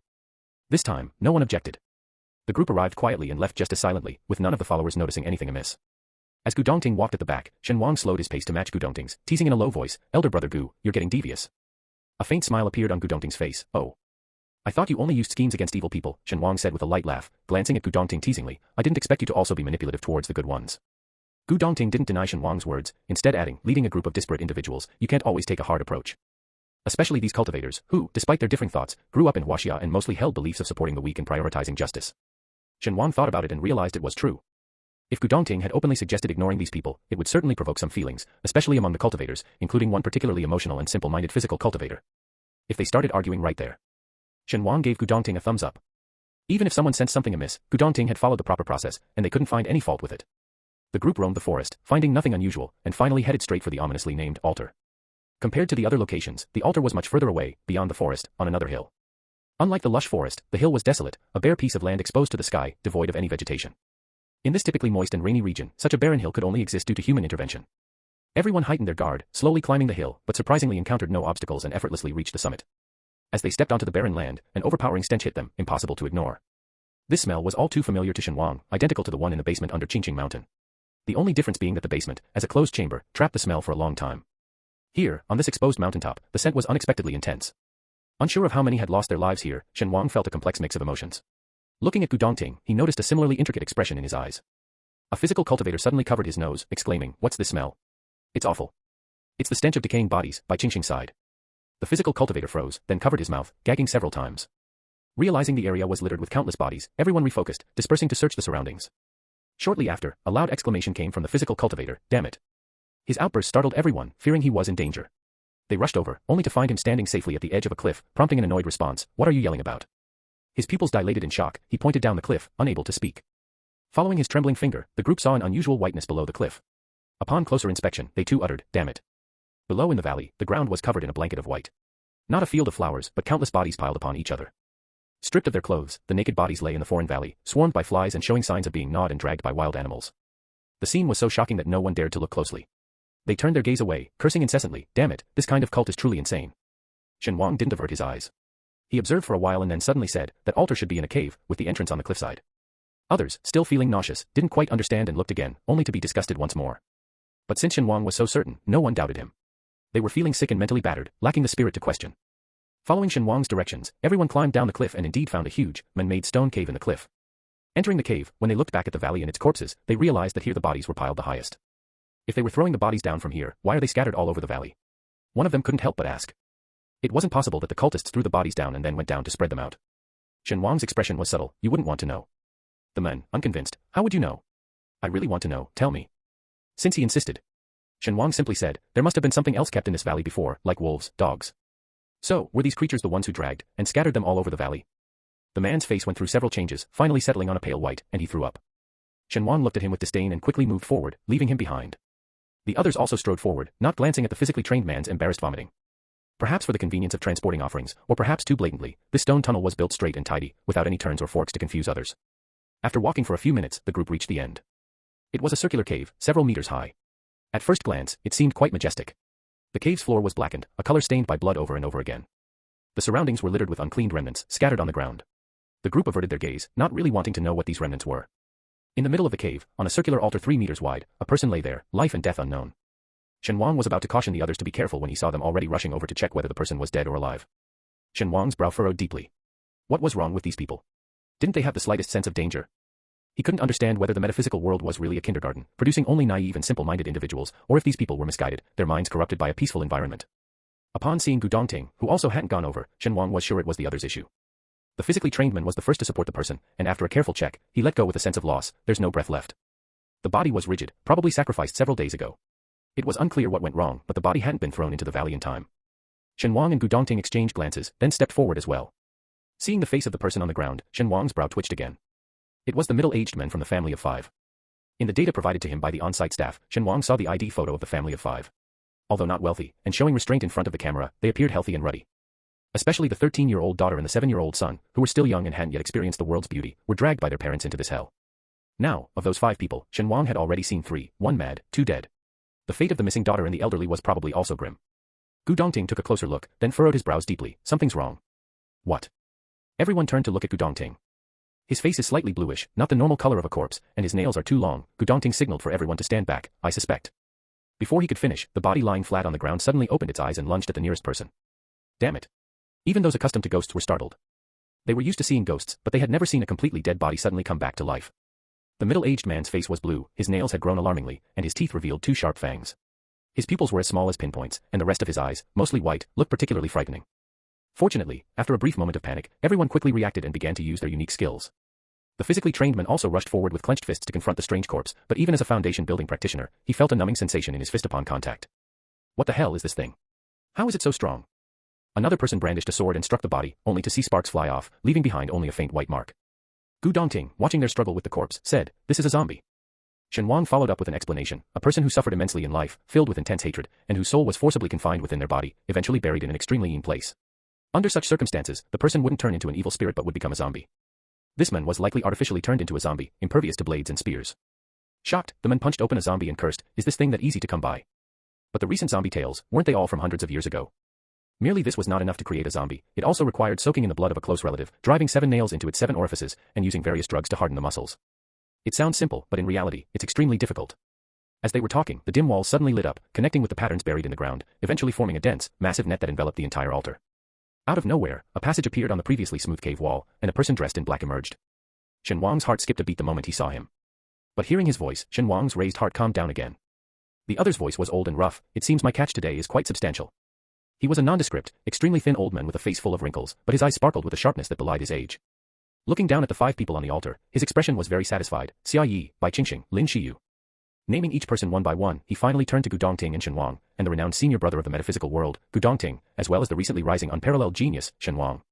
The thought of capturing all these pillars of the metaphysical world in one swoop thrilled him to the core. Shen Wang looked up at the men and after a moment, asked, "Are you Sammy?" "Sammy, that's the name of my sect, symbolizing prosperity and flourishing," the men in black laughed. "As for my real name, I can tell you, I am Fang Qingrong." Fang Qingrong? Shen Wang responded indifferently, "Don't know him." The others, however, had a sudden contraction of their pupils. Fang Qingrong, a demonic cultivator who committed countless murders decades ago, was eventually slain by the president of the Metaphysical Association along with other top experts. This man, who should have been dead, had reappeared and caused such chaos. Fang Qingrong was unconcerned with Shen Wang's reaction, quite satisfied with the other's expressions, and sinisterly chuckled, "Did you think I was dead? Ha ha ha, I am not dead. No matter how many you send after me, what does it matter? I am favored by destiny, I will not die." Fang Qingrong was arrogantly proud, even smug, as he looked at the people below fighting with zombies, his eyes filled with pity. "You pitiful righteous ones, your ancestors exhausted the spiritual energy of heaven and earth, leaving nothing for future generations. Now, your cultivation progresses hardly an inch." Upon hearing this, everyone's lips twitched. The disappearance of spiritual energy is linked to many factors. It's an inevitable trend we can't stop but only accept. In contrast, you demonic cultivators act recklessly, showing no regard for human life. Do you really think you'll have a good end? Fang Qingrong spread his hands, and with his movement, the dense net on the walls began to flow slowly, coming to life, inching towards the altar and the living people on it. Watching the red patterns crawl onto the altar, Fang Qingrong burst into laughter, the first time in many years he felt this happy.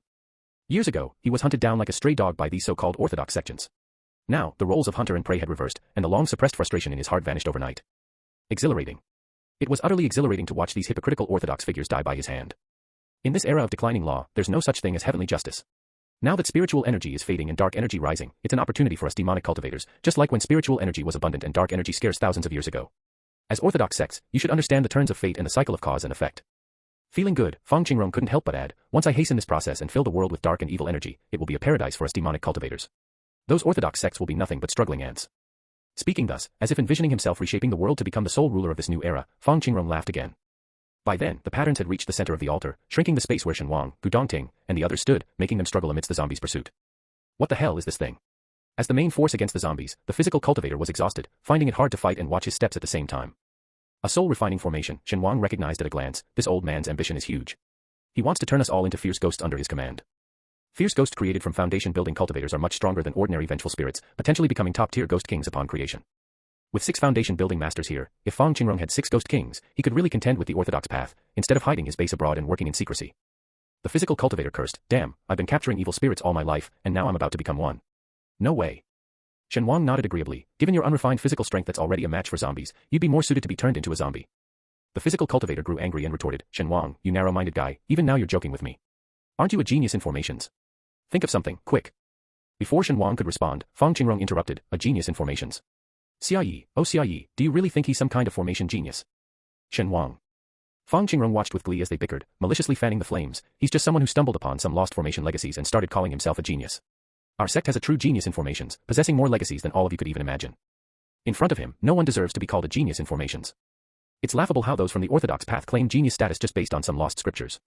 Shen Wang and Gu Dongting exchanged a glance. As they were squeezed together, the formation patterns inched closer. Shen Wang sighed and said, if you say I'm not a genius, I might accept that. But mocking my legacy, that's something I won't take lightly. Even in the metaphysical world of 10,000 years ago, it was at best parallel to the grand and magnificent world of cultivators, let alone now. The moment Shen Wang raised his hand, Gu Dongting, who had been standing quietly, suddenly produced a black sword from nowhere. The sword, though dark, seemed to emit a snowy white sword aura as it swept through the air. Under the influence of this sword energy, the movements of the zombie abruptly halted for a few seconds. Shen Wang threw several jade stones, pale green in the center, which shot out and firmly embedded themselves in various nodes of the soul-refining formation, halting the advancing patterns. As Shen Wang acted, the 3 people engaging the zombie also erupted with energy. Xia, the physical cultivator, swung his fists with a whooshing sound, his punch sinking into the zombie's chest. Lin Shiyu's sword shone brilliantly, restraining the zombie. A wisp of flame emerged from Bai Qingxing's palm. The instant the flame appeared, the surrounding air grew intensely hot. The zombie stiffened and growled lowly. Shen Wang felt the scorching heat of the strange fire, turned his head to look, and envied immensely. Alas, it was a teammate's fire, and he could only yearn. Turning his envy into motivation, Shen Wang flicked his fingers to manipulate an invisible formation. The red lines on the ground suddenly twisted chaotically, as if boiling water had been poured on them. They resembled grotesque, bloodthirsty, and abnormally long threadworms, making one's scalp tingle. Meanwhile, Gu Dongting thrust his sword towards the zombie's head, but even a stab to the brain didn't hinder the zombie's movements. Gu Dongting followed up, infusing his sword edge with a chillingly murderous aura. The zombie, pierced through the head yet still thrashing, struggled briefly before collapsing with a thud. Lin Shiyu of the Celestial Master's Mansion withdrew his sword, remarking, Gu, my friend, how kind of you to leave it a whole corpse. Gu Dongting sheathed his sword too, he was just a pitiful soul exploited by others. Lin Shiyu nodded in agreement and inquired, the sword of Gu, my friend, seems extraordinary. Is it your life-bound sword? Gu Dongting instinctively glanced at Shen Wang, hesitated, then nodded in acknowledgement, yes, it's my life-bound sword. After his admission, the other didn't probe further about the sword's origin, only commenting, Gu, my friend, you're indeed fortunate to have found a sword suitable to be your life-bound weapon. As Yi Qingrong said, in this era of dwindling spiritual energy, where every treasure has been unearthed and hoarded by various sects, it's incredibly lucky for Gu Dongting to still find such a find. Although the sword was pitch black with an odd appearance. Yi Qingrong above them didn't expect that the group he thought was easily trapped would so swiftly deal with the zombie he had meticulously created. His eyes widened in disbelief, and every wrinkle on his withered face expressed incredulity. Impossible, this is the zombie I carefully crafted. Shen Wang, controlling the formation and battling its creator from afar, couldn't help but roll his eyes at Yi Qingrong's words. What made you so confident that a zombie you created in a few days could defeat several foundation-building cultivators? In the metaphysical world, foundation building was already the pinnacle of mastery. Yi Qingrong abruptly turned to Shen Wang, observing the trembling formation patterns on the ground, and sneered, even without the zombie to distract you, I want to see how long you can hold out. In Yi Qingrong's mind, this formation was flawless. He had created several powerful ghost kings with it, using ordinary means. He believed even Shen Wang couldn't withstand it forever. Thinking of the formation's creator and the more complete martial arts heritage than the orthodox schools, Yi Qingrong suppressed his last bit of worry, still standing above without leaving. Once these people become ghost kings under my control, I'll torment their souls severely, he thought. Soon, the twisted formation patterns gradually calmed down, lying quietly on the ground, showing no signs of abnormality. A look of joy appeared on Yi Qingrong's face. Shen Wang, you finally. Before he could finish, the pattern suddenly tangled into a mess, like a heap of entangled threads, then exploded and vanished without a trace, as if they never existed. In the cave, Shen Wang and the others still stood on the altar, with a corpse lying on the ground and the surrounding walls clean, as if nothing had happened. Yiqingrong stood at the entrance of the high passage, his face blank. Shen Wang sighed in relief. This formation was easy to break, but tracing back to the creator of the formation and making him suffer was indeed not easy. It took a lot of effort. He appeared effortless and unruffled, claiming he was exhausted, but nobody else believed him. Only Gu Dongting echoed. Indeed, it was troublesome. Yiqingrong was also at the foundation building stage, but he was alone, whereas Shen Wang and his companions were all at the same level, quickly turning the tables. Yiqingrong's complexion changed, and as he tried to retreat, a powerful attack suddenly came from behind him in the tunnel. Startled, he was forced down the passage, landing on the ground face to face with Shen Wang and the others. Shen Wang even had the leisure to wave at him, smilingly greeting, "Mr. Yi, how courteous of you to come down and greet us personally." Yiqingrong's face turned livid with rage. He glared fiercely at Shen Wang and quickly glanced behind him, exclaiming, "Kuang Jun, what are you doing here? Wasn't this man supposed to be in the valley, taking care of the victims with Jiushou Taoist?"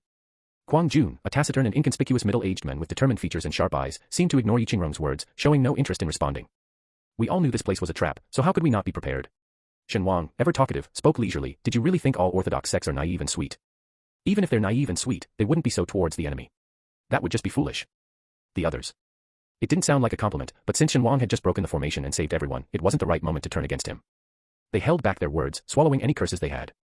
Yiqingrong looked at them resentfully. Raising his hand, he suddenly summoned 4 ghost kings, both male and female, charging towards Shen Wang and his group. He himself quickly attacked Kuang Jun, attempting to break through from his end. They were all at the foundation building stage, so sending ghost kings seemed like an underestimation. Had it been before his breakthrough, Shen Wang might have needed some strategy to deal with the ghost kings, but post-breakthrough, such minor adversaries were hardly a challenge. In the vast cave, both sides were locked in fierce combat. Yiqingrong, who looked down on the orthodox sect's slow progression, found himself outmatched by the steady and formidable foundation building cultivators. Shen Wang quickly dispatched the ghost kings charging at him and chuckled upon seeing Yiqingrong and Kuang Jun struggle. "Mr. Yi, as I said, crooked paths lead nowhere. There are no shortcuts in cultivation. Why didn't you listen?" Speaking, Shen Wang swiftly joined the fray. Soon, Shen Wang aided Kuang Jun while Gu Dongting helped others against the ghost kings, quickly gaining control of the situation. The ghost kings, stripped of their spiritual intelligence for easier control and deprived of reincarnation chances, were about to be dispersed by the group. Shen Wang interjected, "Even if it's just a fragment of a soul, they deserve a chance at reincarnation. Who knows, in 10,000 years, they might be reborn." The others were startled. How can such fragmented souls be reincarnated? The gate of rebirth couldn't possibly be summoned for them. Shen Wang stepped forward, hands pulling open a void, and then cast a purification spell on the ghost kings before casting them into the cycle of rebirth. His actions were smooth and straightforward. He clapped his hands. "See, that's sorted." After completing the task, his attention returned to Yiqingrong, oblivious to the others' astonished expressions. What the heck? How did he do that? A living person opening the gate of rebirth. Isn't the gate of rebirth only summoned automatically by the souls of malevolent spirits after their obsessions dissipate? The group exchanged looks and stealthily used secret techniques to observe Shen Wang, only to be blinded by the bright golden aura of merit surrounding him, forcing them to look away. But as they closed their eyes, they seemed to glimpse a faint purple flow within the golden light, gone in an instant, as if it were an illusion caused by the dazzling light. The group glanced at Shen Wang and then at Gu Dongting, noticing that both were enveloped in a thick aura of golden merit, clearly indicative of their many good deeds. The group. It was unexpected. One was a cold and aloof figure, the other carefree and unrestrained, yet both turned out to be genuinely good-hearted. Unaware of their expressions, Gu Dongting approached the fiercely struggling Yiqingrong, pinned to the ground, and said slowly, "You managed to escape before, probably because you had an insider in the metaphysical world."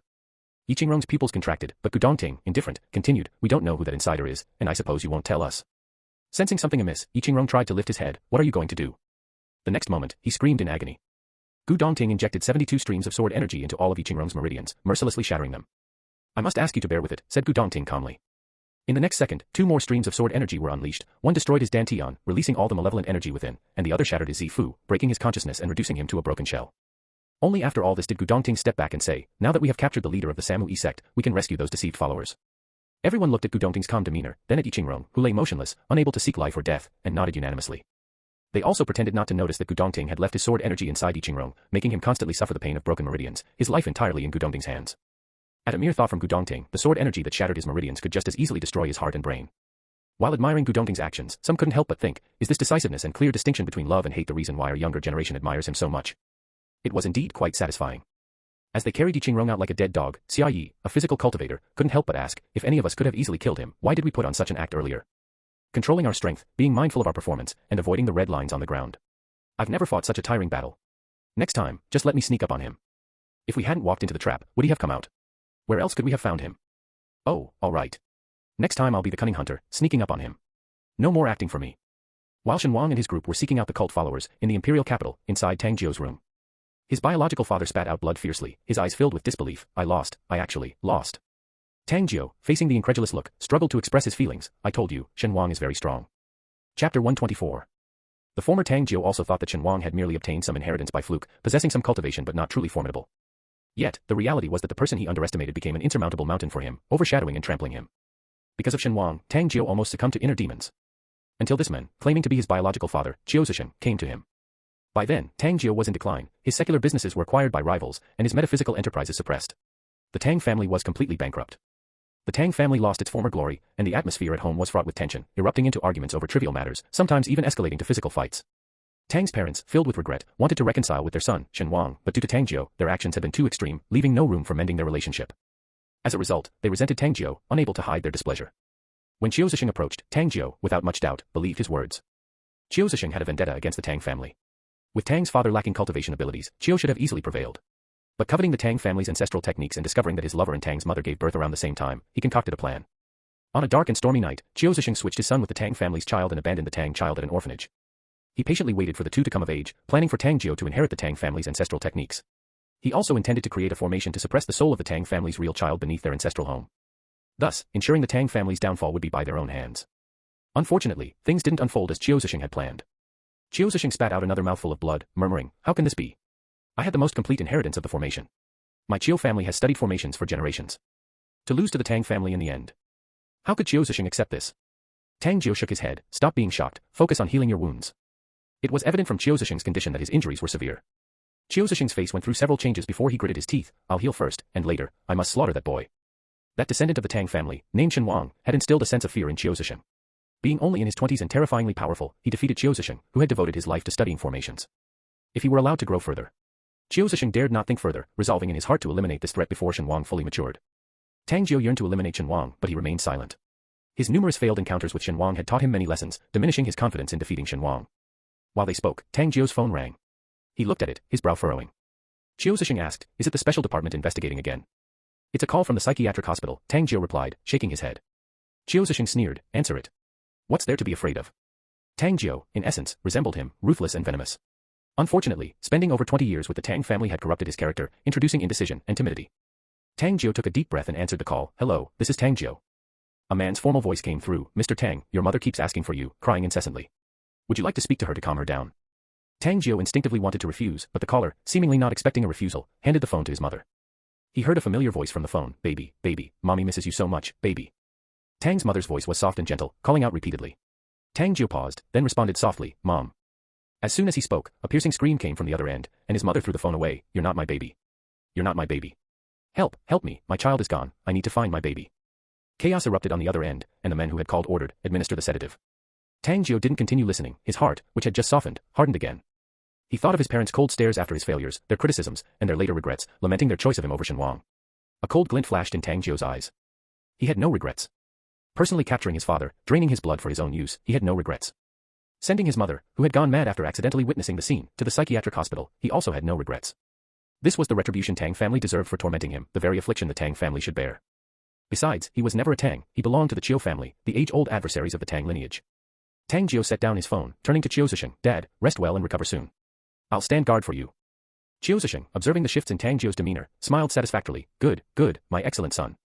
Meanwhile, Shen Wang and Gu Dongting, along with their team, adopted the strategy of capturing the leader first.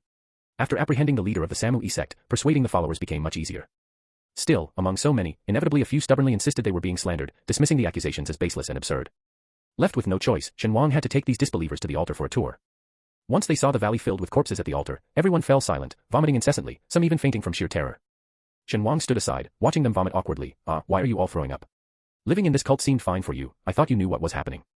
Disappearing comrades every now and then, didn't you find that strange? Take a closer look at those bodies, you might recognize someone. It'll help the police identify them." After Shen Wang's remarks, those who had nearly stopped vomiting did so again, their faces pale, eyes vacant, minds paralyzed. Seeing the endless vomiting, Gu Dongting signaled to a seemingly enjoying Shen Wang. Shen Wang turned around, blinked his right eye, acknowledging the signal. Slightly traumatized by the altar, the followers became exceedingly compliant, obediently following every instruction. Gathering everyone in the valley, Gu Dongting contacted domestic authorities to explain their situation. The counterpart was pleasantly surprised by how quickly Gu Dongting and his team completed their mission, sighing after hearing everything. "It's already remarkable that so many survivors were found. Send me the exact location, and we'll coordinate with other countries to bring these people back for medical treatment and psychological counseling." Before the officials could manage everything, they would send personnel specifically to comfort and deal with the civilians. With this, Gu Dongting and Shen Wang's mission was largely successful. What remained was to purge the cult's lackeys and capture all the scattered and hidden evil cultivators. This time, the group of 7 split into 4 teams, Shen Wang and Gu Dongting as one, physical cultivator Xia Yi and Dan cultivator by Qingqing another, Lin Xiyu from the Celestial Master's Mansion and Quang Jun from the Special Department as the third team. Lastly, Jiushou Taoist remained at the base, responsible for protecting the civilians. Jiushou Taoist. With everyone operating separately, their efficiency improved significantly. They each displayed their skills in tracking down hidden cultivators, attacking immediately upon discovery without unnecessary talk. In such operations, there was no room for misjudgment, only the possibility of missing some. Gu Dongting's sword energy contained a hint of death energy, usually imperceptible when he controlled it, but this trait made him particularly sensitive to cultivators with robust vital energy. Throughout their mission, Shen Wang hardly needed to act, Gu Dongting alone dealt with all the hidden evil cultivators. Discovering an evil cultivator, Gu Dongting would strike severely, crippling their cultivation with movements as fluid as if practiced thousands of times, impressing Shen Wang. The number of captured evil cultivators dragged behind by vines grew, and when they couldn't carry more, they were dropped off in the valley before continuing the hunt. Time passed until the sky darkened completely, the black canvas scattered with twinkling stars. Noticing this, Shen Wang immediately urged Gu Dongting to look up and admire the rare sight of clear and bright stars. In the city, it's rare to see stars so clear and bright. Gu Dongting, still emanating a sharp sword aura, instinctively looked up, his eyes reflecting the brilliant starlight. A heart's breadth holds the galaxy. Shen Wang waited a while for the next line, then asked in confusion, what's the next line? Don't poems usually have 2 lines? Gu Dongting chuckled, that is the next line. Shen Wang's confusion deepened, then what's the first line? Why don't you recite the whole thing? Could it be that the sight of the stars inspired only half a poem? Gu Dongting smiled faintly, remaining silent. Or perhaps he only remembered this one line. Shen Wang, thinking he had figured it out, considerately didn't press further, changing the topic. We've already combed through this area several times, and it seems we've caught all the evil cultivators. Should we check another territory? The areas cleared by Gu Dongting were thoroughly scoured, leaving no stone unturned, with no evil cultivator escaping his discernment. After speaking, Shen Wang looked at Gu Dongting, and seeing him nod, randomly chose a direction. Let's head this way. That physical cultivator is responsible for this area. He's a bit careless, so I'm worried some might have slipped through. Gu Dongting watched Shen Wang's confident demeanor, hesitated for a few seconds, but didn't tell him that they were not headed in the physical cultivator's direction. But after thinking, he realized it made no difference where they went and remained silent, his mind lingering on the line of poetry that had briefly crossed his thoughts. This feeling has nowhere to be voiced, a heart's breadth holds the galaxy. Contrary to Shen Wang's expectations, the seemingly careless physical cultivator turned out to be quite reliable. Under Gu Dongting's scrutiny, they found no overlooked evil cultivators. Shen Wang, in disbelief, remarked, that physical cultivator, how could he be so thorough? It must have been that my family cultivator who cleaned up properly. Gu Dongting looked at Shen Wang helplessly, although Xia Yi is a physical cultivator, he's not reckless or inattentive. Shen Wang silently watched Gu Dongting. As Gu Dongting spoke, he realized his exaggeration and couldn't help but smile at himself. The two exchanged a glance and burst into laughter together, startling a flock of sleeping birds into flight, their wings flapping and leaving a trail of frantic feathers. Gu Dongting rarely laughed so heartily. Ever since a red tear-shaped birthmark appeared, he became even more expressionless, extremely cold and distant, showing relaxation only around family and Shen Wang. Now, his radiant smile, combined with his striking looks and the accent of the red birthmark, made him resemble a bewitching spirit in the forest, captivating and mesmerizing. Shen Wang glanced over and felt his heart flutter, his heartbeat slamming against his chest. He quickly averted his gaze, pointing randomly, there seems to be something off over there. Let's check it out. Unaware of Shen Wang's reaction, Gu Dongting followed the direction he had pointed at. As they got closer, Shen Wang indeed noticed something unusual. Gu Dongting commented, I don't see anything strange. Is there a hidden secret? In front of them was a forest indistinguishable from the rest. Shen Wang looked closer, touching a spot that emitted a faint white light. The trees suddenly shook and vanished. Now before them was a mountain wall concealed by vines. It's a sophisticated concealment formation. Shen Wang hadn't expected to find such a complete formation in modern times. He pushed aside the vines, revealing a dark cave behind them. Shen Wang clicked his tongue, this cult, hiding like rats, digging holes everywhere. Turning every mountain into a network of tunnels. Gu Dongting stepped forward, positioning Shen Wang behind him, and took out a flashlight he had prepared, leading the way into the cave. After a few steps, a sharp whooshing sound was followed by several long arrows, their tips glowing with a familiar green light. Gu Dongting swiftly cut down the arrows with his sword. A few more steps in, suddenly a dagger flew out. Shen Wang's forehead twitched, pulling Gu Dongting behind him. This is a formation, let me handle it. Though Gu Dongting could have probably brute forced his way through, watching him was exhausting for Shen Wang. Gu Dongting paused, reluctantly stepping back behind Shen Wang. With Shen Wang leading the way, they encountered no more traps. After walking for over half an hour and turning countless corners, Shen Wang wondered if the evil cultivators had dug through the entire mountain. Finally, they reached the end and saw a massive stone door. While searching for the mechanism, Shen Wang grumbled, this place has so many defenses. If there's no treasury inside, I'll have to give Yi Qingrong a beating for wasting my time. Having said that, he solved the puzzle, and the stone door rumbled open, releasing a swarm of poison darts. Gu Dongting's pupils shrank, instinctively drawing his sword, while Shen Wang was already prepared with a protective talisman. The sword chi and talismanic power activated simultaneously, rendering the poisoned needles ineffective, which fell to the ground. Upon seeing the chamber's interior, Shen Wang was disappointed. All this protection, I thought it was a treasury. What a waste of effort. The chamber was empty except for a locked safe. Not just Shen Wang, even Gu Dongting was surprised. So much effort for just a safe. Shen Wang gritted his teeth, I hope there's something worthwhile in this safe. The safe was also protected by a formation, which Shen Wang quickly dismantled before forcefully breaking into it. Inside, instead of treasures, were only a bunch of books. Shen Wang. He felt a second wave of disappointment. Gu Dongting picked up the books, his frown deepening as he read, formations, talismans, cultivation techniques.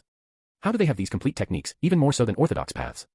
Hearing this, Shen Wang also took a look and found the formations and talismans were not particularly profound but very comprehensive, which could be considered quality in the current metaphysical world. The two exchanged glances. Shen Wang speculated, maybe they discovered the tomb of some ancient great master.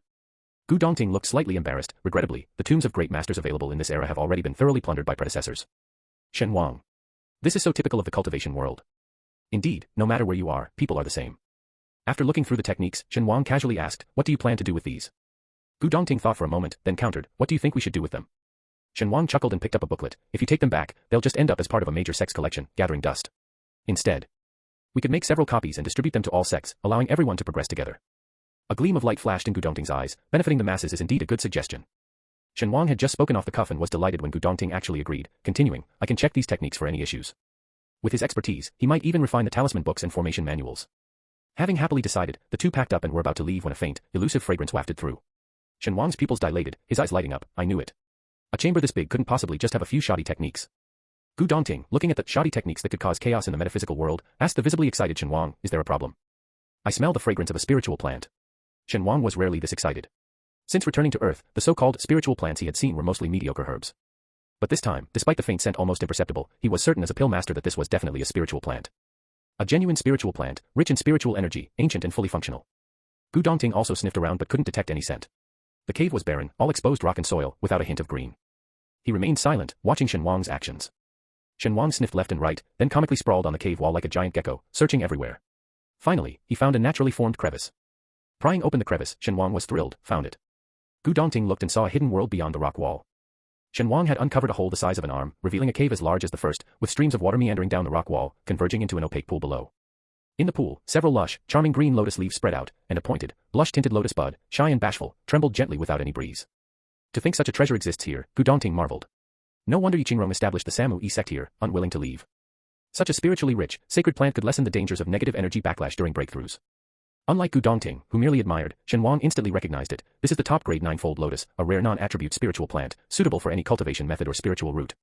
What's most remarkable is that, unlike other spiritual plants that may only utilize the fruit or flower, every part of the lotus is precious. The petals cleanse the mind, the seeds assist in breakthroughs, the leaves and stems can be used for artifacts and alchemy, and even the lotus root.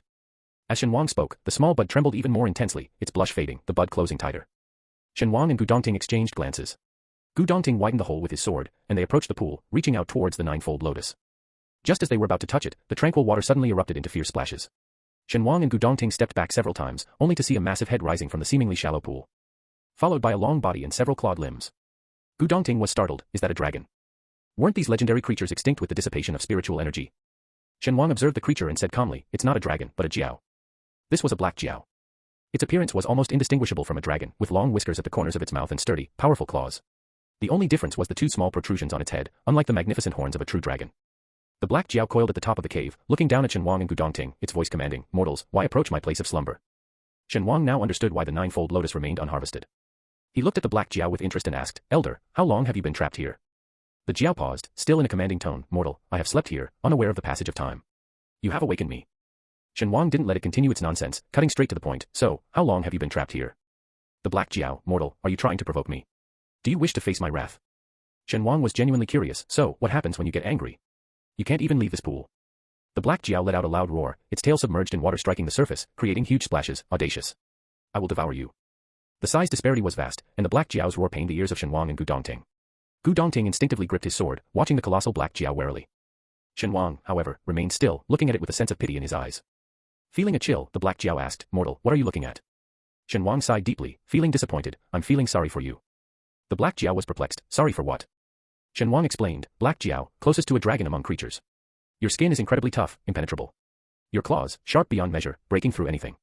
And your blood, it can enhance human potential, improve cultivation. I heard that pills made from a demon's core can elevate one's level instantly. At first, the black jiao thought Shen Wang was praising its might, even posing more fiercely. But as Shen Wang continued, its posture gradually softened, eventually curling up like a mosquito coil. Quickly realizing its weakened stance, it unfurled itself, human, even though I am trapped here, step into this pool, and I will kill you. This time, it didn't hide its tail under the water, revealing it. The tail, like a mix of jiao and dragon, was bound by a long golden chain. The chain flashed with golden characters that flickered more frequently whenever the black jiao moved too much. Shen Wang then asked, how long have you been trapped here? After a long silence, the black jiao spoke, very long, probably 1,000 years. So long. Shen Wang and Gu Dongting hadn't expected the black jiao's history to trace back 1,000 years. Once it started talking, the Black Jiao couldn't stop, complaining. 1,000 years ago, when spiritual energy was abundant, and demon beasts reigned, our favorite thing was to frolic and fight everywhere. But then a human cultivator appeared out of nowhere, insisting our battles disrupted human lives, wanting to kill us. Naturally, we resisted and fought against the humans.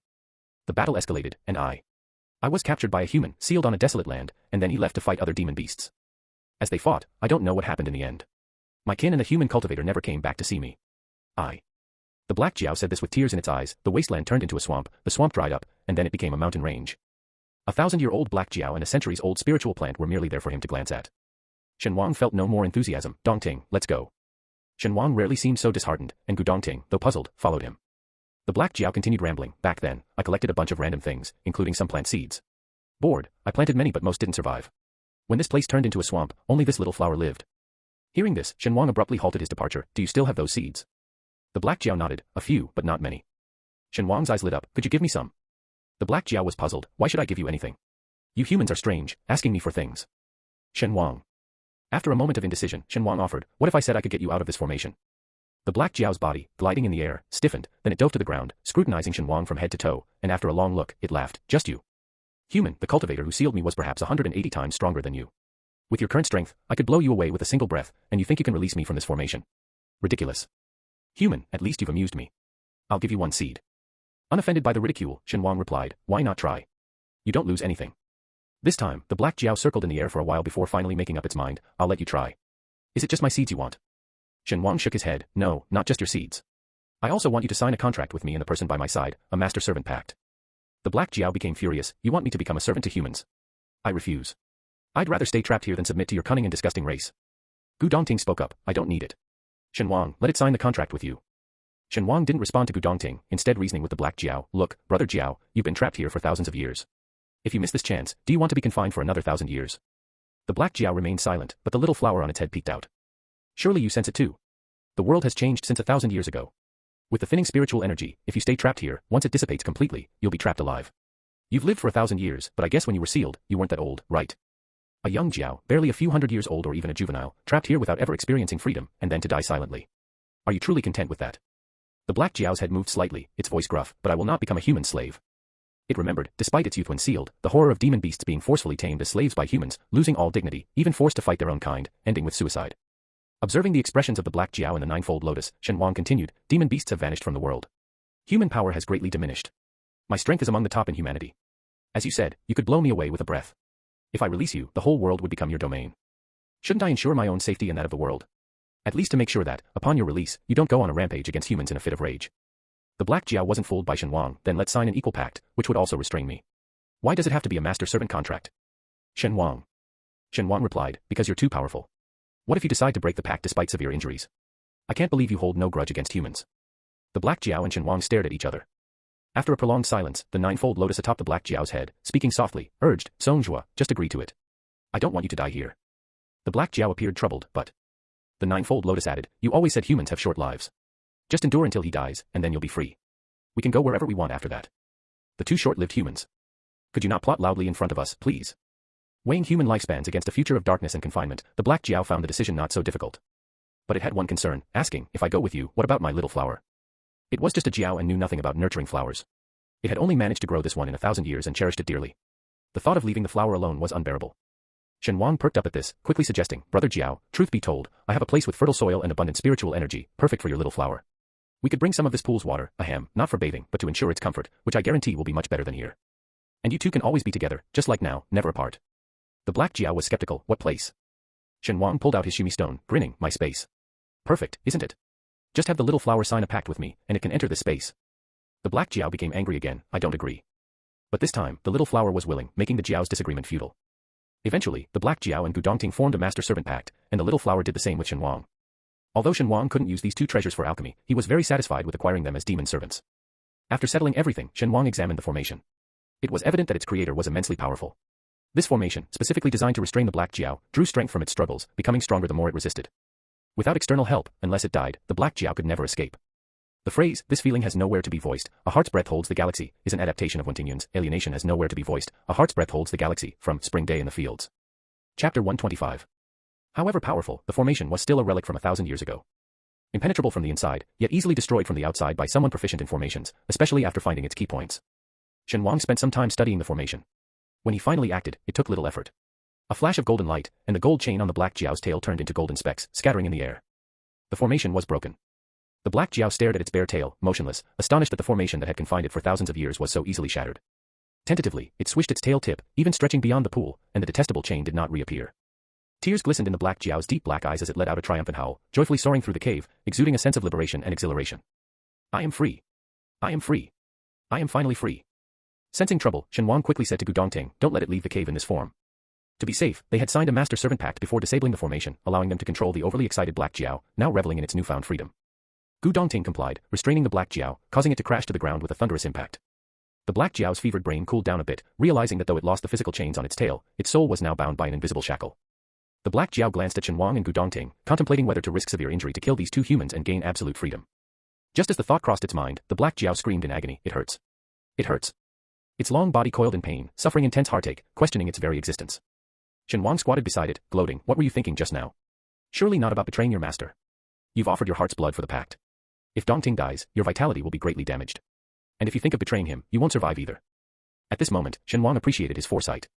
Indeed, having a backup plan is essential for survival. The black Jiao's struggles gradually ceased. It glared resentfully at Shen Wang, gasping laboriously, mere humans, with only a few thousand years of life. I can wait with my tens of thousands of years. Unperturbed by its defiance, Shen Wang patted its head, reluctantly stroking its fine skin, asking, can you transform into a human form? After a few seconds of silence, the black Jiao's massive body shrank dramatically, eventually turning into a young man in a black robe, strikingly handsome and exuding an imposing aura. Shen Wang examined the black Jiao's ancient black garb, then Gu Dongting's white traditional clothing, going back and forth several times before snidely remarking, in modern society, you can't go around dressed like this. You need to wear clothes appropriate for the times, understand? The black Jiao, unfamiliar with modern clothing, replied impatiently, I haven't seen the clothes you're talking about. How am I supposed to change? Shen Wang pointed to his own white t-shirt, just transformed to look like me. The black Jiao, grumbling, transformed his ancient black robe into a black t-shirt identical to Shen Wang's, complete with matching pants and shoes, albeit all in black. Satisfied, Shen Wang nodded, when you're outside, remember to hide your identity. If people find out you're the last Jiao, they might attack you, wanting your skin and bones. I won't be able to save you. Following the black Jiao's suggestion, Gu Dongting blocked his emotional perception from the black Jiao. Although the Jiao couldn't block its own thoughts from Gu Dongting, it was Gu Dongting's choice not to receive them. But it didn't matter to the Jiao, it was simply annoyed by Gu Dongting's emotions and didn't care if its own were perceived by others. After teaching the two ancient demon creatures many basics, Shen Wang collected some of the water from the pool into his shumi space and also transported the ninefold lotus itself into the space. After a period of nurturing with spiritual energy, the amount of fertile soil in Shen Wang's shumi space had significantly increased, now amounting to a handful. The introduction of the ninefold lotus's spiritual pool water further enhanced the soil slightly. The ninefold lotus, having signed a master-servant pact with Shen Wang, felt no discomfort entering the space. Instead, it thrived in the abundant spiritual energy and rare fertile soil, feeling delighted. It found an ideal spot to root itself and buried its base, fully blooming. The flower branches and leaves swayed without wind, visibly exuding happiness. Seeing this, the black Jiao commented sourly, little flower, is such a small, shabby place really that comfortable? The ninefold lotus stiffened, then coquettishly replied, being by your side is the most comfortable. At this single phrase, the black Jiao's face lit up with joy, forgetting any hint of jealousy. Shen Wang sized them up, pondering soulfully, could they be another gay couple? But wait, isn't the ninefold lotus monoecious? Is this little flower male or female? He voiced his thoughts, and the little flower's petals trembled as it said, I don't know. I haven't matured yet, so I don't have a gender. Shen Wang. Turns out it's just an underage flower. What a sin. Having settled everything, as they prepared to leave, Shen Wang couldn't part with the spiritual water in the pool, imbued with the ninefold lotus's essence. After some thought, he bit the bullet and transferred all the water into his shumi space. This turned the small shumi space into a full pool of water. Gu Dongting, Shen Wang, where have you been? Did you encounter any trouble? This was the straightforward body cultivator Xia Yi. Glad to see you're safe, brother Gu, brother Shen, said the gentle-natured pill cultivator by Qingxing. Who is this person? Asked the observant and cautious Jiushou Taoist. Shen Wang hadn't expected them to worry about him. Scratching his head, he replied, nothing much, just raided the cult's treasury and got some good stuff. You'll find out later. As for him, his name is Zhua, a victim who was betrayed and imprisoned by Yiqingrong. I rescued him along the way. Hearing this, the initially wary group looked at the black Jiao with sympathy, so, he wanted to turn you into a ghost king too. Despicable Yiqingrong. Don't worry, you're safe now. Yiqingrong has been captured. The black Jiao, forcibly educated and warned not to harm humans, still found it uncomfortable facing so many. Managing a stiff smile and suppressing the urge to send everyone flying, he said, greetings to all fellow Taoists. After their initial worries, the group, not being gossipy, exchanged a few words and then quickly dispersed to rest. Due to the shortage of rooms, they piled all the captives outside, leaving the remaining rooms for the victims to squeeze into. The cultivators simply found convenient places to sit cross-legged and meditate. Shen Wang and Gu Dongting squeezed into a space together, each focusing on their cultivation. The black dragon by their side watched them, letting Shen Wang release the 9-layered lotus while it held a palm-sized flower, finding a spot to whisper among themselves. The next day, officials arrived to take over. They would handle the victims, ensuring their safe return home, and the complicit individuals would receive their due punishment. Having successfully completed their mission, Shen Wang and his group, with Yi Qingrong and several key members of the cult in tow, flew back to the imperial capital on Gu Dongting's private plane. Aboard the plane, the black dragon was full of wonder. Touching the leather seat beneath it, it quietly remarked to Shen Wang, "How can this thing fly without being a magical instrument or having any spiritual energy?" Shen Wang smiled. "This is the crystallization of humanity's great wisdom. In this age of declining magic and mystique, life must go on. As long as there's a will to live, one can always find a way to survive." The black dragon sighed. "Now I understand why humans, seemingly so weak, have endured longer than us magical beasts. The power of magical beasts is indeed formidable, but this very strength often prevents them from exploring other paths. When great changes come, those magical beasts unwilling to adapt have only one fate, death. In contrast, fragile humans, in their quest for survival, seize every opportunity for life. Whether in the era of abundant spiritual energy thousands of years ago or in today's age of decline." Upon arriving in the imperial capital and seeing the bustling streets, towering skyscrapers, smooth roads, and the ceaseless flow of cars, the black dragon's eyes darted everywhere, overwhelmed, and the 9-layered lotus hidden in its chest gaped in awe. They looked like 2 country bumpkins. Shen Wang had no time to tease them, as he was busy accompanying Gu Dongting to report their mission. He instructed them not to wander off before leaving with Gu Dongting. Shen Wang and Gu Dongting concealed the details about the black dragon and the 9-layered lotus, but reported everything else truthfully, with Gu Dongting even presenting various techniques found in the treasury. Capturing the leader of the Samui cult was already a great achievement, and now with so many cultivation methods, it was even more remarkable. The leader in charge was both shocked and elated, eagerly flipping through the methods. "Excellent. This is just fantastic. With these, the strength of our metaphysical community can advance even further. Next time in the international competition, we won't have to rely solely on you." Seeing the leader so excitedly praising, Shen Wang felt a subtle sense of pride. He winked at Gu Dongting, mouthing, "Brother Gu, truly impressive." Gu Dongting glanced at him, then quickly at the oblivious leader, mouthing back, "Likewise." Their playful exchange in front of the leader was akin to students whispering behind a teacher's back, filled with childish joy. Once the leader calmed down, he cleared his throat, regaining his composure. "Although we've captured Yi Qingrong, the matter is far from over. We don't know if they have other strongholds, and the identity of their inside agents in the metaphysical community remains unknown," he said, frowning. "Interrogate those we've brought back, try to uncover the identity of the insider." Gu Dongting nodded solemnly, and he and Shen Wang left the leader's office. As the door closed, Shen Wang noticed the leader holding the cultivation books with a goofy smile, clearly besotted. Shen Wang commented, "Your leader is quite approachable." Gu Dongting chuckled. "Indeed, he might be a bit too straightforward, but he's a good person, wholly dedicated to the development of the metaphysical community, always thinking about how to improve the lives of ordinary people." Such a person naturally commanded Shen Wang's respect. They sent the core members of the Samui cult for interrogation. With everyone working tirelessly, they finally obtained detailed information on the cult. Cult leader Yi Qingrong, somehow acquiring numerous inheritances, used these methods to attract cultivators discontented with the metaphysical community. With this foundation, he established the Samui cult. This cult practices dark arts, believing that with the dissipation of spiritual energy and the death of the Great Way, it's time for dark cultivators to rise. They disregard the lives of ordinary people, treating them as expendable, believing that sacrificing themselves for the dark cultivators' world domination is their greatest honor. They firmly believe that once their leader overthrows the righteous path, they will rise to the top and become the elite of a new world. Shi Yan, reading the interrogation results with furrowed brows, couldn't help but comment, with this mindset, they dared to harm so many lives. Imagine the chaos if they ever became the so-called elite. The main issue is, did they overlook modern high-tech weapons? No matter how skilled in martial arts or advanced in the foundation building stage, how will they dodge a mortar shell? They are like frogs in a well, content in their ignorance, only willing to see what they want to see. After his rant, Shi Yan continued reading. The core members include cult leader Yi Qingrong, elder Lin Qinshu, Qiu Zisheng, protector Wen Bai, Jiang Qirong, Yin Ran, and the son and daughter of the cult, Song Yixing and Wu Ai. Among these, only Yi Qingrong, Lin Qinshu, Wen Bai, and Song Yixing have been captured. Oh, and one daughter of the cult, Wu Ai, too. The rest, Qiu Zisheng, Jiang Qirong, and Yin Ran, remain at large. After going through all the known information, Shi Yan looked around at his colleagues. Currently, our authorities have officially listed the Samui cult as a heretical organization.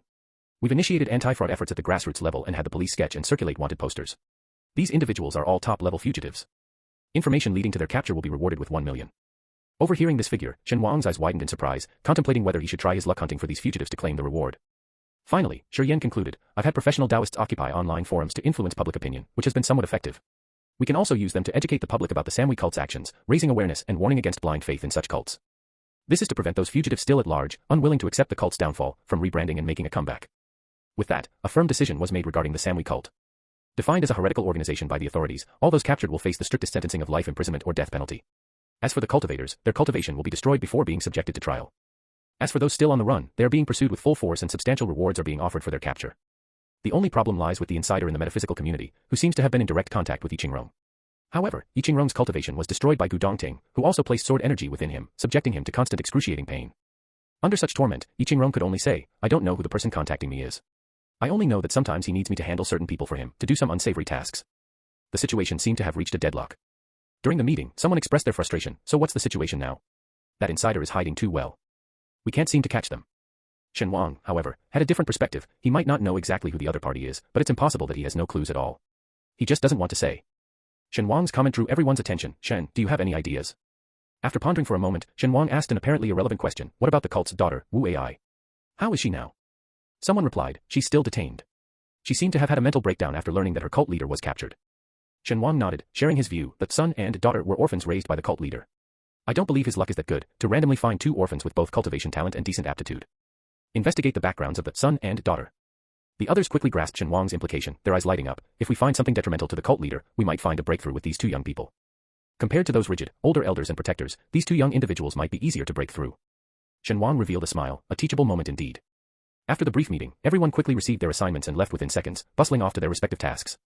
Left alone in the conference room, Shen Wang and Gu Dongting exchanged a glance and chuckled together, truly a group of young people with remarkable initiative. The young members of the special department, with their astounding efficiency, swiftly found the information they sought in the extensive list of victims associated with the Samui cult. As Shen Wang had predicted, they were not naturally orphans. Like her initial capture, Wu Ai sat in the interrogation room while Shen Wang and others observed from behind one-way glass. Days without proper care had taken their toll on Wu Ai, who no longer bothered with her previously pitiable facade. This time, the special department staff cut straight to the chase. Wu Ai, you said you were an orphan. Have you ever been curious about your biological parents? Wu Ai listlessly gazed at her fingers. No, when they abandoned me, I lost all connection to them. The staff member sneered and slid a file across the table. Do you really believe you were abandoned by your parents? Wu Ai was startled, her eyes widening in fear as she stared at the folder, her expression blank. As a child, Wu Ai had harbored curiosity about her biological parents, but the cult leader had always insisted they had abandoned her, breeding only hatred in her heart for those strangers. But now, Wu Ai's fingers trembled almost imperceptibly as she slowly opened the folder, greeted by two ID photos of a tall man and a petite woman, both radiating happiness. Wu Ai recognized that she bore an uncanny resemblance to the woman, an undeniable likeness that left no room for denial of her parentage. Reading on, she learned of her parents' love story, a chance meeting leading to a quick marriage, a cherished daughter, a simple yet blissful life, filled with love and daily strolls in the park with their baby carriage. What happened next? Why did I end up an orphan? Wu Ai turned the page, and the tranquil happiness of the family of three was abruptly shattered. A year after their daughter's birth, they decided to travel abroad and chose Southeast Asia based on a friend's recommendation, not wanting to venture too far. No further details followed, just a few terse lines of text. The cult leader noticed the baby girl's potential and took her back to the holy cult. As for the couple, Wu Ai recalled the cult's modus operandi and didn't need to think hard to guess their fate. After allowing her time to process, the staff member spoke. Now, are you still willing to conceal the truth for your cult leader? Wu Ai's face turned icy cold. She only realized she was crying when the words on the document began to blur with her tears. Sobbing silently, filled with regret, she offered, what do you want to know? I'll tell you everything. The staff member smiled with satisfaction. Does the Samui cult have other bases? Yes, Wu Ai answered numbly, tears streaming, her remaining consciousness barely holding on. Do you know who from the mystical world was in contact with Yiqingrong? I don't know. They were very cautious, never showing their face. I only know they might be from Baiyun Temple. Baiyun Temple. The observers were shocked, never expecting the first major sect of the mystical world to be involved. However, with this lead, further investigation would be much easier. They would not wrong a good person, but also not let any culprit escape. The team interrogated Wu Ai ruthlessly, devoid of any compassion, as she cried uncontrollably. In the observation room, someone even muttered, she deserves it. When the knife is on oneself, the pain is felt keenly. Why don't they think about the innocents? Each one had a family, was someone's child, parent, sibling, someone's love and friend. Letting such people feel the agony of heart-piercing pain is the best revenge on them. The other young male, who was also a chosen child like Wu Ai, suffered a similar fate. Noticed for his talent, his parents were killed by the cult leader, leaving him an orphan. After learning the truth, the chosen child, Song Yixing, also collapsed. He answered everything asked, no longer covering up for the Samui cult. He aged a decade in spirit and almost succumbed to madness. From his revelations, the name Baiyun Temple also emerged. Although they had a lead, it was too vague for immediate action. They could only covertly investigate, holding back until concrete evidence was in hand to avoid startling the suspects. With the Samui cult issue resolved, the previously halted mystical arts competition was reignited, scheduled for 3 days later at Baiyun Temple's martial arts field for the finals. The finals were a straightforward and brutal fight. The first round was a battle royale with 100 participants, with the last 20 standing deemed the winners. These 20 would then engage in one-on-one fights to determine the final rankings. This time, the competition was conducted much more formally. As a contestant, Shen Wang raised an eyebrow upon seeing the notification with Baiyun Temple, and turned to Gu Dongting. Do you plan to do something during this event? Gu Dongting nodded. It's a rare opportunity.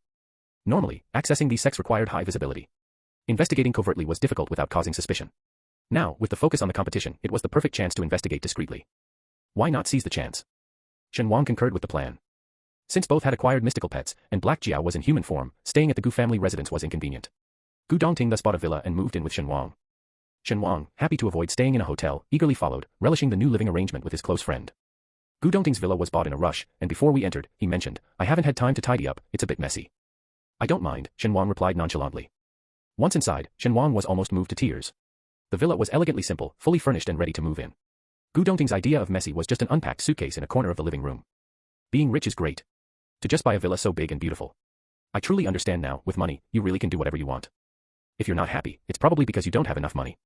The spacious villa had plenty of rooms. Shen Wang and Gu Dongting chose adjacent rooms on the second floor, while Black Jiao, Songjue, chose a room on the first floor near the backyard pond. This arrangement allowed for privacy and no disturbance. A few days later, at the mystical arts competition finals, Gu Dongting served as a judge and Shen Wang as a contestant. Wary of leaving Black Jiao alone, they took him along. The trio, along with Zhonglian hidden on Black Jiao, arrived neatly at the venue. During the first round, the 100-person battle, no one dared to provoke Shen Wang. He leaned against the railing, looking as if a slight push could topple him out of the ring. Still, nobody dared to engage with him. Being invincible is really lonely, Shen Wang lamented. It was like now, where others were brawling and he felt like an accidental spectator, devoid of any real experience. Below the competition area, Black Jiao heard Shen Wang's comment. His mouth twitched as he muttered under his breath, with these human cultivators, none of them are strong. If he can't beat them, would he have any face left? Zhonglian's faint voice chimed in, these cultivators don't seem very powerful. Compared to them, my master is indeed a bit stronger. Black Jiao's expression darkened, why do you call him master? You have no backbone. It's just a temporary arrangement. He doesn't deserve to be called your master. Learn from me, just call him by his name. Zhonglian replied timidly, I'm scared of him. I don't dare. Black Jiao's expression shifted from frustration to resolve, I've got your back, why are you so timid?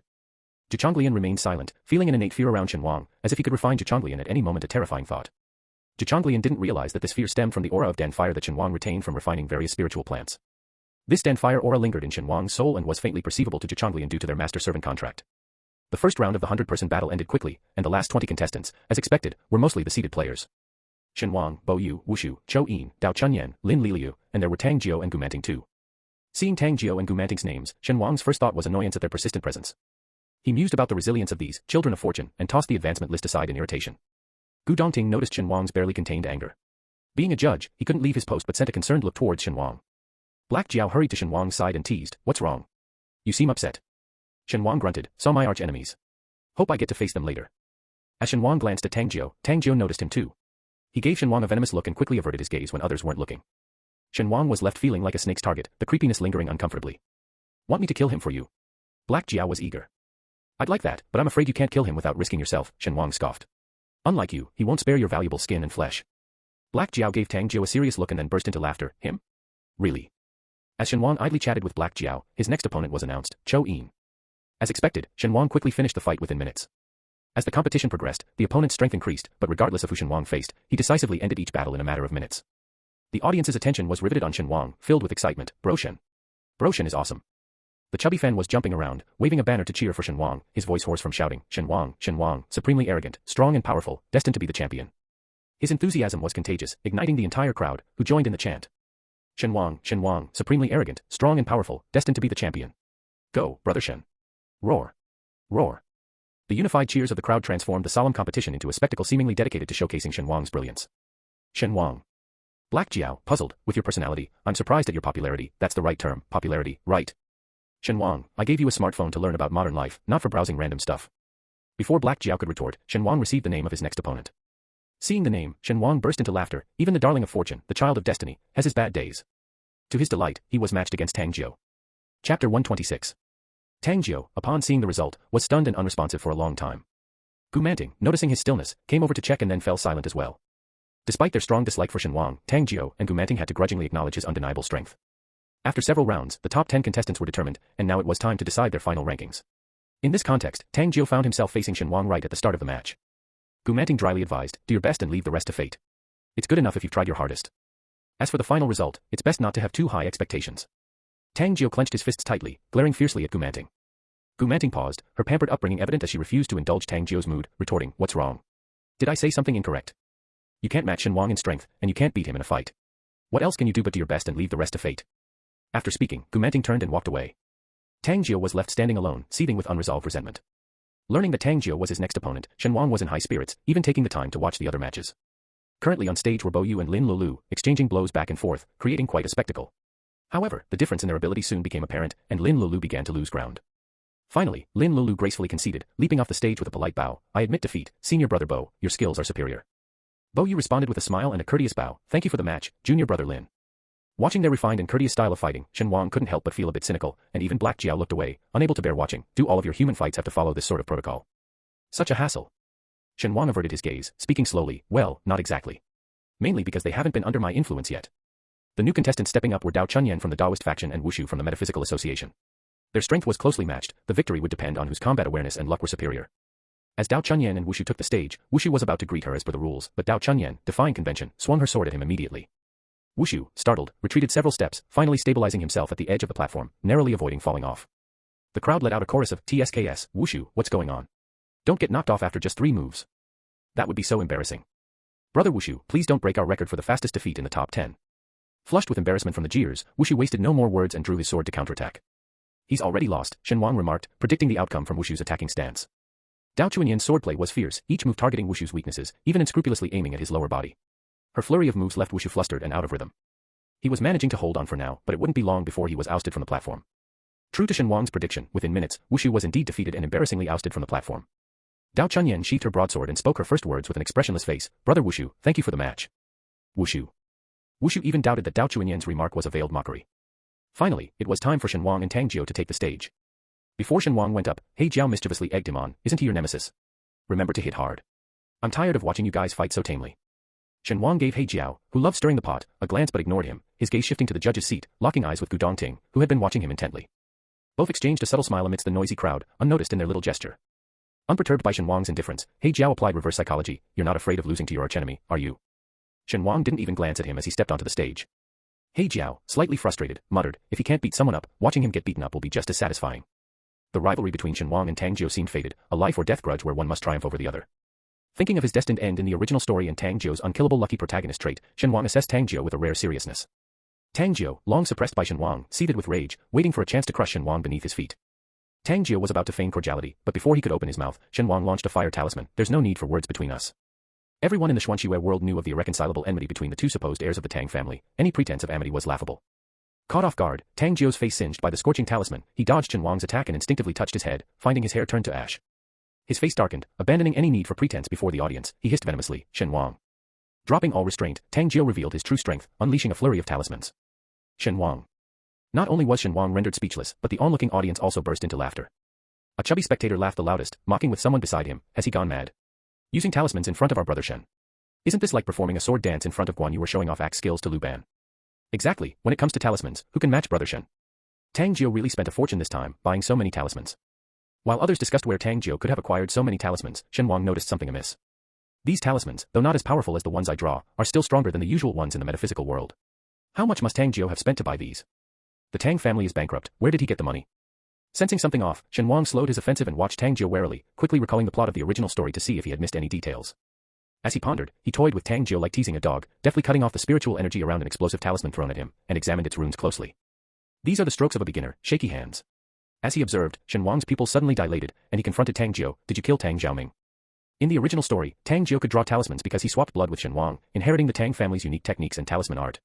But now, I'm still alive and well, yet Tang Jiao has already learned talisman art. Tang Jiao was also startled, his eyes shifting briefly before feigning calm. I don't know what you're talking about. My father died of a sudden heart attack after drinking. How dare you baselessly slander me? Shen Wang tossed aside the explosive talisman and wiped his hands, his eyes turning icy cold. Tang Xiaoming raised you for over 20 years. Before knowing the truth, he owed you nothing, and even after discovering it, he firmly chose you. Tang's father was indifferent towards his own son but poured his heart out for Tang Jiao. Ironically, it was this adopted son he doted on who ended up taking his life. I wonder what expression Tang's father had before his death. The irony is striking, Shen Wang mused. Tang Jiao's eyes darkened, and he couldn't help but angrily retort, he was good to me. It was all for the Tang family. I was nothing but a tool to him. After speaking, Tang Jiao clamped his mouth shut and resumed his attack on Shen Wang with talismans, thinking bitterly, Tang Xiaoming and Shen Wang are just obstacles on my path to success.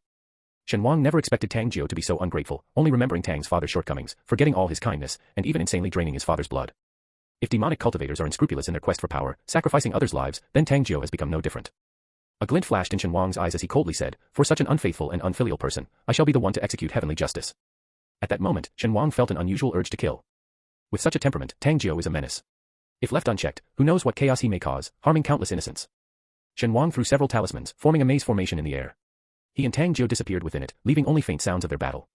The audience below was baffled, not understanding what had happened. Why can't we see them anymore? Who's winning, who's losing? Shen Wang must be winning, but why can't we see it? Among the crowd, only the black dragon could see through the simple maze formation. Sensing Shen Wang's murderous intent, he perked up. Finally, the real fight begins. Inside the maze formation, Tang Jiao was being relentlessly beaten back by Shen Wang, unable to defend himself, blood trickling from the corner of his mouth. Shen Wang, unusually not relying on talismans, wielded a golden sword in his hand, shining brilliantly. More ornamental than a lethal weapon, it looked like it was made of gold. You. How are you so strong? Aren't you only skilled in talismans? Tang Jiu, knocked to the ground with a devastating kick, spat out a mouthful of blood, his voice filled with shock. Everyone knew Shen Wang's talisman skills were unmatched, but no one said his swordsmanship was equally extraordinary. Shen Wang raised his sword, his expression cold as ice. Today, I will put an end to that absurd fate. Regardless of his fate, destined to be drained of blood and perish. Or Gu Dongting's future of family ruin and madness from excessive cultivation. Shen Wang's sword thrust mercilessly towards Tang Jiu's heart, sparing no effort, intent on making him pay today. Tang Jiu's face turned ashen, his eyes shut in panic. Am I truly going to die today? No, my fate shouldn't end like this. I refuse to accept this. A loud clanging of metal halted Shen Wang's glistening golden sword from piercing Tang Jiu. It was blocked by something in its original form. Even Shen Wang's personally forged lifebound sword left no mark on that object. Shen Wang's pupils narrowed as an attack came from behind, about to strike his back. Another sword intervened, blocking the ambush. Though the attack was thwarted, the residual spiritual energy caught Shen Wang off guard, causing turmoil in his chi and blood, making him spew a mouthful of blood. The mystifying formation broke, revealing both figures to the onlookers. Shen Wang turned to see Gu Dongting's black sword poised behind him. Gu Dongting, unnoticed, had descended from the judges' panel, now coldly confronting someone. An old man with long white hair and beard, dressed in a flowing white practice robe, presented an image of an immortal from beyond the mundane world. Impressive strength, young man, the elder twirled his beard, laughing heartily with a deep, powerful voice. Which sex disciple are you? And who are you, resorting to such despicable, cowardly sneak attacks? Gu Dongting was furiously incensed, cursing outright. Shen Wang tried to speak, but as he opened his mouth, another surge of chi and blood caused him to cough up more blood. The elder snorted, looking at Shen Wang with malevolence. Had he not cowardly poisoned someone else in secret, why would I have struck? Do you think just anyone is worthy of my intervention, if not to save a life? Shen Wang quietly gripped Gu Dongting's hand, writing a few words in his palm. Gu Dongting's expression subtly changed, becoming more vigilant. This is our Xuanqi World's grand competition. Who are you to interfere in our affairs? Young man, you know the person you're protecting has committed underhanded deeds, a person with a cruel heart, yet you still defend him. Truly obstinate, the elder snorted disdainfully. I am from the distant Isle of Yingzhou. Yingzhou. Gu Dongting and Shen Wang already had their suspicions, but hearing the old man's revelation didn't surprise them. The other judges, however, were visibly shaken. Apart from the higher-ups in the metaphysical world, ordinary disciples didn't grasp the significance of Yingzhou. They spoke up for fairness. No matter where you're from, you can't just launch a sneak attack. Who is this old man, coming out of nowhere, acting so arrogantly? He looks respectable, but can't differentiate right from wrong. How shameless to harm our brother Shen for the likes of Tang Jiu. The murmurs and curses of the crowd weren't concealed, and the old man heard them clearly. Struggling to maintain his enigmatic smile, he retorted angrily, what do you commoners know? It took Shen Wang quite a while to recover. He casually wiped the blood from his mouth and finally glanced at Tang Jiu. Ah, the son of destiny, truly blessed by fortune. Seems even death can't claim him. Shen Wang inwardly cursed, a foreboding sense of unease lingering in his mind. Several judges, including the sect leaders, the heads of the Metaphysical Association, and high-ranking officials of special departments, approached the elder, bowing respectfully. May we ask why the elder has suddenly emerged from seclusion? Their respect improved the old man's mood. He took out a compass-like object and slowly said, our three distant isles, Yingzhou, Penglai, and Fangjiang, have united to decipher a heavenly secret. What? The crowd gasped in unison. The era of declining magic, with the dissipation of spiritual energy, is an inevitable trend, unavoidable. But the Tao evolves in countless ways, always leaving a glimmer of hope. The elder spoke slowly, a flicker of emotion in his eyes. The three distant isles exerted all our strength to divine this heavenly secret, and finally, we seized that sliver of hope. Listening to the elder's words, the crowd first fell silent, then erupted into a cacophony of discussions. In this age of technology, could the spiritual energy really be saved? The era of declining magic has lasted for centuries, with the spiritual energy dwindling. How could it be? If there's really a way, why didn't our ancestors, who were more powerful than us, find a solution? Who is this old man anyway, and why should we believe whatever he says? With so many influential figures treating him with respect, perhaps his words do carry some credibility. The influential figures fell silent for a while, exchanging glances, before one stepped forward. Wiping sweat from his forehead, he asked, Elder, about the glimmer of hope you predicted, what exactly is it? The elder smiled faintly, finally cutting to the chase. A person's name, that person, is the savior, the turning point of the end times. Numerous thoughts flickered through everyone's minds as their gazes shifted between Gu Dongting and Shen Wang. Eventually, they cautiously asked the elder, what name? Tang Jiu. The name uttered by the elder wasn't what anyone had anticipated, leaving everyone stunned once again. This time, the plump boy could no longer hold back, cursing outright, are you a shill hired by Tang Jiu? Playing such a nasty joke. If Tang Jiu is the savior, then I'm the savior's father. Before he could finish, the elder's eyes turned cold, and his dust whisk moved swiftly, striking the plump boy harshly. Gu Dongting reacted quickly, blocking the elder's attack. Elder, it's not right to strike the younger generation. The elder sneered, retracting his dust whisk and resting it on his wrist, continuing, we have calculated that the savior's name is Tang Jiu. But in contrast, there's also a name of a natural-born demon, born not to save the world like Tang Jiutian, but to destroy it. So, I came here for two things. First, to take the savior away for proper nurturing, to save the world. Second, to kill the natural-born demon, to prevent any calamity. Shen Wang's ominous premonition grew stronger. He signaled to He Jiao, who was hiding in the crowd, and soon He Jiao pushed through the grumbling crowd to Shen Wang's side, asking, what do you need me for? Shen Wang took a deep breath and whispered, while everyone's attention was elsewhere, protect your master well. He Jiao frowned in displeasure, he's not my master. Soon, someone in the crowd asked, who is this natural-born demon? Could the elder enlighten us? The old man stroked his beard, his eyes shining brightly. We've calculated that this person is named Gu Dongting. Everyone remained silent, intently watching the old man. A pang of dread struck Shen Wang's heart, turning his bad premonition into reality. Elder, may I ask, could your divination be mistaken? A person from a special department glanced at Gu Dongting and asked nervously. Humph. The old man suddenly opened his eyes, his aura stirring without any wind. Do you think we, people of the Immortal Mountain, are like you folks, struggling in this corrupt world? Impossible. Absolutely impossible. Elder, could you have confused the savior and the demon? Gu Dongting is the savior, and Tang Jiuqian is the natural-born demon. If the natural-born demon is like Brother Gu, I'd rather there be more natural-born demons. I refuse to believe Brother Gu is a demon. Even if he is a natural-born demon, so what? A person's character is shaped by their experiences. Brother Gu is upright and kind-hearted, a beacon of integrity. Even if he is a demon, he would never turn evil. The old man was surprised that just mentioning the name of the natural-born demon could stir such excitement among the crowd. He asked in confusion, you all know this demon. Who is this person? As he spoke, his hand rested on his dust whisk, as if ready to exterminate the demon with just a word, to eliminate this threat to the people. The crowd suddenly fell silent. Then, a voice, almost hoarse with emotion, shouted, Elder, the young man who fought with you, that's Gu Dongting. He's the natural-born demon. Everyone's heart skipped a beat as they turned towards the source of the voice, only to see Tang Jiuqian, who had somehow gotten up from the ground, his expression filled with agitation. After his shout, the old man looked at Gu Dongting, his gaze no longer admiring but filled with cold murderous intent. So you are that demon. To cultivate to such a level in the mundane world, truly worthy of being a demon. If you continue to grow, I fear no one in the cultivation world will be your match. The consequences of that would be unthinkable. Almost simultaneously with his words, the old man attacked Gu Dongting. His dust whisk fiercely wrapped around Gu Dongting's sword. After several forceful twists failing to break the strange black sword, he showed a hint of surprise, such a fine sword wasted on you. Feeling the other's covetous gaze on his sword, a chill flashed in Gu Dongting's eyes. He twisted the sword, and the pure black blade cleanly sliced the dust whisk, scattering broken threads everywhere. The old man was utterly enraged. You demon, how dare you destroy my magical instrument? The two fought back and forth, energy overflowing. Those of lesser strength, even just getting close, were injured by the rampant energy, forcing them to retreat step by step. Until they created a vast safe zone. The disciples initially thought Gu Dongting would win without question, but as the fight dragged on without a clear winner, they sensed something and asked Shen Wang, Brother Shen, who is this old man? How is he able to fight equally with Brother Gu? Shen Wang, rubbing his chest, gazed deeply at the battle involving Gu Dongting and said slowly, do you know that there are many levels above foundation building? The other quickly replied, I know, but isn't this the era of decline? Reaching foundation building is already a great feat, and the current spiritual energy isn't enough for cultivating higher levels. After foundation building, there is grain avoidance, and after grain avoidance, there is golden core. Shen Wang's expression turned grim. The person asking the question urged impatiently, so what exactly is his strength level? Shen Wang took a deep breath, as Gu Dongting was already showing signs of defeat, and said, this man is a half-step golden core. That's the highest level attainable in this world today. For cultivators, only reaching the foundation building stage is considered officially entering the path of cultivation.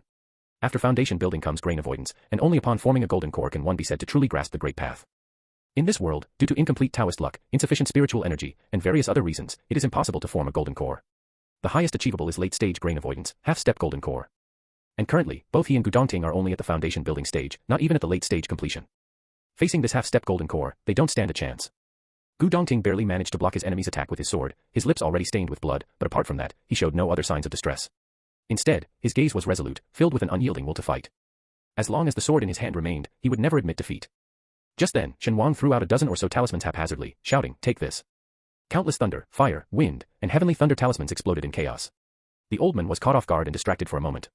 By the time he regained his focus, the natural-born demon had already disappeared. The old man, who had thought the natural-born demon was within his grasp, was furious. Who is it? Who dares to take him away right in front of me? The old man lost control of his aura, unleashing it fully, causing everyone around him to violently cough up blood. Shen Wang, who had distracted him with the talismans, was especially severely injured. Having been attacked repeatedly today, Shen Wang had coughed up blood time and again, and even had the presence of mind to think. Thankfully, He Jiao managed to rescue Dongting. Judging by this old man's aura, he was still hiding his strength, not having used his full power yet.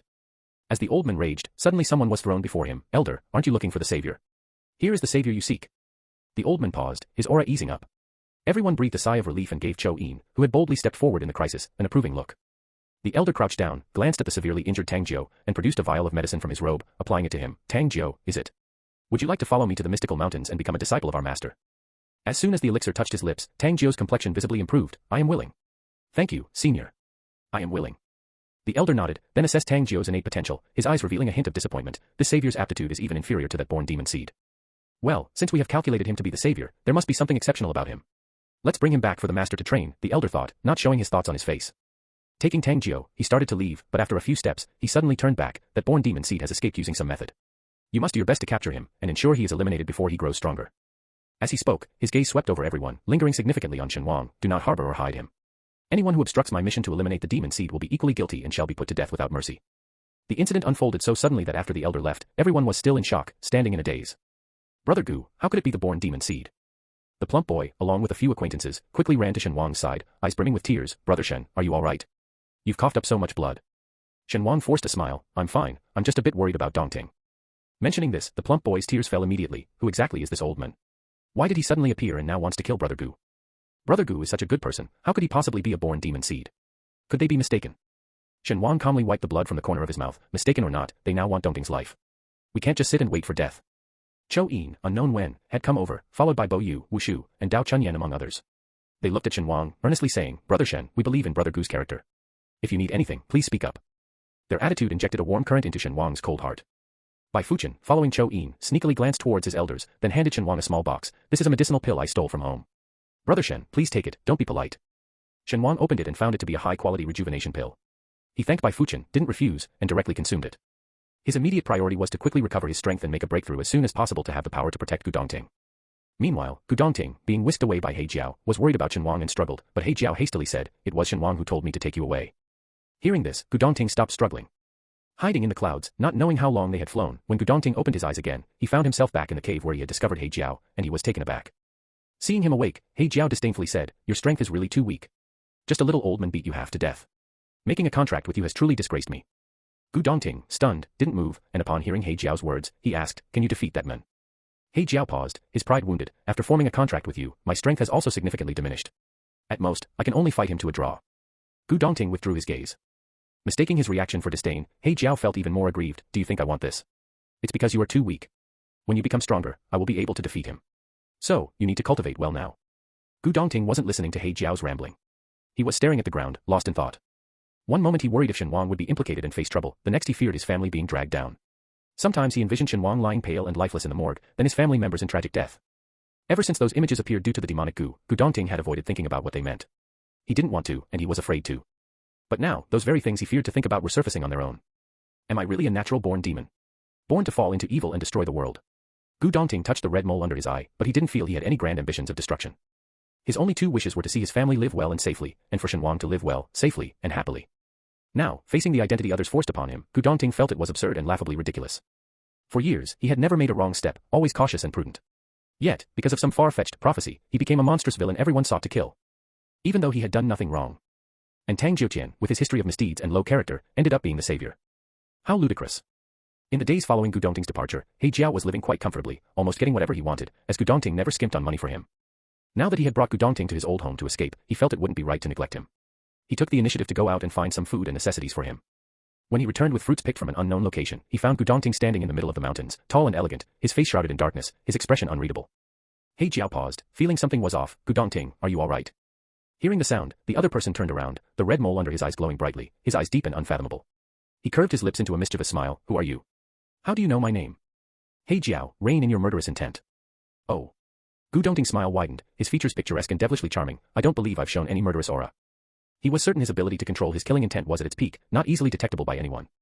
He Jiao, Gu Dongting, are you out of your mind? Do you remember who I am? Do you remember who Shen Wang is? He Jiao could feel that upon hearing the name Shen Wang, the continuous surge of murderous intent in the other's heart suddenly ceased. You know Shen Wang? Gu Dongting murmured to himself. He stopped smiling and looked He Jiao up and down with disdain, dressed in such an eyesore of black. Who exactly are you? He Jiao, something's wrong, this person has been so traumatized, his mind really is affected. With no choice, He Jiao recounted how they had met, inevitably embellishing the story somewhat. For instance, he changed the part about being threatened into a contract into Shen Wang crying and begging to form a contract with him, and the part where he was trapped in a formation for 10,000 years became him sleeping here for 10,000 years and being accidentally awakened. Gu Dongting listened expressionlessly and then rubbed his temples with his slender, fair fingers. So, he entrusted you, a rare and unique dragon, to himself. He Jiao. He Jiao thought in panic, how did this person completely change in the blink of an eye? If I bring him back now, will Shen Wang even recognize him? Won't Shen Wang think I possessed him?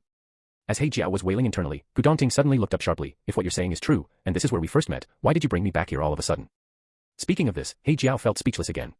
This time, he didn't edit the story and told Gu Dongting about the old man as it was. After listening, Gu Dongting remained still for a long time. Just when He Jiao thought he hadn't heard, Gu Dongting suddenly burst into laughter. Interesting, very interesting. I am a natural-born demon, intent on destroying the world, so what? Since the heavens dared to make Tang Jiuqian the savior, why should I care about destroying the entire metaphysical world? This heavenly path is no longer what it was 10,000 years ago, it should have perished along with the world of that time. As Gu Dongting's words ended, a thunderclap resounded outside the cave, deafeningly loud. Gu Dongting, unafraid, laughed, unless you can strike me dead directly, I will never submit. Heavenly path, I want to see whose will is stronger. He Jiao watched, dumbfounded, who is this madman, and where is his easygoing master? Black Gu makes his appearance. Chapter 127. That day, everyone was in utter chaos. A mysterious old man suddenly appeared, dropped a huge bombshell, and then left nonchalantly, leaving everyone in shock and disbelief. Tang Jiutian is the savior, Gu Dongting is the natural-born demon. Neither piece of news seemed believable, especially when combined. After the old man left with Tang Jiutian, the metaphysical contest continued as usual, but whether it was the audience, judges, contestants, or their families, everyone was distracted, and the competition lacked its usual vigor. As expected by all, the injured Shen Wang still managed to outperform the other contestants and won first place. Bo Yu was second, closely following Shen Wang, and Chou Yin secured the third position. The much-anticipated finale of the metaphysical contest ended in such an anticlimactic way. The topics of conversation were not about the contest or the winners, but those two prophecies and the strange old man. As the final victor, Shen Wang received the ultimate prize, an elixir of excellent quality and a slightly spiritual long sword. One moment, Shen Wang was smiling as he received his prizes, but as soon as he left the stage, his smile vanished, leaving his face expressionless. The chubby boy approached Shen Wang, trying to console him. Brother Shen, don't worry too much. Brother Gu is strong, he will be fine. Shen Wang rubbed his temples, remaining silent, his worried expression hard to conceal. Shi Yan and others also came over, reassuring him, Brother Shen, relax. Brother Gu. Brother Gu is blessed by fate, he won't be defeated just because of that old man's words. Trying to change the subject, Shi Yan said, Brother Shen, remember you had a condition before, about choosing 3 items from the treasury of our special department's headquarters. Now that the metaphysical contest is over, we can go there to pick the items. Shen Wang, who always loved treasures, could use the distraction of selecting some now. Hearing Shi Yan's words, Shen Wang's previously still eyes flickered slightly, and he looked at Shi Yan, let's go, lead the way. Relieved to see a reaction, Shi Yan was delighted and quickly led Shen Wang through the crowd, ignoring the people who tried to talk to them along the way, and directly took him to the entrance of the special department's treasury. Brother Shen, just like before, pick a few items to take with you, Shi Yan said briefly, before letting Shen Wang into the treasury. According to the plan agreed upon earlier, Shen Wang could select 3 treasures this time. He walked around the treasury, not hesitating, and directly chose 3 artifacts for refining. For Shen Wang at this moment, there were unknown enemies from Immortal Mountain ahead, with unknown numbers and strengths. If they were all like that suddenly appeared old men, countless half-step golden core enemies. Shen Wang took a deep breath, his current plan being to cultivate and enhance his own strength. Otherwise, how could he protect Gu Dongting, who was being eagerly eyed by others? Clutching the refining treasures, Shen Wang left the treasury with a resolute look in his eyes. Shi Yan originally wanted to say a few words to Shen Wang, but Shen Wang, citing his need to recover, quickly left without staying a second longer. Watching Shen Wang's hurried figure, Shi Yan sighed softly and said to the person beside him, I hope Brother Gu will be all right. Shen Wang returned to the villa Gu Dongting had recently bought. The room was still empty, not much different from a few days ago, except for the absence of its owner. Shen Wang felt an indescribable coldness looking at the room. Without further thought, Shen Wang set up a defensive formation in his room and then took out the treasures he had selected that day, directly throwing them into the soul fire. His 3 small swords also appeared in the air, rapidly revolving around him. While Shen Wang was busy refining artifacts, trying to increase his strength, Gu Dongting, far away near southern Yunnan, wore new black clothes, his long hair hidden under a hood, revealing only a pair of excessively cold eyes. He Jiao, following behind Gu Dongting, grumbled, Gu Dongting, have you finished what you needed to do? Can we go back now? His little flower was still under Shen Wang's control, what if Shen Wang took advantage of his absence to harm it? He still remembered how Shen Wang had coveted the petals, branches, lotus leaves, and roots of the little flower, his eyes almost glowed green with envy. Gu Dongting ignored He Jiao's complaints, wandering around areas with many cultivators, his ears filled with countless gossips. From these people's conversations, Gu Dongting learned about the developments in the capital after his departure. The old man had appeared suddenly and disappeared just as quickly, with no one knowing when he might reappear or what his purpose was. Have you heard of the 3 great immortal mountains? Penglai, Yingzhou, and Fangjiang. The spiritual energy on these mountains is said to be more abundant than all the spiritual energy in the world combined. It's rumored that these 3 mountains have been secluded from the world for 1,000 years, and to prevent the leakage of spiritual energy, they've set up a formation. As long as the formation remains intact, the spiritual energy of the immortal mountains will maintain the level of 1,000 years ago. What, immortal mountains beyond the world, sounds nice, but they are just 3 turtles hiding in their shells. They have the nerve to call Brother Gu a natural-born demon, but I think they are the real demons, indifferent to others' deaths. That's right, at least Brother Gu has been actively fighting demons and exorcising evil in the world. What about them? They just care about themselves, hiding in their formation. And now they suddenly come out and label Brother Gu as a demon. How absurd. Compared to them, I definitely believe in Brother Gu. The story of the 3 immortal mountains could no longer be concealed and spread throughout the metaphysical world. However, due to that old man's actions, the people in the metaphysical world didn't have a good impression of the immortal mountains, and there was an increase in disdain and condemnation. After making a few more rounds and learning that Shen Wang had won first place in the metaphysical contest, Gu Dongting stopped his aimless wandering. Leaving the crowd, Gu Dongting said to the gloomy He Jiao following him, let's go. He Jiao was confused, go where? A cold smile appeared on Gu Dongting's face, back to the capital. He Jiao's spirits lifted immediately upon hearing, back to the capital, almost jumping 3 feet high, really? Are we finally going back? Do you want me to take you there? Gu Dongting glanced at He Jiao indifferently, no need, we'll take a plane. After a few seconds of silence, He Jiao asked Gu Dongting, are you disgusted by me? Gu Dongting glanced at him, you finally gained some self-awareness. He Jiao, damn it. The current Gu Dongting was too difficult to approach, he began to miss the previous Gu Dongting, who was cold but much easier to get along with. While the master and servant purchased tickets to return to the capital, far away in the capital, Shen Wang was still refining his life-bound magic swords. He aimed to refine 5 small swords, each corresponding to one of the 5 elements. When used in battle, the simultaneous deployment of the 5 life-bound swords would be immensely powerful and mutually reinforcing. Now, only the last 2, the fire sword and water sword, remained. Finding materials for the water and fire attributes was challenging, so Shen Wang had to find an alternative, borrowing a drop of juice from the ninefold lotus and gathering some fire attribute ores to forge the two swords. After an indeterminate amount of time, the two swords finally took shape, floating in the air and emitting a faint blue and red glow. Shen Wang raised his hand, and the other three small swords also hovered in the air. The 5 differently colored swords danced in the air, their brilliant light showing signs of fusion. He bit his middle finger, forcing out 2 drops of blood from his heart, and let them fall onto the blue and red swords. After closing his eyes and feeling the connection for a while, a slight smile appeared on Shen Wang's lips. Although they were still incomplete, at least it was a success. Shen Wang reached out, and the 5 small swords obediently fell into his palm, each about the size of 2 fingers, looking very delicate and charming. The green wood sword, red fire sword, yellow earth sword, gold metal sword, and blue water sword. Shen Wang closed his eyes and absorbed the small swords into his dantian. Once inside, they initially collided with each other in chaos. After a few seconds, they found their respective positions, forming the angles of a pentagram and hanging above the dantian. When he opened his eyes again, Shen Wang exhaled a breath of turbid air, having exhausted all his spiritual energy, and planned to rest properly. Just as he was about to lie down, Shen Wang suddenly became alert and looked around. Who's there? A light laugh echoed through the air, and a person dressed in black, wearing a familiar mask, stepped out, teasing in a half-joking tone, "What, you don't recognize me anymore?" Shen Wang was overjoyed and exclaimed, "Little black brother. Long time no see, what have you been up to?" The eyes hidden behind the mask revealed a hint of amusement. "I thought you had forgotten about me." "Forget who?" "I could never forget you." Shen Wang laughed as well, asking casually, "How did you know I was here?" Little black brother paused slightly, then nonchalantly said, "I have my ways." Shen Wang didn't press further, instead changing the subject. "Little black brother, are you aware of the recent events in the metaphysical world?" "What are you referring to?" Little black brother asked calmly. Shen Wang, exaggerating a bit, recounted the story of that damnable old man, emphasizing the part where he slandered Gu Dongting as a natural-born demon. The more he spoke, the angrier he became. He called Tang Juqian the savior. At most, I would have criticized his blindness. "Whatever he does is none of my business, and I couldn't care less," Shen Wang said with a smile, but his eyes lacked any mirth, filled instead with a chilling murderous intent. He shouldn't have called Gu Dongting a natural-born demon and let Tang Juqian ascend over him. If Tang Juqian really is the savior, does he need someone else to compare himself to? At this point, Shen Wang sneered, "I think his so-called savior status is highly dubious." Little black brother watched silently as Shen Wang expressed his indignant loyalty for Gu Dongting, a hint of emotion flickering in his eyes, speaking calmly, "I'm aware of this matter. So, what are you planning to do?" Shen Wang stepped closer to little black brother, declaring earnestly, "I plan to take revenge on that man, not to kill him, but to ensure he is severely injured. Only this way, he could avenge both his own injury and the coercion and harm done to Gu Dongting." Shen Wang had never hidden his pettiness and was highly vengeful. After listening, little black brother didn't comment on Shen Wang's intense desire for revenge. Instead, he looked at him and said meaningfully, "For Gu Dongting, you really are quite thoughtful." The furious and revengeful Shen Wang paused, feeling something off about little black brother's words. After all, Gu Dongting is my good brother. I can't just stand by and watch him get slandered." Now that Gu Dongting couldn't show himself, it was up to him to find a way. Little black brother chuckled, "If one day I were to be hunted down by the entire metaphysical world, driven to despair, would you go to such lengths to save me?" Shen Wang swore earnestly, "I would, I swear, I definitely would help you." Shen Wang never judged friends by their status or whether they were being hunted. After all, it couldn't be more than the bounties on his own head. After hearing Shen Wang's words, little black brother let out another cryptic snort, making Shen Wang's scalp tingle. Fortunately, he soon relented, asking, "What do you want to do?" Shen Wang snorted coldly, "He's so eager to capture Gu Dongting, right? We'll use that as bait to lure him out. I'll set up a formation that will trap him for sure." Little black brother paused, "You want me to impersonate Gu Dongting?" "Smart." Shen Wang chuckled, revealing his plan. "He's already seen me, so I can't do the impersonation. It's up to you now." Little black brother didn't respond immediately, seemingly pondering. Shen Wang, worried he might object, showered him with persuasive words, finally getting a reluctant agreement. Over the next few days, the two acted separately, preparing before meeting at the agreed-upon location on the outskirts of town. With several days of build-up, it was now well known that Gu Dongting was in a specific area on the outskirts.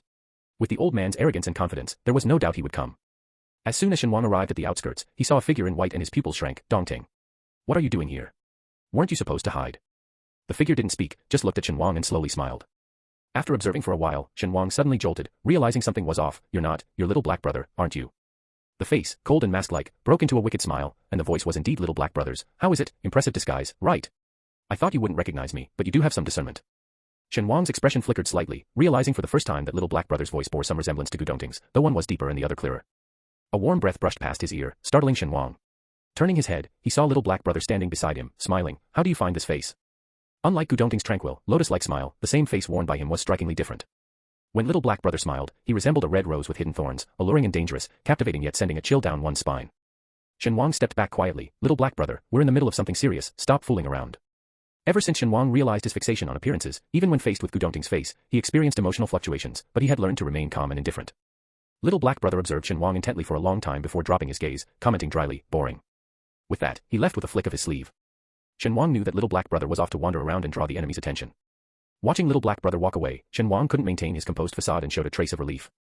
Little black brother's disguise was incredibly convincing. They had been so close that a mere tilt of the head would have brought their lips together. Yet at such close range, Shen Wang hadn't noticed any sign of disguise. If not for the stark contrast in personalities between Little Black Brother and Gu Dongting, Shen Wang might have suspected that Little Black Brother was actually Gu Dongting teasing him in disguise. But thinking of Gu Dongting's rigid demeanor, Shen Wang shook his head. Impossible, absolutely impossible. After they were fully prepared and had waited for a while, a figure finally appeared in the distance. As the person approached, his true identity became clear. It was indeed the old man who had injured both himself and Gu Dongting. Seeing Shen Wang, the old man's eyebrows shot up, his tone unfriendly. It's you. Where is the natural-born demon? He had rushed here as quickly as possible upon receiving the message, but now seeing only Shen Wang, his mood soured. Shen Wang smiled and glanced behind the old man, where Little Black Brother, disguised as Gu Dongting, was now standing. The old man followed Shen Wang's gaze to look behind himself, then his expression changed drastically. In just a few days, the scent of blood on you has intensified so much, truly worthy of a natural-born demon. The old man, already intent on killing the natural-born demon, was even more resolute upon seeing the changes in the other. Want to kill me? Little Black Brother sneered, his laughter filled with wickedness and arrogance. You are not worthy. There are many who want me dead, but you're not even on the list. Just in those two sentences, Little Black Brother's immense pride was evident, and Shen Wang silently cheered for him. As expected, the old man was provoked. He furiously whipped out his duster weapon, lashing it towards Little Black Brother. Seeing this, Shen Wang immediately launched his 3 small swords towards the old man's back. The old man spun around swiftly, evading Shen Wang's ambush, glaring angrily. You brat, instead of fighting the demon with me, you dare to attack me from behind. You've got some nerve. While attacking, Shen Wang taunted, didn't you also sneak attack me before? Double standards aren't nice, old man. In just a brief moment, Shen Wang had exchanged countless blows with the old man. Under Shen Wang's guidance, the old man gradually stepped into the trap. When he fully entered the trap, Shen Wang raised an eyebrow and smiled. Suddenly, bright golden light shone beneath his feet, and complex golden patterns appeared. The old man glanced down, his pupils shrinking. There's such a powerful array master outside. Today's not working, no breakthrough. Just make do with this for now, and we'll continue tomorrow. Chapter 128. Shen Wang laughed. This is what happens when you hermits from secluded sects hide away and become ignorant, turning into frogs in a well. The old man's face twitched slightly. Ignorant fool, do you think a mere formation can trap me? How naive. The spiritual energy in the immortal mountains is many times denser than in the metaphysical world, naturally putting us above ordinary cultivators. It's laughable that these ordinary cultivators dare to be so bold in their words because of my benevolence. The elder stopped holding back, and his dust whisk suddenly enlarged in his hand. Evil and heretical, meet your demise. As he moved, the formation that should have trapped him started showing signs of breaking. After all, the disparity in strength was evident. The elder's spiritual energy was superior to theirs, and the longer the fight, the more disadvantageous it was for them. Gritting his teeth, Shen Wang summoned the remaining few spiritual swords, a total of 5, hovering above his head and casting a colorful halo in the darkness. The elder was startled again. Where did you get so many spiritual weapons? Looking at the spiritual weapons above Shen Wang's head, the elder felt a mix of anger and greed. Even though the celestial mountain seemed rich in spiritual energy was just that. Treasures like elixirs, spiritual plants, and spiritual weapons were scarce and controlled by the elders of the sect. Even the elder, a respected figure of Yingzhou's celestial mountains, only had a dust whisk that could be considered a spiritual weapon. Yet, this young man possessed as many as 5. Driven by either greed or jealousy, the elder's power surged dramatically, and he laughed heartily. No wonder those charlatans at Fangjiang Mountain said that my departure would bring me a great opportunity. Indeed, it's an opportunity of immense proportions. Shen Wang also laughed, his 5 life-bound swords soaring out simultaneously, entangling with the old man's duster in a fierce battle that was evenly matched. As both sides were locked in a tough fight, Xiao Hegu suddenly joined the fray. The old man had already regarded Shen Wang's life-bound sword as his own trophy, launching a lethal attack on him, even relegating his original target, the innate demon kind, to secondary priority. As they fought, the old man suddenly realized something was amiss. The speed at which the spiritual energy inside him was depleting seemed too fast. Startled, he looked down at his feet, only to notice that the golden formation he was standing on had slowly changed its appearance, now shimmering with even brighter golden light. The old man's pupils shrank. You've altered the formation. This is. What formation it is doesn't matter. What matters is that today, you're going to meet your downfall in the gutter. Shen Wang, still bearing the marks of the old man's attack and blood at the corner of his mouth, flashed a blood-tinged grin. Go to hell. As he spoke, the formation beneath their feet burst into intense golden light, enveloping the old man in a tight, impenetrable web. The old man could feel his spiritual energy rapidly draining away, like water from a bucket missing a plank, the speed of which was so alarming that it brought a look of terror to his face. If this continued, once his spiritual energy was completely depleted, he would indeed be killed here by these 2 lowly cultivators. A flash of pain and hatred crossed the old man's eyes. In a decisive move, he risked backlash to forcefully break free from the constraints of the formation, but in doing so, he was seriously injured and could no longer continue the fight. Coughing up a mouthful of blood, the old man fended off the attacks from Shen Wang and Xiao Hegu, retreating as he fought, and soon he was out of the battle, disappearing into the horizon. He left behind a resentful roar, shameless brats, I will make you pay. Shen Wang hadn't fought such a tough battle in a long time. Once he was sure the old man had left, he collapsed to the ground, exhausted. Damn it, we let him get away after all that effort. Xiao Hegu also lay down beside Shen Wang, exhaustedly saying, this time, at least we seriously wounded him. He won't be able to cause trouble for a while. The two exchanged a glance, each showing a weak smile. When the enemy was still present, even if they were both nearly exhausted, they couldn't show any weakness. Now, alone with each other, they no longer had to hide their fatigue. Shen Wang sighed deeply. The question is, after fighting off this old foe, will more come after us? Those 3 mysterious and unfathomable celestial mountains are not to be trifled with. Little He scoffed at this, saying, do you really think that their forceful capture of the world's spiritual energy, confining it to those 3 islands, came without any price? Shen Wang looked puzzled. Those so-called celestial mountains were initially just islands with slightly more spiritual energy than the mainland. 1,000 years ago, several of the biggest sects in the cultivation world discovered the truth behind the dissipation of the world's spiritual energy. They collaborated to capture a large amount of it, confining it to those 3 islands using a formation. By trapping the spiritual energy, they also trap themselves, creating their own prison. That formation prevents the spiritual energy from flowing out, but likewise, it's extremely difficult for those within the formation to leave. They are trapped there, generation after generation, just like the spiritual energy. Realization dawned on Shen Wang. No wonder there were so few rumors about the 3 celestial mountains in the metaphysical world, known only to some sects and their higher echelons. However, he turned to Little He, who bore a resemblance to Gu Dongting. How do you know all this? Little He, I'm becoming more and more curious about your identity. You haven't even told me your name. Little He paused, then turned his head away, avoiding Shen Wang's gaze. In time, you will know.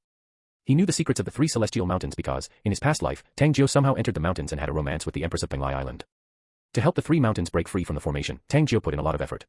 Eventually, he resolved the formation issue, allowing the cultivators of the mountains to come and go freely. Later, however, there seemed to be a problem with the formation again. But at that time, Gu Dongting had fought the Empress, was seriously injured, and recovering, unaware of the specific details. He only knew that very few of the cultivators from the 3 mountains survived. The present Gu Dongting had no interest in playing the saint. Those sects had accelerated the dissipation of the world's spiritual energy for their own gain. It was karma that they ended up trapped in their own formation. It was nothing but retribution. Having hoarded the spiritual energy for a millennium, only to die under a formation. If you ask me, their end came too late. A glint of cold light flashed in Gu Dongting's eyes as he watched the elder leave, his lips curving into an inscrutable smirk. Now that I've become the arch-villain, how can I not eradicate the root of the problem? The elder, having escaped from Shen Wang and the others, ran a great distance before stopping, gasping for breath and cursing bitterly. I was too careless, falling for their trap. Once I've recovered, I swear to tear them to pieces to quench the hatred in my heart. After his vow, the elder thought of the 5 spiritually powerful swords, his cloudy eyes revealing his greed as he muttered, pearls cast before swine. In my hands, those treasures would truly shine. Before he could indulge further, a low, cold chuckle sounded. Humans are indeed greedy, coveting everything they see. No wonder you've survived for thousands of years. The elder's pupils dilated in shock. Who's there? I'm not human. The newcomer sneered disdainfully, revealing himself from the shadows. Upon seeing the young-looking man, the elder relaxed slightly, but his expression changed rapidly as he realized he couldn't gauge the man's strength. Who are you exactly? Clutching his dust whisk tightly, the elder felt an ominous premonition. I have no grudge with you. Why block my way? No grudge. Who said that? The newcomer, Songjua, eyed the elder, who looked like a sage, and felt his PTSD flare up. 1,000 years ago, another sage-like human cultivator had trapped him in a formation, confining him for a millennium. The elder stiffened. I come from the distant celestial mountains overseas and have never been to the central plains before. I am certain I have never met you. Could you be mistaking me for someone else? Oh, I've been tricked by someone who looked like you, so seeing your face makes me sick, Songjua said nonchalantly. Besides, my stingy and vengeful master ordered me to leave your life here. Blame it on your bad luck. For offending my petty and grudge-holding master. Speaking, Songjua struck without hesitation. His strength was suppressed, but being a rare Jiaolong of this world, he didn't need magic. Relying solely on his formidable physical attributes, he could grind down cultivators a level higher than himself. Moreover, the elder had been previously tricked and seriously injured by Shen Wang and Gu Dongting, significantly weakening him. In the darkness, a human form suddenly transformed into a massive serpent, its long claws tearing through the elder's dust whisk and slicing his body. The moment the elder saw Songjua's true dragon form, he was both shocked and ecstatic. In this world, there still exists a Jiaolong. Its scales, claws, and blood are all treasures. The thought was fleeting, and the next second, the elder's pupils dilated, and he lost his breath. When leaving the celestial mountain, someone had predicted his fortune, saying his journey would bring mixed joy and sorrow. Great danger awaited, but if he survived until his return, he would encounter a tremendous opportunity. He thought those 5 spiritual swords were his destined fortune. Only upon seeing Songjua did he realize. Alas, it was too late. As per Gu Dongting's advice, strike while the enemy is weak. Songjua, having dealt with the despicable elder, transformed back into human form and left without a glance at the corpse. For a Jiaolong, killing a human cultivator didn't evoke any peculiar feelings, even though he had never before taken the life of any human or beast. Gu Dongting, lying beside Shen Wang on the ground, received a message from Songjua. He glanced at it and said to Shen Wang, that Taoist has been taken care of by my arranged person. Shen Wang, both shocked and elated. Little He, you're awesome. He had thought the elder had escaped due to a miscalculation, worrying about revealing his 5 life-bound swords and how to deceive others in the future. It turned out that Little He was the reliable one. Both were extremely delighted, bursting into the arrogant laughter characteristic of villainous bosses. Without further rest, Shen Wang and Little He took advantage of the night to return to their respective homes as if nothing had happened. Within 2 days, Shen Wang learned the outcome through the gossipy little fatty. In the familiar chat group, several familiar IDs were frenziedly posting, and there were even a few new ones. It was evident that, after 2 rounds of the metaphysical competition, the socially anxious little fatty had made quite a few new friends. Did you guys hear? That old man from the celestial mountains is dead. He was found dead in the suburbs, with multiple serious injuries on his body and a look of extreme terror on his face, as if he had seen something horrifying. Wasn't he from the celestial mountains? What could have scared him so much, considering he must have seen all sorts of wonders there? Seems like those mountains aren't all that great. Good riddance to that old man. How dare he point at Brother Gu and call him a natural-born demon, just because of some prophecy? He didn't even bother to investigate before attacking. Are prophecies always reliable? He wanted to kill Brother Gu without any investigation. He who kills must be prepared to be killed. Serves him right. The chat group was abuzz with discussions, but most were happy and cheerful. Compared to a stranger like the old men, they obviously preferred to protect and care for their brother Gu Dongting, who had done so much for them. This chat group also offered a glimpse into some attitudes within the metaphysical community. As Shen Wang was engrossed in reading the chat, his doorbell rang. He was startled and went to check, finding Shi Yan at the door. Besides Shi Yan, there were a few familiar members of the special department. Shen Wang, puzzled, opened the door. What's the matter? Hasn't the deal already concluded? His deal with the special department was to act as an external support, achieving a ranking in the metaphysical competition, in return for choosing a few treasures from their treasury. Now that I've refined the treasures, what does the special department want by showing up at my door? Shi Yan. Shi Yan, with a twitch at the corner of his mouth and observing Shen Wang's wary gaze, said, I've been ordered to conduct an investigation. It's not about reclaiming the items from the deal. Shen Wang uttered an oh and let Shi Yan and his team in. You should have said that earlier. I would have let you in. Sitting down on the sofa, Shi Yan, rubbing his forehead in resignation, asked seriously, where were you the night before last? Shen Wang replied confidently and casually, I was at home cultivating. Shi Yan further inquired, do you have any witnesses? Shen Wang, exasperated, said, I was cultivating alone. How could there be any witnesses? Shi Yan paused in his note-taking, then continued, are you aware of the death of Gu Dongting? Gu Dongting. Shen Wang shook his head, I don't know him. He's the Taoist from the Celestial Mountains, Shi Yan said, laying out some photos on the coffee table for Shen Wang to see. He was found dead in the suburbs yesterday morning, with only a few signs of struggle around. So, he's called Gu Dongting, Shen Wang said with interest, not hiding his schadenfreude. What an apt name. Dust to dust, earth to earth. Serves him right to die like that. Shi Yan rubbed his temples, his tone resigned, we suspect you're involved in his death. You don't need to emphasize your motive so strongly. Shen Wang defended himself righteously, he ambushed me during my competition, causing me injury. I had to stay in my room to recover. Am I not allowed even a bit of schadenfreude at his death? At a loss for words, Shi Yan thought about Shen Wang's personality. Just reveling in misfortune seemed indeed normal for him. After a few more simple questions, Shi Yan closed his notebook and said in accordance with procedure, thank you for cooperating with the investigation. If we need anything further, we will notify you. Having said that, he took his leave. Shen Wang waved goodbye with a smiling face, showing no sign of irregularity. Once outside the villa, a person behind Shi Yan spoke up, Director Shi, Gu Dongting had only left the Celestial Mountains for a few days and offended only 2 people. He's a major suspect. Why didn't you take him in for investigation? Shi Yan glanced at the new recruit, exactly. Knowing he's a major suspect, why do you think those above sent me, who has a good relationship with him, to investigate? The new recruit scratched his head in confusion. It's because Gu Dongting went too far. The higher-ups actually didn't mind seeing him dead, Shi Yan said resignedly, breaking down the rationale for the newbie. Gu Dongting was powerful, but does being powerful mean you can do whatever you want? It's not the survival of the fittest world of thousands of years ago. We live in a society governed by law. He wanted to kill someone based on some absurd prophecy, showing no regard for the law, the special department, or the nation. Now he wanted to kill the innocent Gu Dongting because of a prophecy. What about in the future? For what reason will he kill next? As he spoke, Shi Yan let out a cold laugh. What era are we in to kill based on prophecies? Don't believe in feudal superstitions. If he doesn't understand that, don't you? The new recruit finally had an epiphany, deeply understanding why Shi Yan, despite being the same age, could be the director of the Southwest region, while he was still a newbie. He tentatively summarized, so, it's because his actions have crossed the legal line. If it weren't for the fact that we can't overpower him, the special department would have taken action against him. More importantly, he intended to disrupt the hard-won piece of the metaphysical world, Shi Yan sighed softly. If he, being powerful, thinks he can kill whoever he wants, wouldn't we be reverting to the old world of the survival of the fittest? In that world, the strong can kill, and the weak deserve to die. Is that the world you want to live in? The employees of the special department shook their heads. With their abilities, they would only be at the bottom of the hierarchy, with only ordinary people being weaker than them. But how could they, who had received formal education, ever bring themselves to harm ordinary people? After all, the employee of the special department murmured softly, the new society is indeed better. Shen Wang didn't hear Shi Yan's admonishment, he felt no guilt over Gu Dongting's death. Even though he now lived in the relatively safer world of metaphysics, the concepts ingrained during his years in the cultivation realm were too deep-rooted to change. The special department's investigation, more of a formality, lasted a few days and found nothing amiss. They eventually concluded, Gu Dongting's death was due to vendetta. Beyond that, there was nothing else. Shen Wang, using both coaxing and trickery, plucked another petal from the 9-layered lotus, made 3 pills, kept 1 for himself, and gave the remaining 2 to the injured Gu Dongting and little He. For some reason, even though Gu Dongting's matter was resolved, Gu Dongting still showed no intention of returning home, leaving Shen Wang feeling quite lonely. Soon after, Shi Yan sent a message to Shen Wang, inviting him to a meeting. Shen Wang initially didn't want to go, but decided to attend after learning that Gu Dongting would be there. He slowly got dressed and groomed himself before heading to the special department for the meeting. He thought the meeting would still be about Gu Dongting's incident. Upon arriving at the conference room and seeing all the familiar faces, Shen Wang belatedly realized that the invitees seemed to be familiar. There was Bo Yu from the Metaphysical Association, Wushu, Feng Ju and Lu Tingchun from the special department, and others from various sects like Lin Liliu, Pang He, Luo Tian. Chou Yin and Bai Fuchen were also among them. They were all quite young and familiar with each other, chatting and laughing together. Seeing Shen Wang, Bai Fuchen was the first to greet him excitedly, Brother Shen. Brother Shen. Come sit here. I saved you a spot. Shen Wang, with a question mark over his head, sat next to Bai Fuchen and asked curiously, what are you all doing? His question stirred the nest, attracting a chorus of responses. Brother Shen, don't you know? The top 15 from the metaphysical competition will participate in the World Special Abilities Contest, representing our country. We're here for a meeting to finalize the procedures. I heard this year's World Metaphysical Competition is in England. I've never been there, I wonder if it's fun. It's not fun. The place is shabby, cramped, and has an indescribable smell. The cultivators there are bad-tempered, too. I heard they don't call them cultivators there, but rather, people with special abilities. Wonder what the difference is. Seems like there's not much difference. They still use elements like metal, wood, water, fire, and earth, as well as wind, thunder, and lightning. Shen Wang listened for a while and finally realized he had heard about this. The National Metaphysical Competition was essentially a qualifier for the world competition, but he had been so focused on getting treasures from the special department's treasury that he hadn't paid much attention to it and had promptly forgotten. Only now did he remember that after the metaphysical competition, there was another world-level competition. Shen Wang, can I choose not to go? His question brought the enthusiastic discussion to a halt.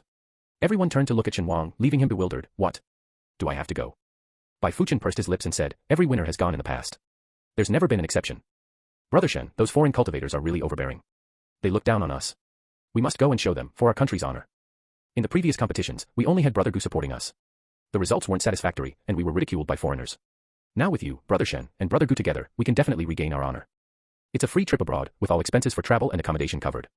Brother Shen, do you really want to miss out on this opportunity? Faced with so many people persuading him, Shen Wang felt a headache coming on. He was about to speak when he saw more people entering. Among them were the familiar physical cultivator Xia Yi, Bai Qingxing from the Bai family, and Quang Jun from the special department, along with several special department leaders he had seen but didn't know by name, and Gu Dongting walking amidst the group. Seeing Gu Dongting's aloof expression, Shen Wang vaguely felt it had been a long time since he last saw him. The Gu Dongting played by Little Hay didn't count. Shen Wang waved at Gu Dongting, who glanced at him before quickly averting his gaze, remaining cold and distant. Shen Wang. I feel like Gu Dongting's mood doesn't seem too good today. Based on my understanding of him, even if he couldn't speak, he'd normally respond with eye contact to my greeting. But today, he's completely unaffected. There's no eye contact, and that faint smile in his eyes that's just for me is gone too. Once everyone was seated, the head of the special department quickly began. All of you here represent the future of the metaphysical world, and I believe you're aware of the World Special Abilities Contest. The contestants of the World Special Abilities Contest are all under 35 years old, representing the young elite from various countries. You will be representing our country. Shen Wang stopped listening after a while, the speech being nothing more than motivational fluff. His attention remained on observing Gu Dongting's demeanor. It might have been his imagination, but although Gu Dongting's expression seemed no different from usual, there was a subtle difference in his aura. Unable to pinpoint the subtle change, Shen Wang leaned towards Bai Fuchen, whispering to this avid fan of Gu Dongting, do you feel like Gu Dongting is acting strangely today? Bai Fuchen, puzzled, replied, strangely good-looking. A few black lines slid down Shen Wang's forehead. I'm talking about something serious here. Bai Fuchen looked extremely aggrieved. Then, I really can't tell. Isn't Brother Gu always like that, aloof, serious, unapproachable? Shen Wang paused. He's not like this when he's with me. Bai Fuchen was speechless, giving Shen Wang a look before scooting his chair a few centimeters away from Shen Wang, moving closer to Chou Yin. Who knows what you kind of couple do in private? Seeing he couldn't get an answer, Shen Wang could only sigh, attributing this oddity to his own illusion. After a meeting that lasted over 2 hours, filled with countless motivational speeches, they finally got to the main point. This competition will be led by Gu Dongting, with Xia Yi, Bai Qingxing, and Quang Jun accompanying for protection. The participants are Shen Wang, Bo Yu, Chou Yin. The names were read in order of ranking. The leader of the special department closed the file and asked, do you have any questions? Everyone looked at each other, their gazes all converging on Shen Wang. Shen Wang glanced at Gu Dongting and touched his nose, no questions. He really didn't want to travel all the way abroad before, but since Gu Dongting was in charge of leading the team, what could he do? To support his friend's work, he had to go. After the meeting, while Gu Dongting hadn't left yet, Shen Wang quickly avoided the crowd and approached him. Dongting, are you in a bad mood today? Gu Dongting looked at Shen Wang, his eyes conveying an indescribable meaning. You can tell I'm in a bad mood. Shen Wang nodded as if it were a matter of course, we are close friends. Indeed, a good friend, Gu Dongting said with a light laugh, slowly speaking. His smile was fleeting, and Shen Wang didn't notice anything unusual. The two walked side by side out of the building. He Jiao, who had been waiting at the door for a long time, came up to greet them, ignoring Gu Dongting's cold, almost murderous gaze, and looked eagerly at Shen Wang. Shen Wang, how is my little flower? Shen Wang. Shen Wang touched his face awkwardly, avoiding He Jiao's gaze. Pretty good. It was just that a few petals were coaxed away, a few branches had fallen off, and some lotus seeds were collected. Songjue looked at Shen Wang skeptically. Really? Don't lie to me, bring him out now. Faced with apparent doubts, Shen Wang couldn't ignore it. He had to go to a corner out of sight to summon Jiao Chonglian. As soon as Songjue and Jiao Chonglian saw each other, neither could hold back. One embraced his precious flower, and the other rushed into his guardian's arms. My poor little flower, why are you so dried up and thin? What on earth did Shen Wang do to you? Songjue, where have you been these past days? I thought you found me too delicate and didn't want me anymore. It's all that damned Gu Dongting, not letting me show myself, always trying to hide me. If I hadn't secretly followed this time, I wouldn't have seen you. Shen Wang took a petal from me. My flower is missing a petal now, it's incomplete. Shen Wang, listening to their complaints about Gu Dongting's unreliability, didn't know whether to laugh or cry. He took Gu Dongting aside and secretly handed him something. Enter the village quietly, no need for gunfire. Gu Dongting felt a small box in his hand. He opened a crack and was greeted by a strong scent of elixir. He quickly closed the box. What's this? Sho, Shen Wang hurriedly signaled Gu Dongting to lower his voice. It's a healing pill made from the petals of the ninefold lotus. Aren't you injured? Gu Dongting looked at the precious pill with an inscrutable gaze. To give away something so valuable, isn't it too wasteful? A healing pill is made for healing. There's no waste in that. Shen Wang was carefully observing Song's movements, afraid he would discover that he had used the petals of his cherished little flower for making the medicine. He didn't notice Gu Dongting's inexplicable expression. So, Gu Dongting fiddled with the pill box in his hand, and after a long while, he revealed a faint smile. I really appreciate that you've been thinking of me. He is still the little black brother, in Shen Wang's words, not Gu Dongting. For a long time, Gu Dongting's consciousness had suppressed him. Logically, when Gu Dongting's emotions became intense, reaching a threshold, he would appear. But it's unclear if Gu Dongting's emotions were too calm, without ripples, or if he had noticed something amiss. Little black brother hadn't appeared for quite some time. This time, having finally seized the opportunity to control the body, he was determined to firmly maintain control. Between Shen Wang and Gu Dongting, due to their daily interactions, they didn't realize that at some point, the atmosphere between them had subtly changed. The long-absent, little black brother noticed it right away. The undeniable ambiguity and sweetness in the air, and the unspoken understanding in their eyes when they met. Little black brother thought they had fallen for each other, but they hadn't realized it yet. Little black brother clenched the object in his hand tightly, unwilling to accept this. In Shen Wang's heart, the Gu Dongting he knew was always the pure, aloof, flawlessly white-robed figure, like a Tianshan snow lotus. But the black-robed Gu Dongting seemed to be just a friend. Even though they were the same person, with the same appearance. He had realized his own feelings earlier than anyone else. How could he accept this? How could he accept being just a supporting character to another version of himself? Everything was his first the meeting, the flutter of heart, the realization of his feelings. A fleeting emotion passed through Xiao Heiji's eyes, then quickly disappeared. Shen Wang, however, was completely oblivious to this. A few days later, Shen Wang and others went abroad. Everyone in the economy class was as excited as school children on a field trip, especially those who had never been abroad before. Little did they know, just after disembarking the plane and finding the people who came to pick them up, they faced their first setback. The people who came to pick them up were a few blonde, blue-eyed foreigners, lazily holding signs, chatting and laughing. Upon seeing Shen Wang and his group, they didn't stop their banter but instead laughed louder. Shen Wang didn't understand English, he heard them speaking an unfamiliar language, and several people in his team showed angry expressions. Shen Wang turned to Bai Fuchen and asked quietly, what are they saying? Bai Fuchen's face showed humiliation as he clenched his teeth, they're insulting us, calling us monkeys with a stench. Everyone present was a proud talent of their own country and had never been subjected to such indignity. They glared fiercely at the foreigners. The welcoming party shrugged their shoulders and said cheekily in Chinese, relax, it's just a small joke. Don't be so humorless. Chapter 129. Seeing Shen Wang and his group visibly angry, the onlookers laughed even harder as if they found the scene amusing. Shen Wang observed them and, identifying the ringleader, didn't hesitate to stride forward and kick him away. The kickman flew several meters before stopping, causing a stir among the bystanders at the airport. Someone, stunned, shouted, Chinese Kung Fu. Cool. Shen Wang looked at the shouting person and noticed they were recording a video on their phone. He frowned and turned to Gu Dongting, is it okay that I did that? It's fine, Gu Dongting said calmly. They provoked us first. Bai Fuchen and the others were indignant, right, they started it. Weak and provocative, they deserved the social backlash for such feeble attempts at confrontation. As practitioners with special abilities, the man who was kicked quickly got up, apparently unharmed, and glared at Shen Wang, spouting a stream of rapid, unintelligible words. Shen Wang cleaned his ears, I don't understand what you're saying. Can you speak Chinese? The other person turned pale with anger, feeling deeply insulted by Shen Wang, and continued with a string of angry gibberish. Shen Wang. He really hadn't studied much and genuinely couldn't understand. Growing up in an orphanage, Shen Wang only had the most basic 9 years of compulsory education, barely avoiding illiteracy. As for higher education, it was beyond his reach. Now, facing the unintelligible foreign language, Shen Wang deeply realized the importance of learning. See, if you don't study well, you can't understand when others insult you abroad. Just as Shen Wang was contemplating whether to retaliate, Gu Dongting stepped forward with an icy tone, speaking fluent English. Shen Wang couldn't understand, but he thought Gu Dongting's voice, clear and cold, was much more pleasant than the foreigner's gibberish. As Gu Dongting spoke, the foreigner's face changed multiple times, finally turning away in a huff. Shen Wang, confused, asked, Dongting, what did you say to him? I simply told him that our cameras have been recording since we got off the plane, and they've been on the entire time, Gu Dongting explained. I believe the officials of the world competition would be interested in handling these inappropriate volunteers. Only after Gu Dongting's explanation did Shen Wang realize that these were not official staff but volunteers for the world competition. As volunteers, they provoked participants from afar and were suspected of racial discrimination, all caught on camera. Losing their volunteer status was a minor issue, any impact on the competition would be a real loss. So they ran away. Shen Wang nodded, his eyes mocking. He thought, just as someone said, weak and playful, with unwarranted confidence. Watching them leave dejectedly, everyone felt great, but then another concern arose, Brother Gu, they've left, how do we get to the hotel now? Gu Dongting already had a plan, my father has a reliable business partner here, we can stay with them for a while. This reassured everyone. In a foreign land, unfamiliar and abandoned at the airport by volunteers of the world competition, it was fortunate that Brother Gu had connections and was reliable. Gu Dongting made a phone call to his contact, and it wasn't long before they arrived in a car to pick them up. A line of sleek black luxury cars arranged neatly, and from each car stepped out a tall man dressed in a suit and shoes. Even their walking formed an orderly line, exuding a powerful presence.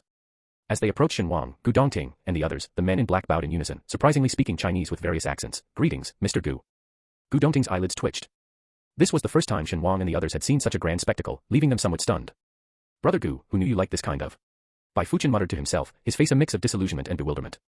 The commotion attracted almost everyone's attention at the scene, even hurried travelers stopped to take photos with their phones. Gu Dongting's expression turned cold as he strode towards the luxury cars and got in, blocking the view of the curious onlookers. The others hurriedly followed suit, splitting up into different cars, with Shen Wang, Gu Dongting, Bai Fuchen, and Chou Yin in one. Bai Fuchen, observing the car's interior, noted that the seemingly ordinary black sedan was equipped with a small table, complete with a fruit platter. Bai Fuchen exclaimed in awe, "Is this the lifestyle of the rich? It's too wonderful." Chou Yin, a straightforward man, couldn't tell the difference between a luxury car and a regular one. "Don't you have a car too?" Bai Fuchen replied indignantly, "My old clunker is no match for a Rolls-Royce." Shen Wang leisurely picked up a piece of neatly cut fruit, tasted it, found it delicious, and offered another piece to Gu Dongting. "Don't be upset, have some fruit, it's quite sweet." Gu Dongting glanced at the fruit offered to him but made no move to take it. Shen Wang only then realized his actions were too presumptuous and lacked distance. He chuckled awkwardly, intending to retract his hand, when he saw Gu Dongting's lightly flushed lips gently part and bite into the fruit. Shen Wang's heart skipped a beat, and the words he had on the tip of his tongue were completely forgotten. Absent-mindedly eating several pieces of fruit in succession, Shen Wang only realized what he had done when the fruit plate was empty. He had been using the same fork to eat and to feed Gu Dongting. After feeding Gu Dongting, Shen Wang ate again. His mind suddenly thundered, and he hastily put down the silver fork in his hand. Nearby, Bai Fuchen and Chou Yin witnessed the whole process of Shen Wang acting foolishly. The two exchanged glances and communicated silently with their eyes. Bai Fuchen, "See, I told you they were in love. What straight guy feeds someone else fruit, and what straight guy accepts being fed fruit?"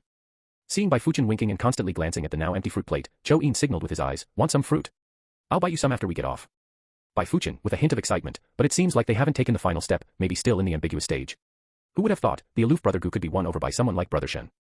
Chou Yin, noticing Bai Fuchen's changing expressions, cleared his throat and asked directly, "Is there any fruit left?" "I'd like some too." Shen Wang. Bai Fuchen. The driver, dressed in a black suit and with a serious face, spoke in awkward Chinese, "Respected guests, of course, there's fruit. It's in the mini fridge, you can help yourselves." Following the driver's direction, Chou Yin found a very well-hidden mini fridge and took out all the fruit, piling it on the plate. After doing all this with a stern face, Chou Yin looked at Bai Fuchen, "Eat." Bai Fuchen. "Damn it, this clueless straight guy, not a bit of understanding, how can we live like this? Divorce, we must get a divorce." Along the way, Bai Fuchen nibbled on the fruit, not giving Chou Yin another glance. Chou Yin, puzzled, had no idea what he did wrong to upset the other person. Because of Chou Yin and Bai Fuchen's interruption, the inexplicable emotion stirring in Shen Wang's heart subsided, and his expression returned to one of integrity, without any hint of guilt. Gu Dongting glanced indifferently at Shen Wang, then over Bai Fuchen and Chou Yin. Bai Fuchen, nibbling on fruit, shivered. Could it be the air conditioning is too low? Why do I feel a chill down my spine? Upon reaching their destination, everyone alighted, staring at the immensely luxurious ancient castle before them, exclaiming naively, "Is this the legendary castle, whose maintenance costs more than its sale price? This is too unbelievable." At the entrance of the castle, a group awaited the guests. Leading them was a young man with blonde hair and blue eyes, tall and handsome, who spoke fluent Mandarin without any accent. "Dear Ting, long time no see, welcome to my home." He approached Gu Dongting, first shaking hands vigorously, then embracing him tightly. Just as he was about to give a cheek kiss, Gu Dongting firmly and unmistakably pushed him away. "Sorry, Buner, I've said before, cheek kissing is not a custom in our country." After being rejected, the other men showed a saddened expression. "I've also said, I prefer you call me by my Chinese name rather than my English one." From their interaction and conversation, it was evident they knew each other for quite some time and were very familiar with each other. Bai Fuchen nudged Shen Wang's shoulder, whispering, "Brother Shen, how do you feel now?" Shen Wang, puzzled, glanced at Bai Fuchen. "Feel about what?" After exchanging looks for a few seconds, Bai Fuchen's face screamed, "I see through your act," his eyes filled with sympathetic schadenfreude. After repeatedly comparing Shen Wang with the foreigner, Bai Fuchen patted Shen Wang's shoulder, consoling, "Think positively, even though you haven't known Gu as long as he has, and even though you're not as wealthy as him, but you are handsome. The Gu family is already wealthy, being a kept man wouldn't be a big deal for you." Although Shen Wang didn't fully grasp Bai Fuchen's insinuation, he subtly felt like he was being attacked. Buner unilaterally caught up with Gu Dongting for a few minutes, then turned to the others.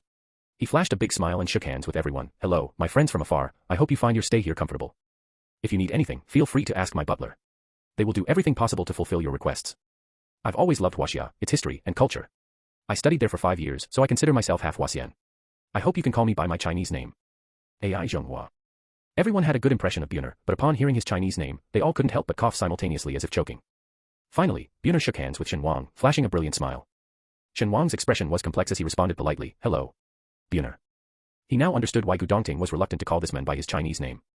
With a typically Western face, that name just felt too discordant. Buner sighed, "Love knows no borders. I hope you can understand my passion for a civilization with 5,000 years of cultural heritage and unique historical culture. Please come in, the butler has arranged rooms for everyone," Buner said politely. The servants lined up behind him stepped forward orderly, taking the luggage from Shen Wang and the others. "Currently, I'm the only one living in this castle. Having you here is my honor." Hearing Buner's words, Shen Wang couldn't resist leaning towards Gu Dongting. "So many servants, yet he says he lives alone, like Schrodinger's solitary life." In the eyes of nobility like him, Gu Dongting said indifferently, "Servants are not considered people." Shen Wang looked at the other's enthusiastic smile and clicked his tongue lightly, "Damn nobility." Buner turned around, smiling, "Sorry, Shen, I can hear you talking. My apologies." Shen Wang, unfazed, directly apologized. They had thought the castle looked luxurious from the outside, but only upon entering did they realize the true magnificence. The castle's interior was far more stunning than anything seen on TV. Tall, grand, spacious, bright, luxurious, and splendid without being tacky. All these positive descriptors seemed to fit perfectly with this castle. Shen Wang suddenly thought of the small villa he had bought. The villa's previous owner sold it cheaply due to haunting rumors. Later, a small-time thug who learned ghost-controlling techniques eyed another property, hoping to drive down the price with the same haunting tactic.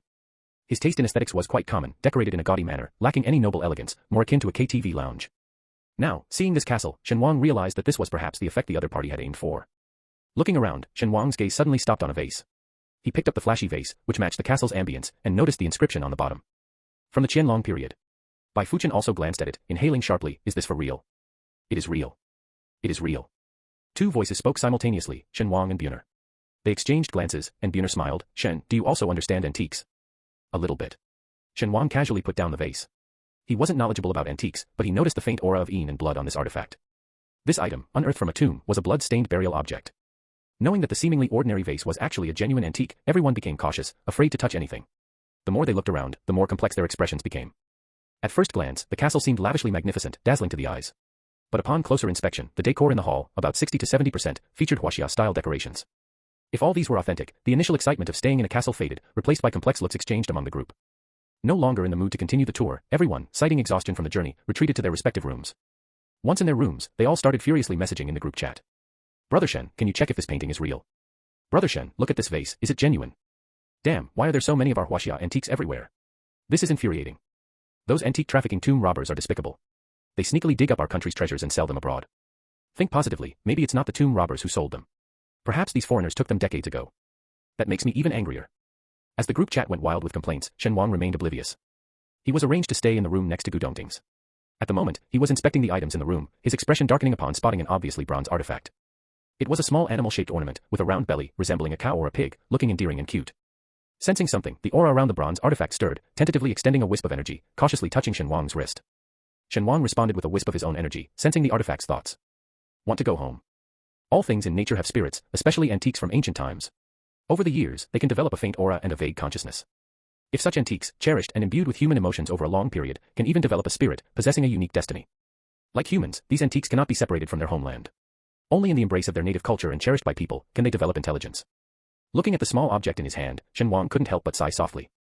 He took the little bronze artifact and knocked on Gu Dongting's room next door. After explaining the situation to Gu Dongting, he also showed a complex expression. "So it is."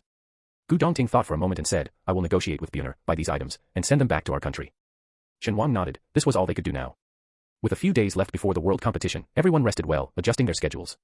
The planned leisure and tourism were forgotten, as no one took it seriously. Now, every contestant's strength and performance represented their nation's dignity, and nobody wanted to disgrace their homeland. Seeing everyone's dedication, Shen Wang also got busy, preparing many talismans and distributing them among the group. Unlike the friendly nature of the Xuanxue competition, the world competition was a life and death battle from the start, with practitioners from different countries fighting 1v1 in a best-of-3 format. The losing side could admit defeat early. If someone stubbornly refused to concede despite losing, they were likely to be killed by their opponent on the spot. Such a brutal and straightforward rule fostered aggression among the contestants. Some even began their match by dislocating their opponent's jaw, eliminating their chance to surrender. After being briefed about these rules, Shen Wang frowned slightly. "How did you fare in previous competitions?" The others showed a look of shame. "Not very well. It was all thanks to Brother Gu holding the fort. We only survived because we were quick to concede. If we're unlucky and face an enemy hostile to our country, we could be seriously injured. Like that cursed little notebook." Hearing this, Shen Wang couldn't help but show a look of disgust. He knew his previous competition performance wasn't great, but he hadn't expected it to be this bad. Are the cultivators from other countries really that strong? Is only Gu Dongting's strength sufficient to win? But the decline in spiritual energy is a global disaster, right? It can't be that only China's strength has greatly diminished. Shen Wang fell into a phase of questioning life. Gu Dongting drew a lot, and their first opponent turned out to be the neighboring pastry nation. Upon seeing this name, everyone's expression slightly changed. Such bad luck. Previously, in pursuit of the Samui sex matters, they had traced leads to a foreign country, namely this one. Now, suddenly hearing this familiar name again, everyone felt a jolt of worry in their hearts, fearing unexpected complications midway.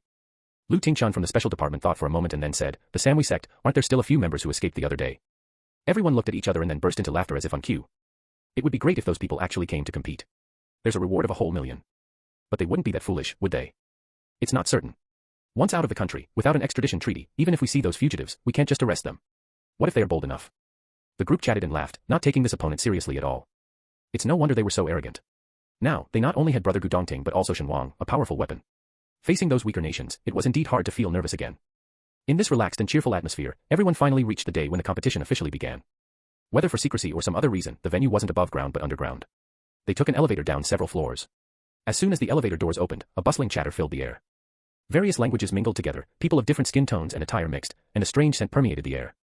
Although Shen Wang couldn't understand what they were saying, he noticed right after entering, the most conspicuous place was a betting counter for gambling on wins and losses, and a screen displaying today's opponents. In the center of the large room, a stage similar to a boxing ring shone under the lights. This environment didn't resemble a formal and serious international competition but rather, an underground, clandestine fighting match, with the spectators' barely concealed excitement and bloodthirstiness. Shen Wang looked up again and even saw a second-floor balcony, with one-way glass that rigorously shielded the valued guests from any covetous or threatening gazes. What kind of lousy place is this? A cultivator, also participating for the first time, frowned. What do they take us for? In this setting, they were not cultivators but human beasts in a coliseum, their sole purpose to fight each other for the audience's entertainment. Chapter 130. There's no other way, Bo Yu sighed and said, special ability users can't appear openly in front of people, and many ordinary people are both curious and cautious about them.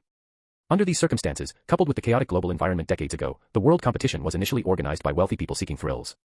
However, as time passed, the world competition status among special ability users grew increasingly prominent, attracting more and more participants. Eventually, it became the grandest event for them. As the number of participants increased, the rules of the competition hardly changed, the only difference being the higher prize money for winners. While they were talking, the competition had already started on the stage. Shen Wang glanced at the names of the two countries and realized they were minor nations he had never heard of. The strength of the contestants was not remarkable, but they were brutally ruthless in their attacks. Strangely, although the contestants didn't know each other, as soon as they got on the stage, they fought as if they were mortal enemies, showing no mercy. At this moment, Shen Wang finally understood why athletes from his country never achieved significant success. To be precise, the Chinese athletes weren't weak, in fact, they were among the better ones in terms of skill. However, compared to the fearless spirit of athletes from other countries, those who grew up in peaceful times in China seemed like lambs lost among wolves. Their eyes revealed a clear naivety. At this time, Bai Qingxing, the team's elder, began to provide psychological counseling to the contestants. Don't be afraid. Just do your best. It doesn't matter if you win or lose. Safety comes first, then competition. If you think you're going to lose, don't insist on fighting. It's most important to save your own life fearlessly. Shen Wang, having heard this, couldn't help but rub his forehead. He couldn't say Bai Qingxing was wrong, but this attitude of teaching the contestants to admit defeat before even starting really made Shen Wang not know what to say. Soon, the two fighters on the stage determined a winner and a loser. One was knocked down, seemingly unable to move, but the victor didn't stop. Instead, he continued to rain down punches on the loser's head. The watching crowd erupted into cheers, their eyes reddening with excitement from the bloodshed. Gradually, the already defeated contestant began to lose signs of life, and only then did the winner raise his fists, covered in blood and brain matter, over his head with a triumphant shout. Observing the triumphant winner and the possibly dead loser, Bai Qingxing emphasized again, don't act rashly. Safety first, competition second. Know your limits, understand. The athletes, who had been excited to win glory for their country before coming, fell silent. After watching a few more matches, and with their turn approaching, they pushed through the excited crowd to line up in the waiting area. Since it was a best-of-3 format, they only needed to send out 3 people. Gu Dongting was pondering which 3 to choose for this first match, to secure an early victory without revealing their full strength. The opponents waiting across the stage had already noticed Gu Dongting and his team, revealing a glaring malice in their eyes, gesturing a cutthroat motion with their hands. Shen Wang rolled his eyes and raised his middle finger, showing an internationally recognized, friendly gesture. Seeing this, the others followed Shen Wang's lead, unanimously making the same, friendly, international gesture, infuriating the opponents until their faces turned dark. Bai Qingxing hesitated, then warned, don't provoke the opponents. What if they get angry and start fighting dirty? Shen Wang interrupted Bai Qingxing's cautious words, didn't you recognize them? Bai Qingxing paused, recognize what? Among those over there are 2 familiar faces, said Shen Wang, his gaze cold as he observed the hate-filled group opposite the stage, even if we don't provoke them, they won't show any mercy. The others took a closer look and laughed, isn't that the walking million bounty, or rather, 2 of them? On the opposite side, Jiang Qirong and Yin Ran, who were listed on the wanted board, brazenly appeared in front of everyone. Damn, they've got some nerve showing up here. We were just talking about them, and here they are, utterly shameless. They've caused the death of so many of our people, and yet they have the audacity to look like they're the victims. Typical of evil cultivators, not valuing the lives of ordinary people at all. Damn it, Brother Gu, let me fight in this round, I'll make sure they pay. Brother Gu. Let me take the next round. Bai Qingxing earnestly urged the players to stay calm, but due to the provocation from the other side, all his efforts were in vain. Everyone was filled with an unprecedented desire to fight. Unfortunately, no matter how much everyone wanted to take the stage to deal with those 2 walking bounties, only 3 people could ultimately participate. After some contemplation, Gu Dongting decided to choose Dao Chunyan, Wushu, and himself to go on stage. Not bad, Bai Qingxing sighed in relief. Dao Chunyan and Wushu are both strong competitors, capable of protecting themselves. With Gu Dao friend as the anchor, we won't lose too disgracefully. The other contestants were dissatisfied, voicing their complaints, Uncle Master Bai, what's this? We haven't even had our turn, and you're already dampening our spirits. Exactly, Chunyan and Wushu are both skilled. What if they win? Wushu, there's no need to add that what if. This seemed to show a lack of confidence in him. While everyone was talking, Shen Wang pulled Dao Chunyan and Wushu aside, whispered a few words, and handed them 2 talismans. He said meaningfully, think of the ordinary people who were deceived by the Samui sect and ended up losing their homes and lives abroad, think of the mountains of corpses. These 2 are covered in the blood of countless countrymen, their evil deeds are innumerable and beyond description. I believe you both want to avenge those poor victims. Shen Wang's words, not just for Wushu and Dao Chunyan, but also for the others who were eavesdropping, stirred up intense emotions as they thought of the Samui sect's atrocities, making their blood boil with anger. That's right. Our sect taught us cultivation to protect the common people and to punish evil and promote good. Now, it's time for us to act. Today, if we can't bring those evil cultivators to justice, we would fail as righteous cultivators. Brother Wushu, Sister Dao, we believe in you. Under the trusting gaze of everyone, Wushu sweated nervously. Rest assured, I will give it my all. Dao Chunyan caressed her broadsword, her eyes firm. I will not let you down. Soon, it was time for Wushu to take the stage. He took a deep breath and walked slowly onto the arena. The opponent, seeing Wushu's obviously nervous demeanor, burst into laughter. After the laughter subsided, Yin Ran also stepped onto the stage. Yin Ran was a pale, thin man. He wasn't ugly, but his eyes were sinister and his demeanor carried an indescribable malevolence, clearly not the sort of upright character. In contrast, Wushu, standing opposite him, had a clear gaze and a confident, graceful posture, starkly different from Yin Ran. The audience in the stands hissed, and even without understanding the languages of various countries, it was clear that they favored Yin Ran, betting against the clear-tempered Wushu. Yin Ran, representing other countries but of Chinese descent, spoke in Mandarin. You so-called righteous people are cowardly and afraid of death. If you don't want to die, just admit defeat now. It was a crude attempt at provocation, which Wushu ignored. However, some people around Shen Wang fell for this simple ploy. Brother Wushu, show him some colors. Since when do evil cultivators deserve to be in public? Go back to your gutter. Go, Brother Wushu, avenge our countrymen who were killed by him. Hearing the shouts, Yin Ran sneered. His fingers suddenly hooked into claws, lunging fiercely at Wushu. Since you refuse to surrender, leave your life here. Wushu moved swiftly, dodging Yin Ran's attack. He drew his own weapon, a long sword of a somewhat peculiar shape. Righteously wielding the sword, he thrust it towards Yin Ran's lower body. The audience, who thought Wushu was a delicate flower from a greenhouse, were stunned. Yin Ran, who assumed Wushu was an innocent and naive righteous disciple, was equally shocked. Even Bai Qingxing was momentarily dazed, wearing a "did I see that right" expression. However, none of the contestants showed any surprise, instead cheering wildly. Well done, Brother Wushu. Aim for his weak spot. Attack him from behind. Step on his big toe. Bai Qingxing, with a bewildered face, exchanged glances with the other two elder guards, weakly asking, fellow Taoists, what exactly is happening? Why have our righteous disciples turned out like this? As foundation-building elders, Bai Qingxing and the other two elders looked at each other, sadly realizing they couldn't understand the younger generation anymore. On the stage, the competition was still fiercely ongoing. Yin Ran was a few years older than Wushu and had a higher level of cultivation, but Wushu didn't play by the rules. His moves were even more unscrupulous than those of an evil cultivator, targeting Yin Ran's vulnerabilities. Several times, Yin Ran almost got hit in his weak spots, breaking into a cold sweat. And when Yin Ran fought back, Wushu changed his tactics, becoming slippery and elusive like an eel, darting around the arena and leading Yin Ran on a chase. As soon as Yin Ran slowed his assault, Wushu turned and attacked again. This is quite a sleazy way of fighting, Bai Qingxing muttered. If others fought fiercely, Wushu's approach could indeed be called sleazy. Shen Wang patted Bai Qingxing on the shoulder, comforting him. Look on the bright side, compared to losing or dying, isn't this method easier to accept? Shen Wang himself didn't expect that his whimsical advice to the young fighters would be so enthusiastically adopted, even changing the dynamics of the metaphysical world. Touching his nose, Shen Wang blinked innocently, as if he had nothing to do with it, keeping a low profile. On the stage, Yin Ran was driven to distraction by Wushu's harassing tactics. The opponent he thought would be easy to defeat turned out to be tough, and in his fury, he exposed several flaws, receiving multiple cuts. Finally, unable to tolerate it anymore, Yin Ran abruptly stopped, waving his hand to summon several ghosts from behind, which rushed towards Wushu. The watching crowd gasped in shock. Wushu, however, smiled. What is the Samui sect most famous for? Of course, it's their ghost refining method. Having confronted the Samui sect's protector, how could Wushu not be prepared?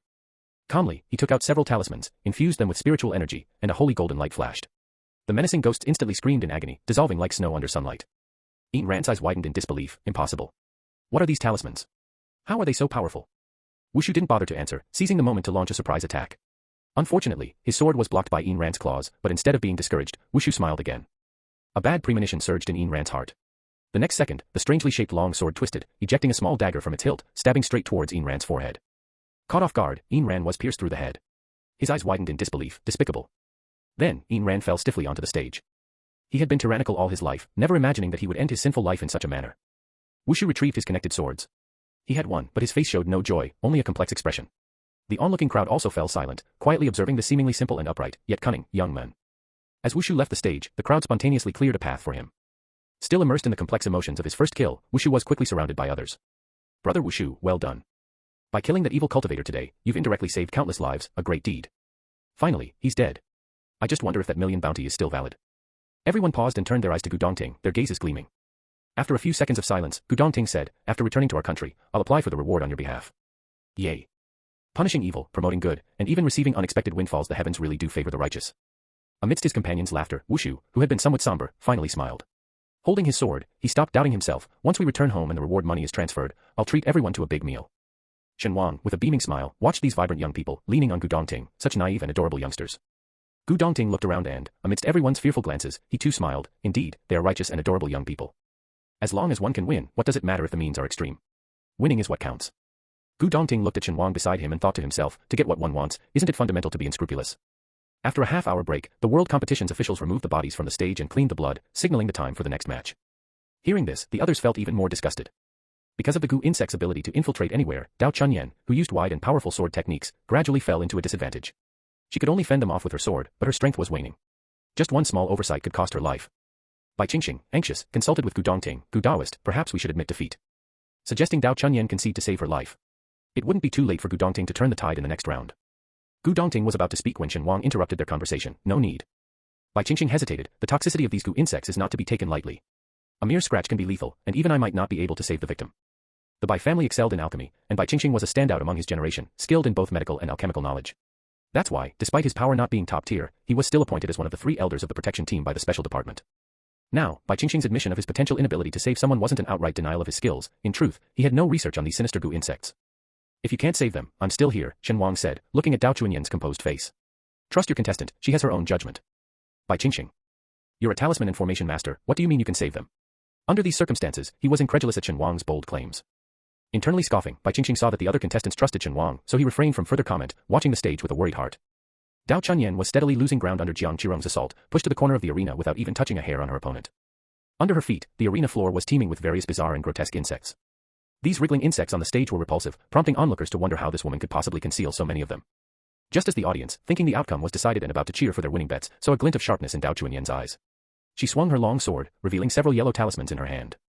The spectators who bet on her opponent felt an ominous premonition at the sight of these familiar yellow papers. These damnable Huaxia people, why have they brought out this thing again? In the previous match, a seemingly guileless but actually cunning Huaxia contestant had turned the tide and won using these talismans. As spiritual power was infused into the talismans, a thunderbolt exploded on the arena, decimating the swarm of insects. It didn't end there.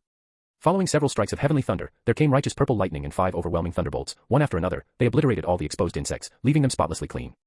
Only a layer of black ash remained on the arena floor, which the wind quickly dispersed, leaving nothing behind. Jiang Qirong, having lost most of her carefully bred insects overnight, spat out a mouthful of blood furiously, glaring at Dao Chunyan. You've tricked me. You despicable coward. Dao Chunyan couldn't be bothered to exchange words with her, charging forward with her sword. Without the protection of her insects, Jiang Qirong was no match for Dao Chunyan. In just a few exchanges, she was covered in several wounds, her clothes torn and revealing deep, bone-exposing cuts. As a woman herself, Dao Chunyan harbored no sympathy. With a cold gaze, she finally spoke her first words on stage. This strike is for those you've killed. Jiang Qirong turned pale and hastily tried to retreat. But no matter how fast she was, she couldn't outpace the blade of a swordsman. The second strike is for all the victims of the Samui sect. This strike landed squarely on Jiang Qirong's arm, severing it completely, causing blood to gush out. From her silver bracelets, a few insects crawled out, greedily feasting on their master's blood. The final strike is for you to pay with your life for their deaths. With the last strike, Dao Chunyan's gaze was as cold as the sword in her hand, slicing straight towards Jiang Qirong's neck. The duel was over. Dao Chunyan had won. Amidst a pool of blood, she stood tall, unflinching, her body splattered with blood, yet not appearing grim or terrifying. Instead, she resembled a valiant female warrior, proud and unyielding. She declared, those who harm others must pay with their own lives.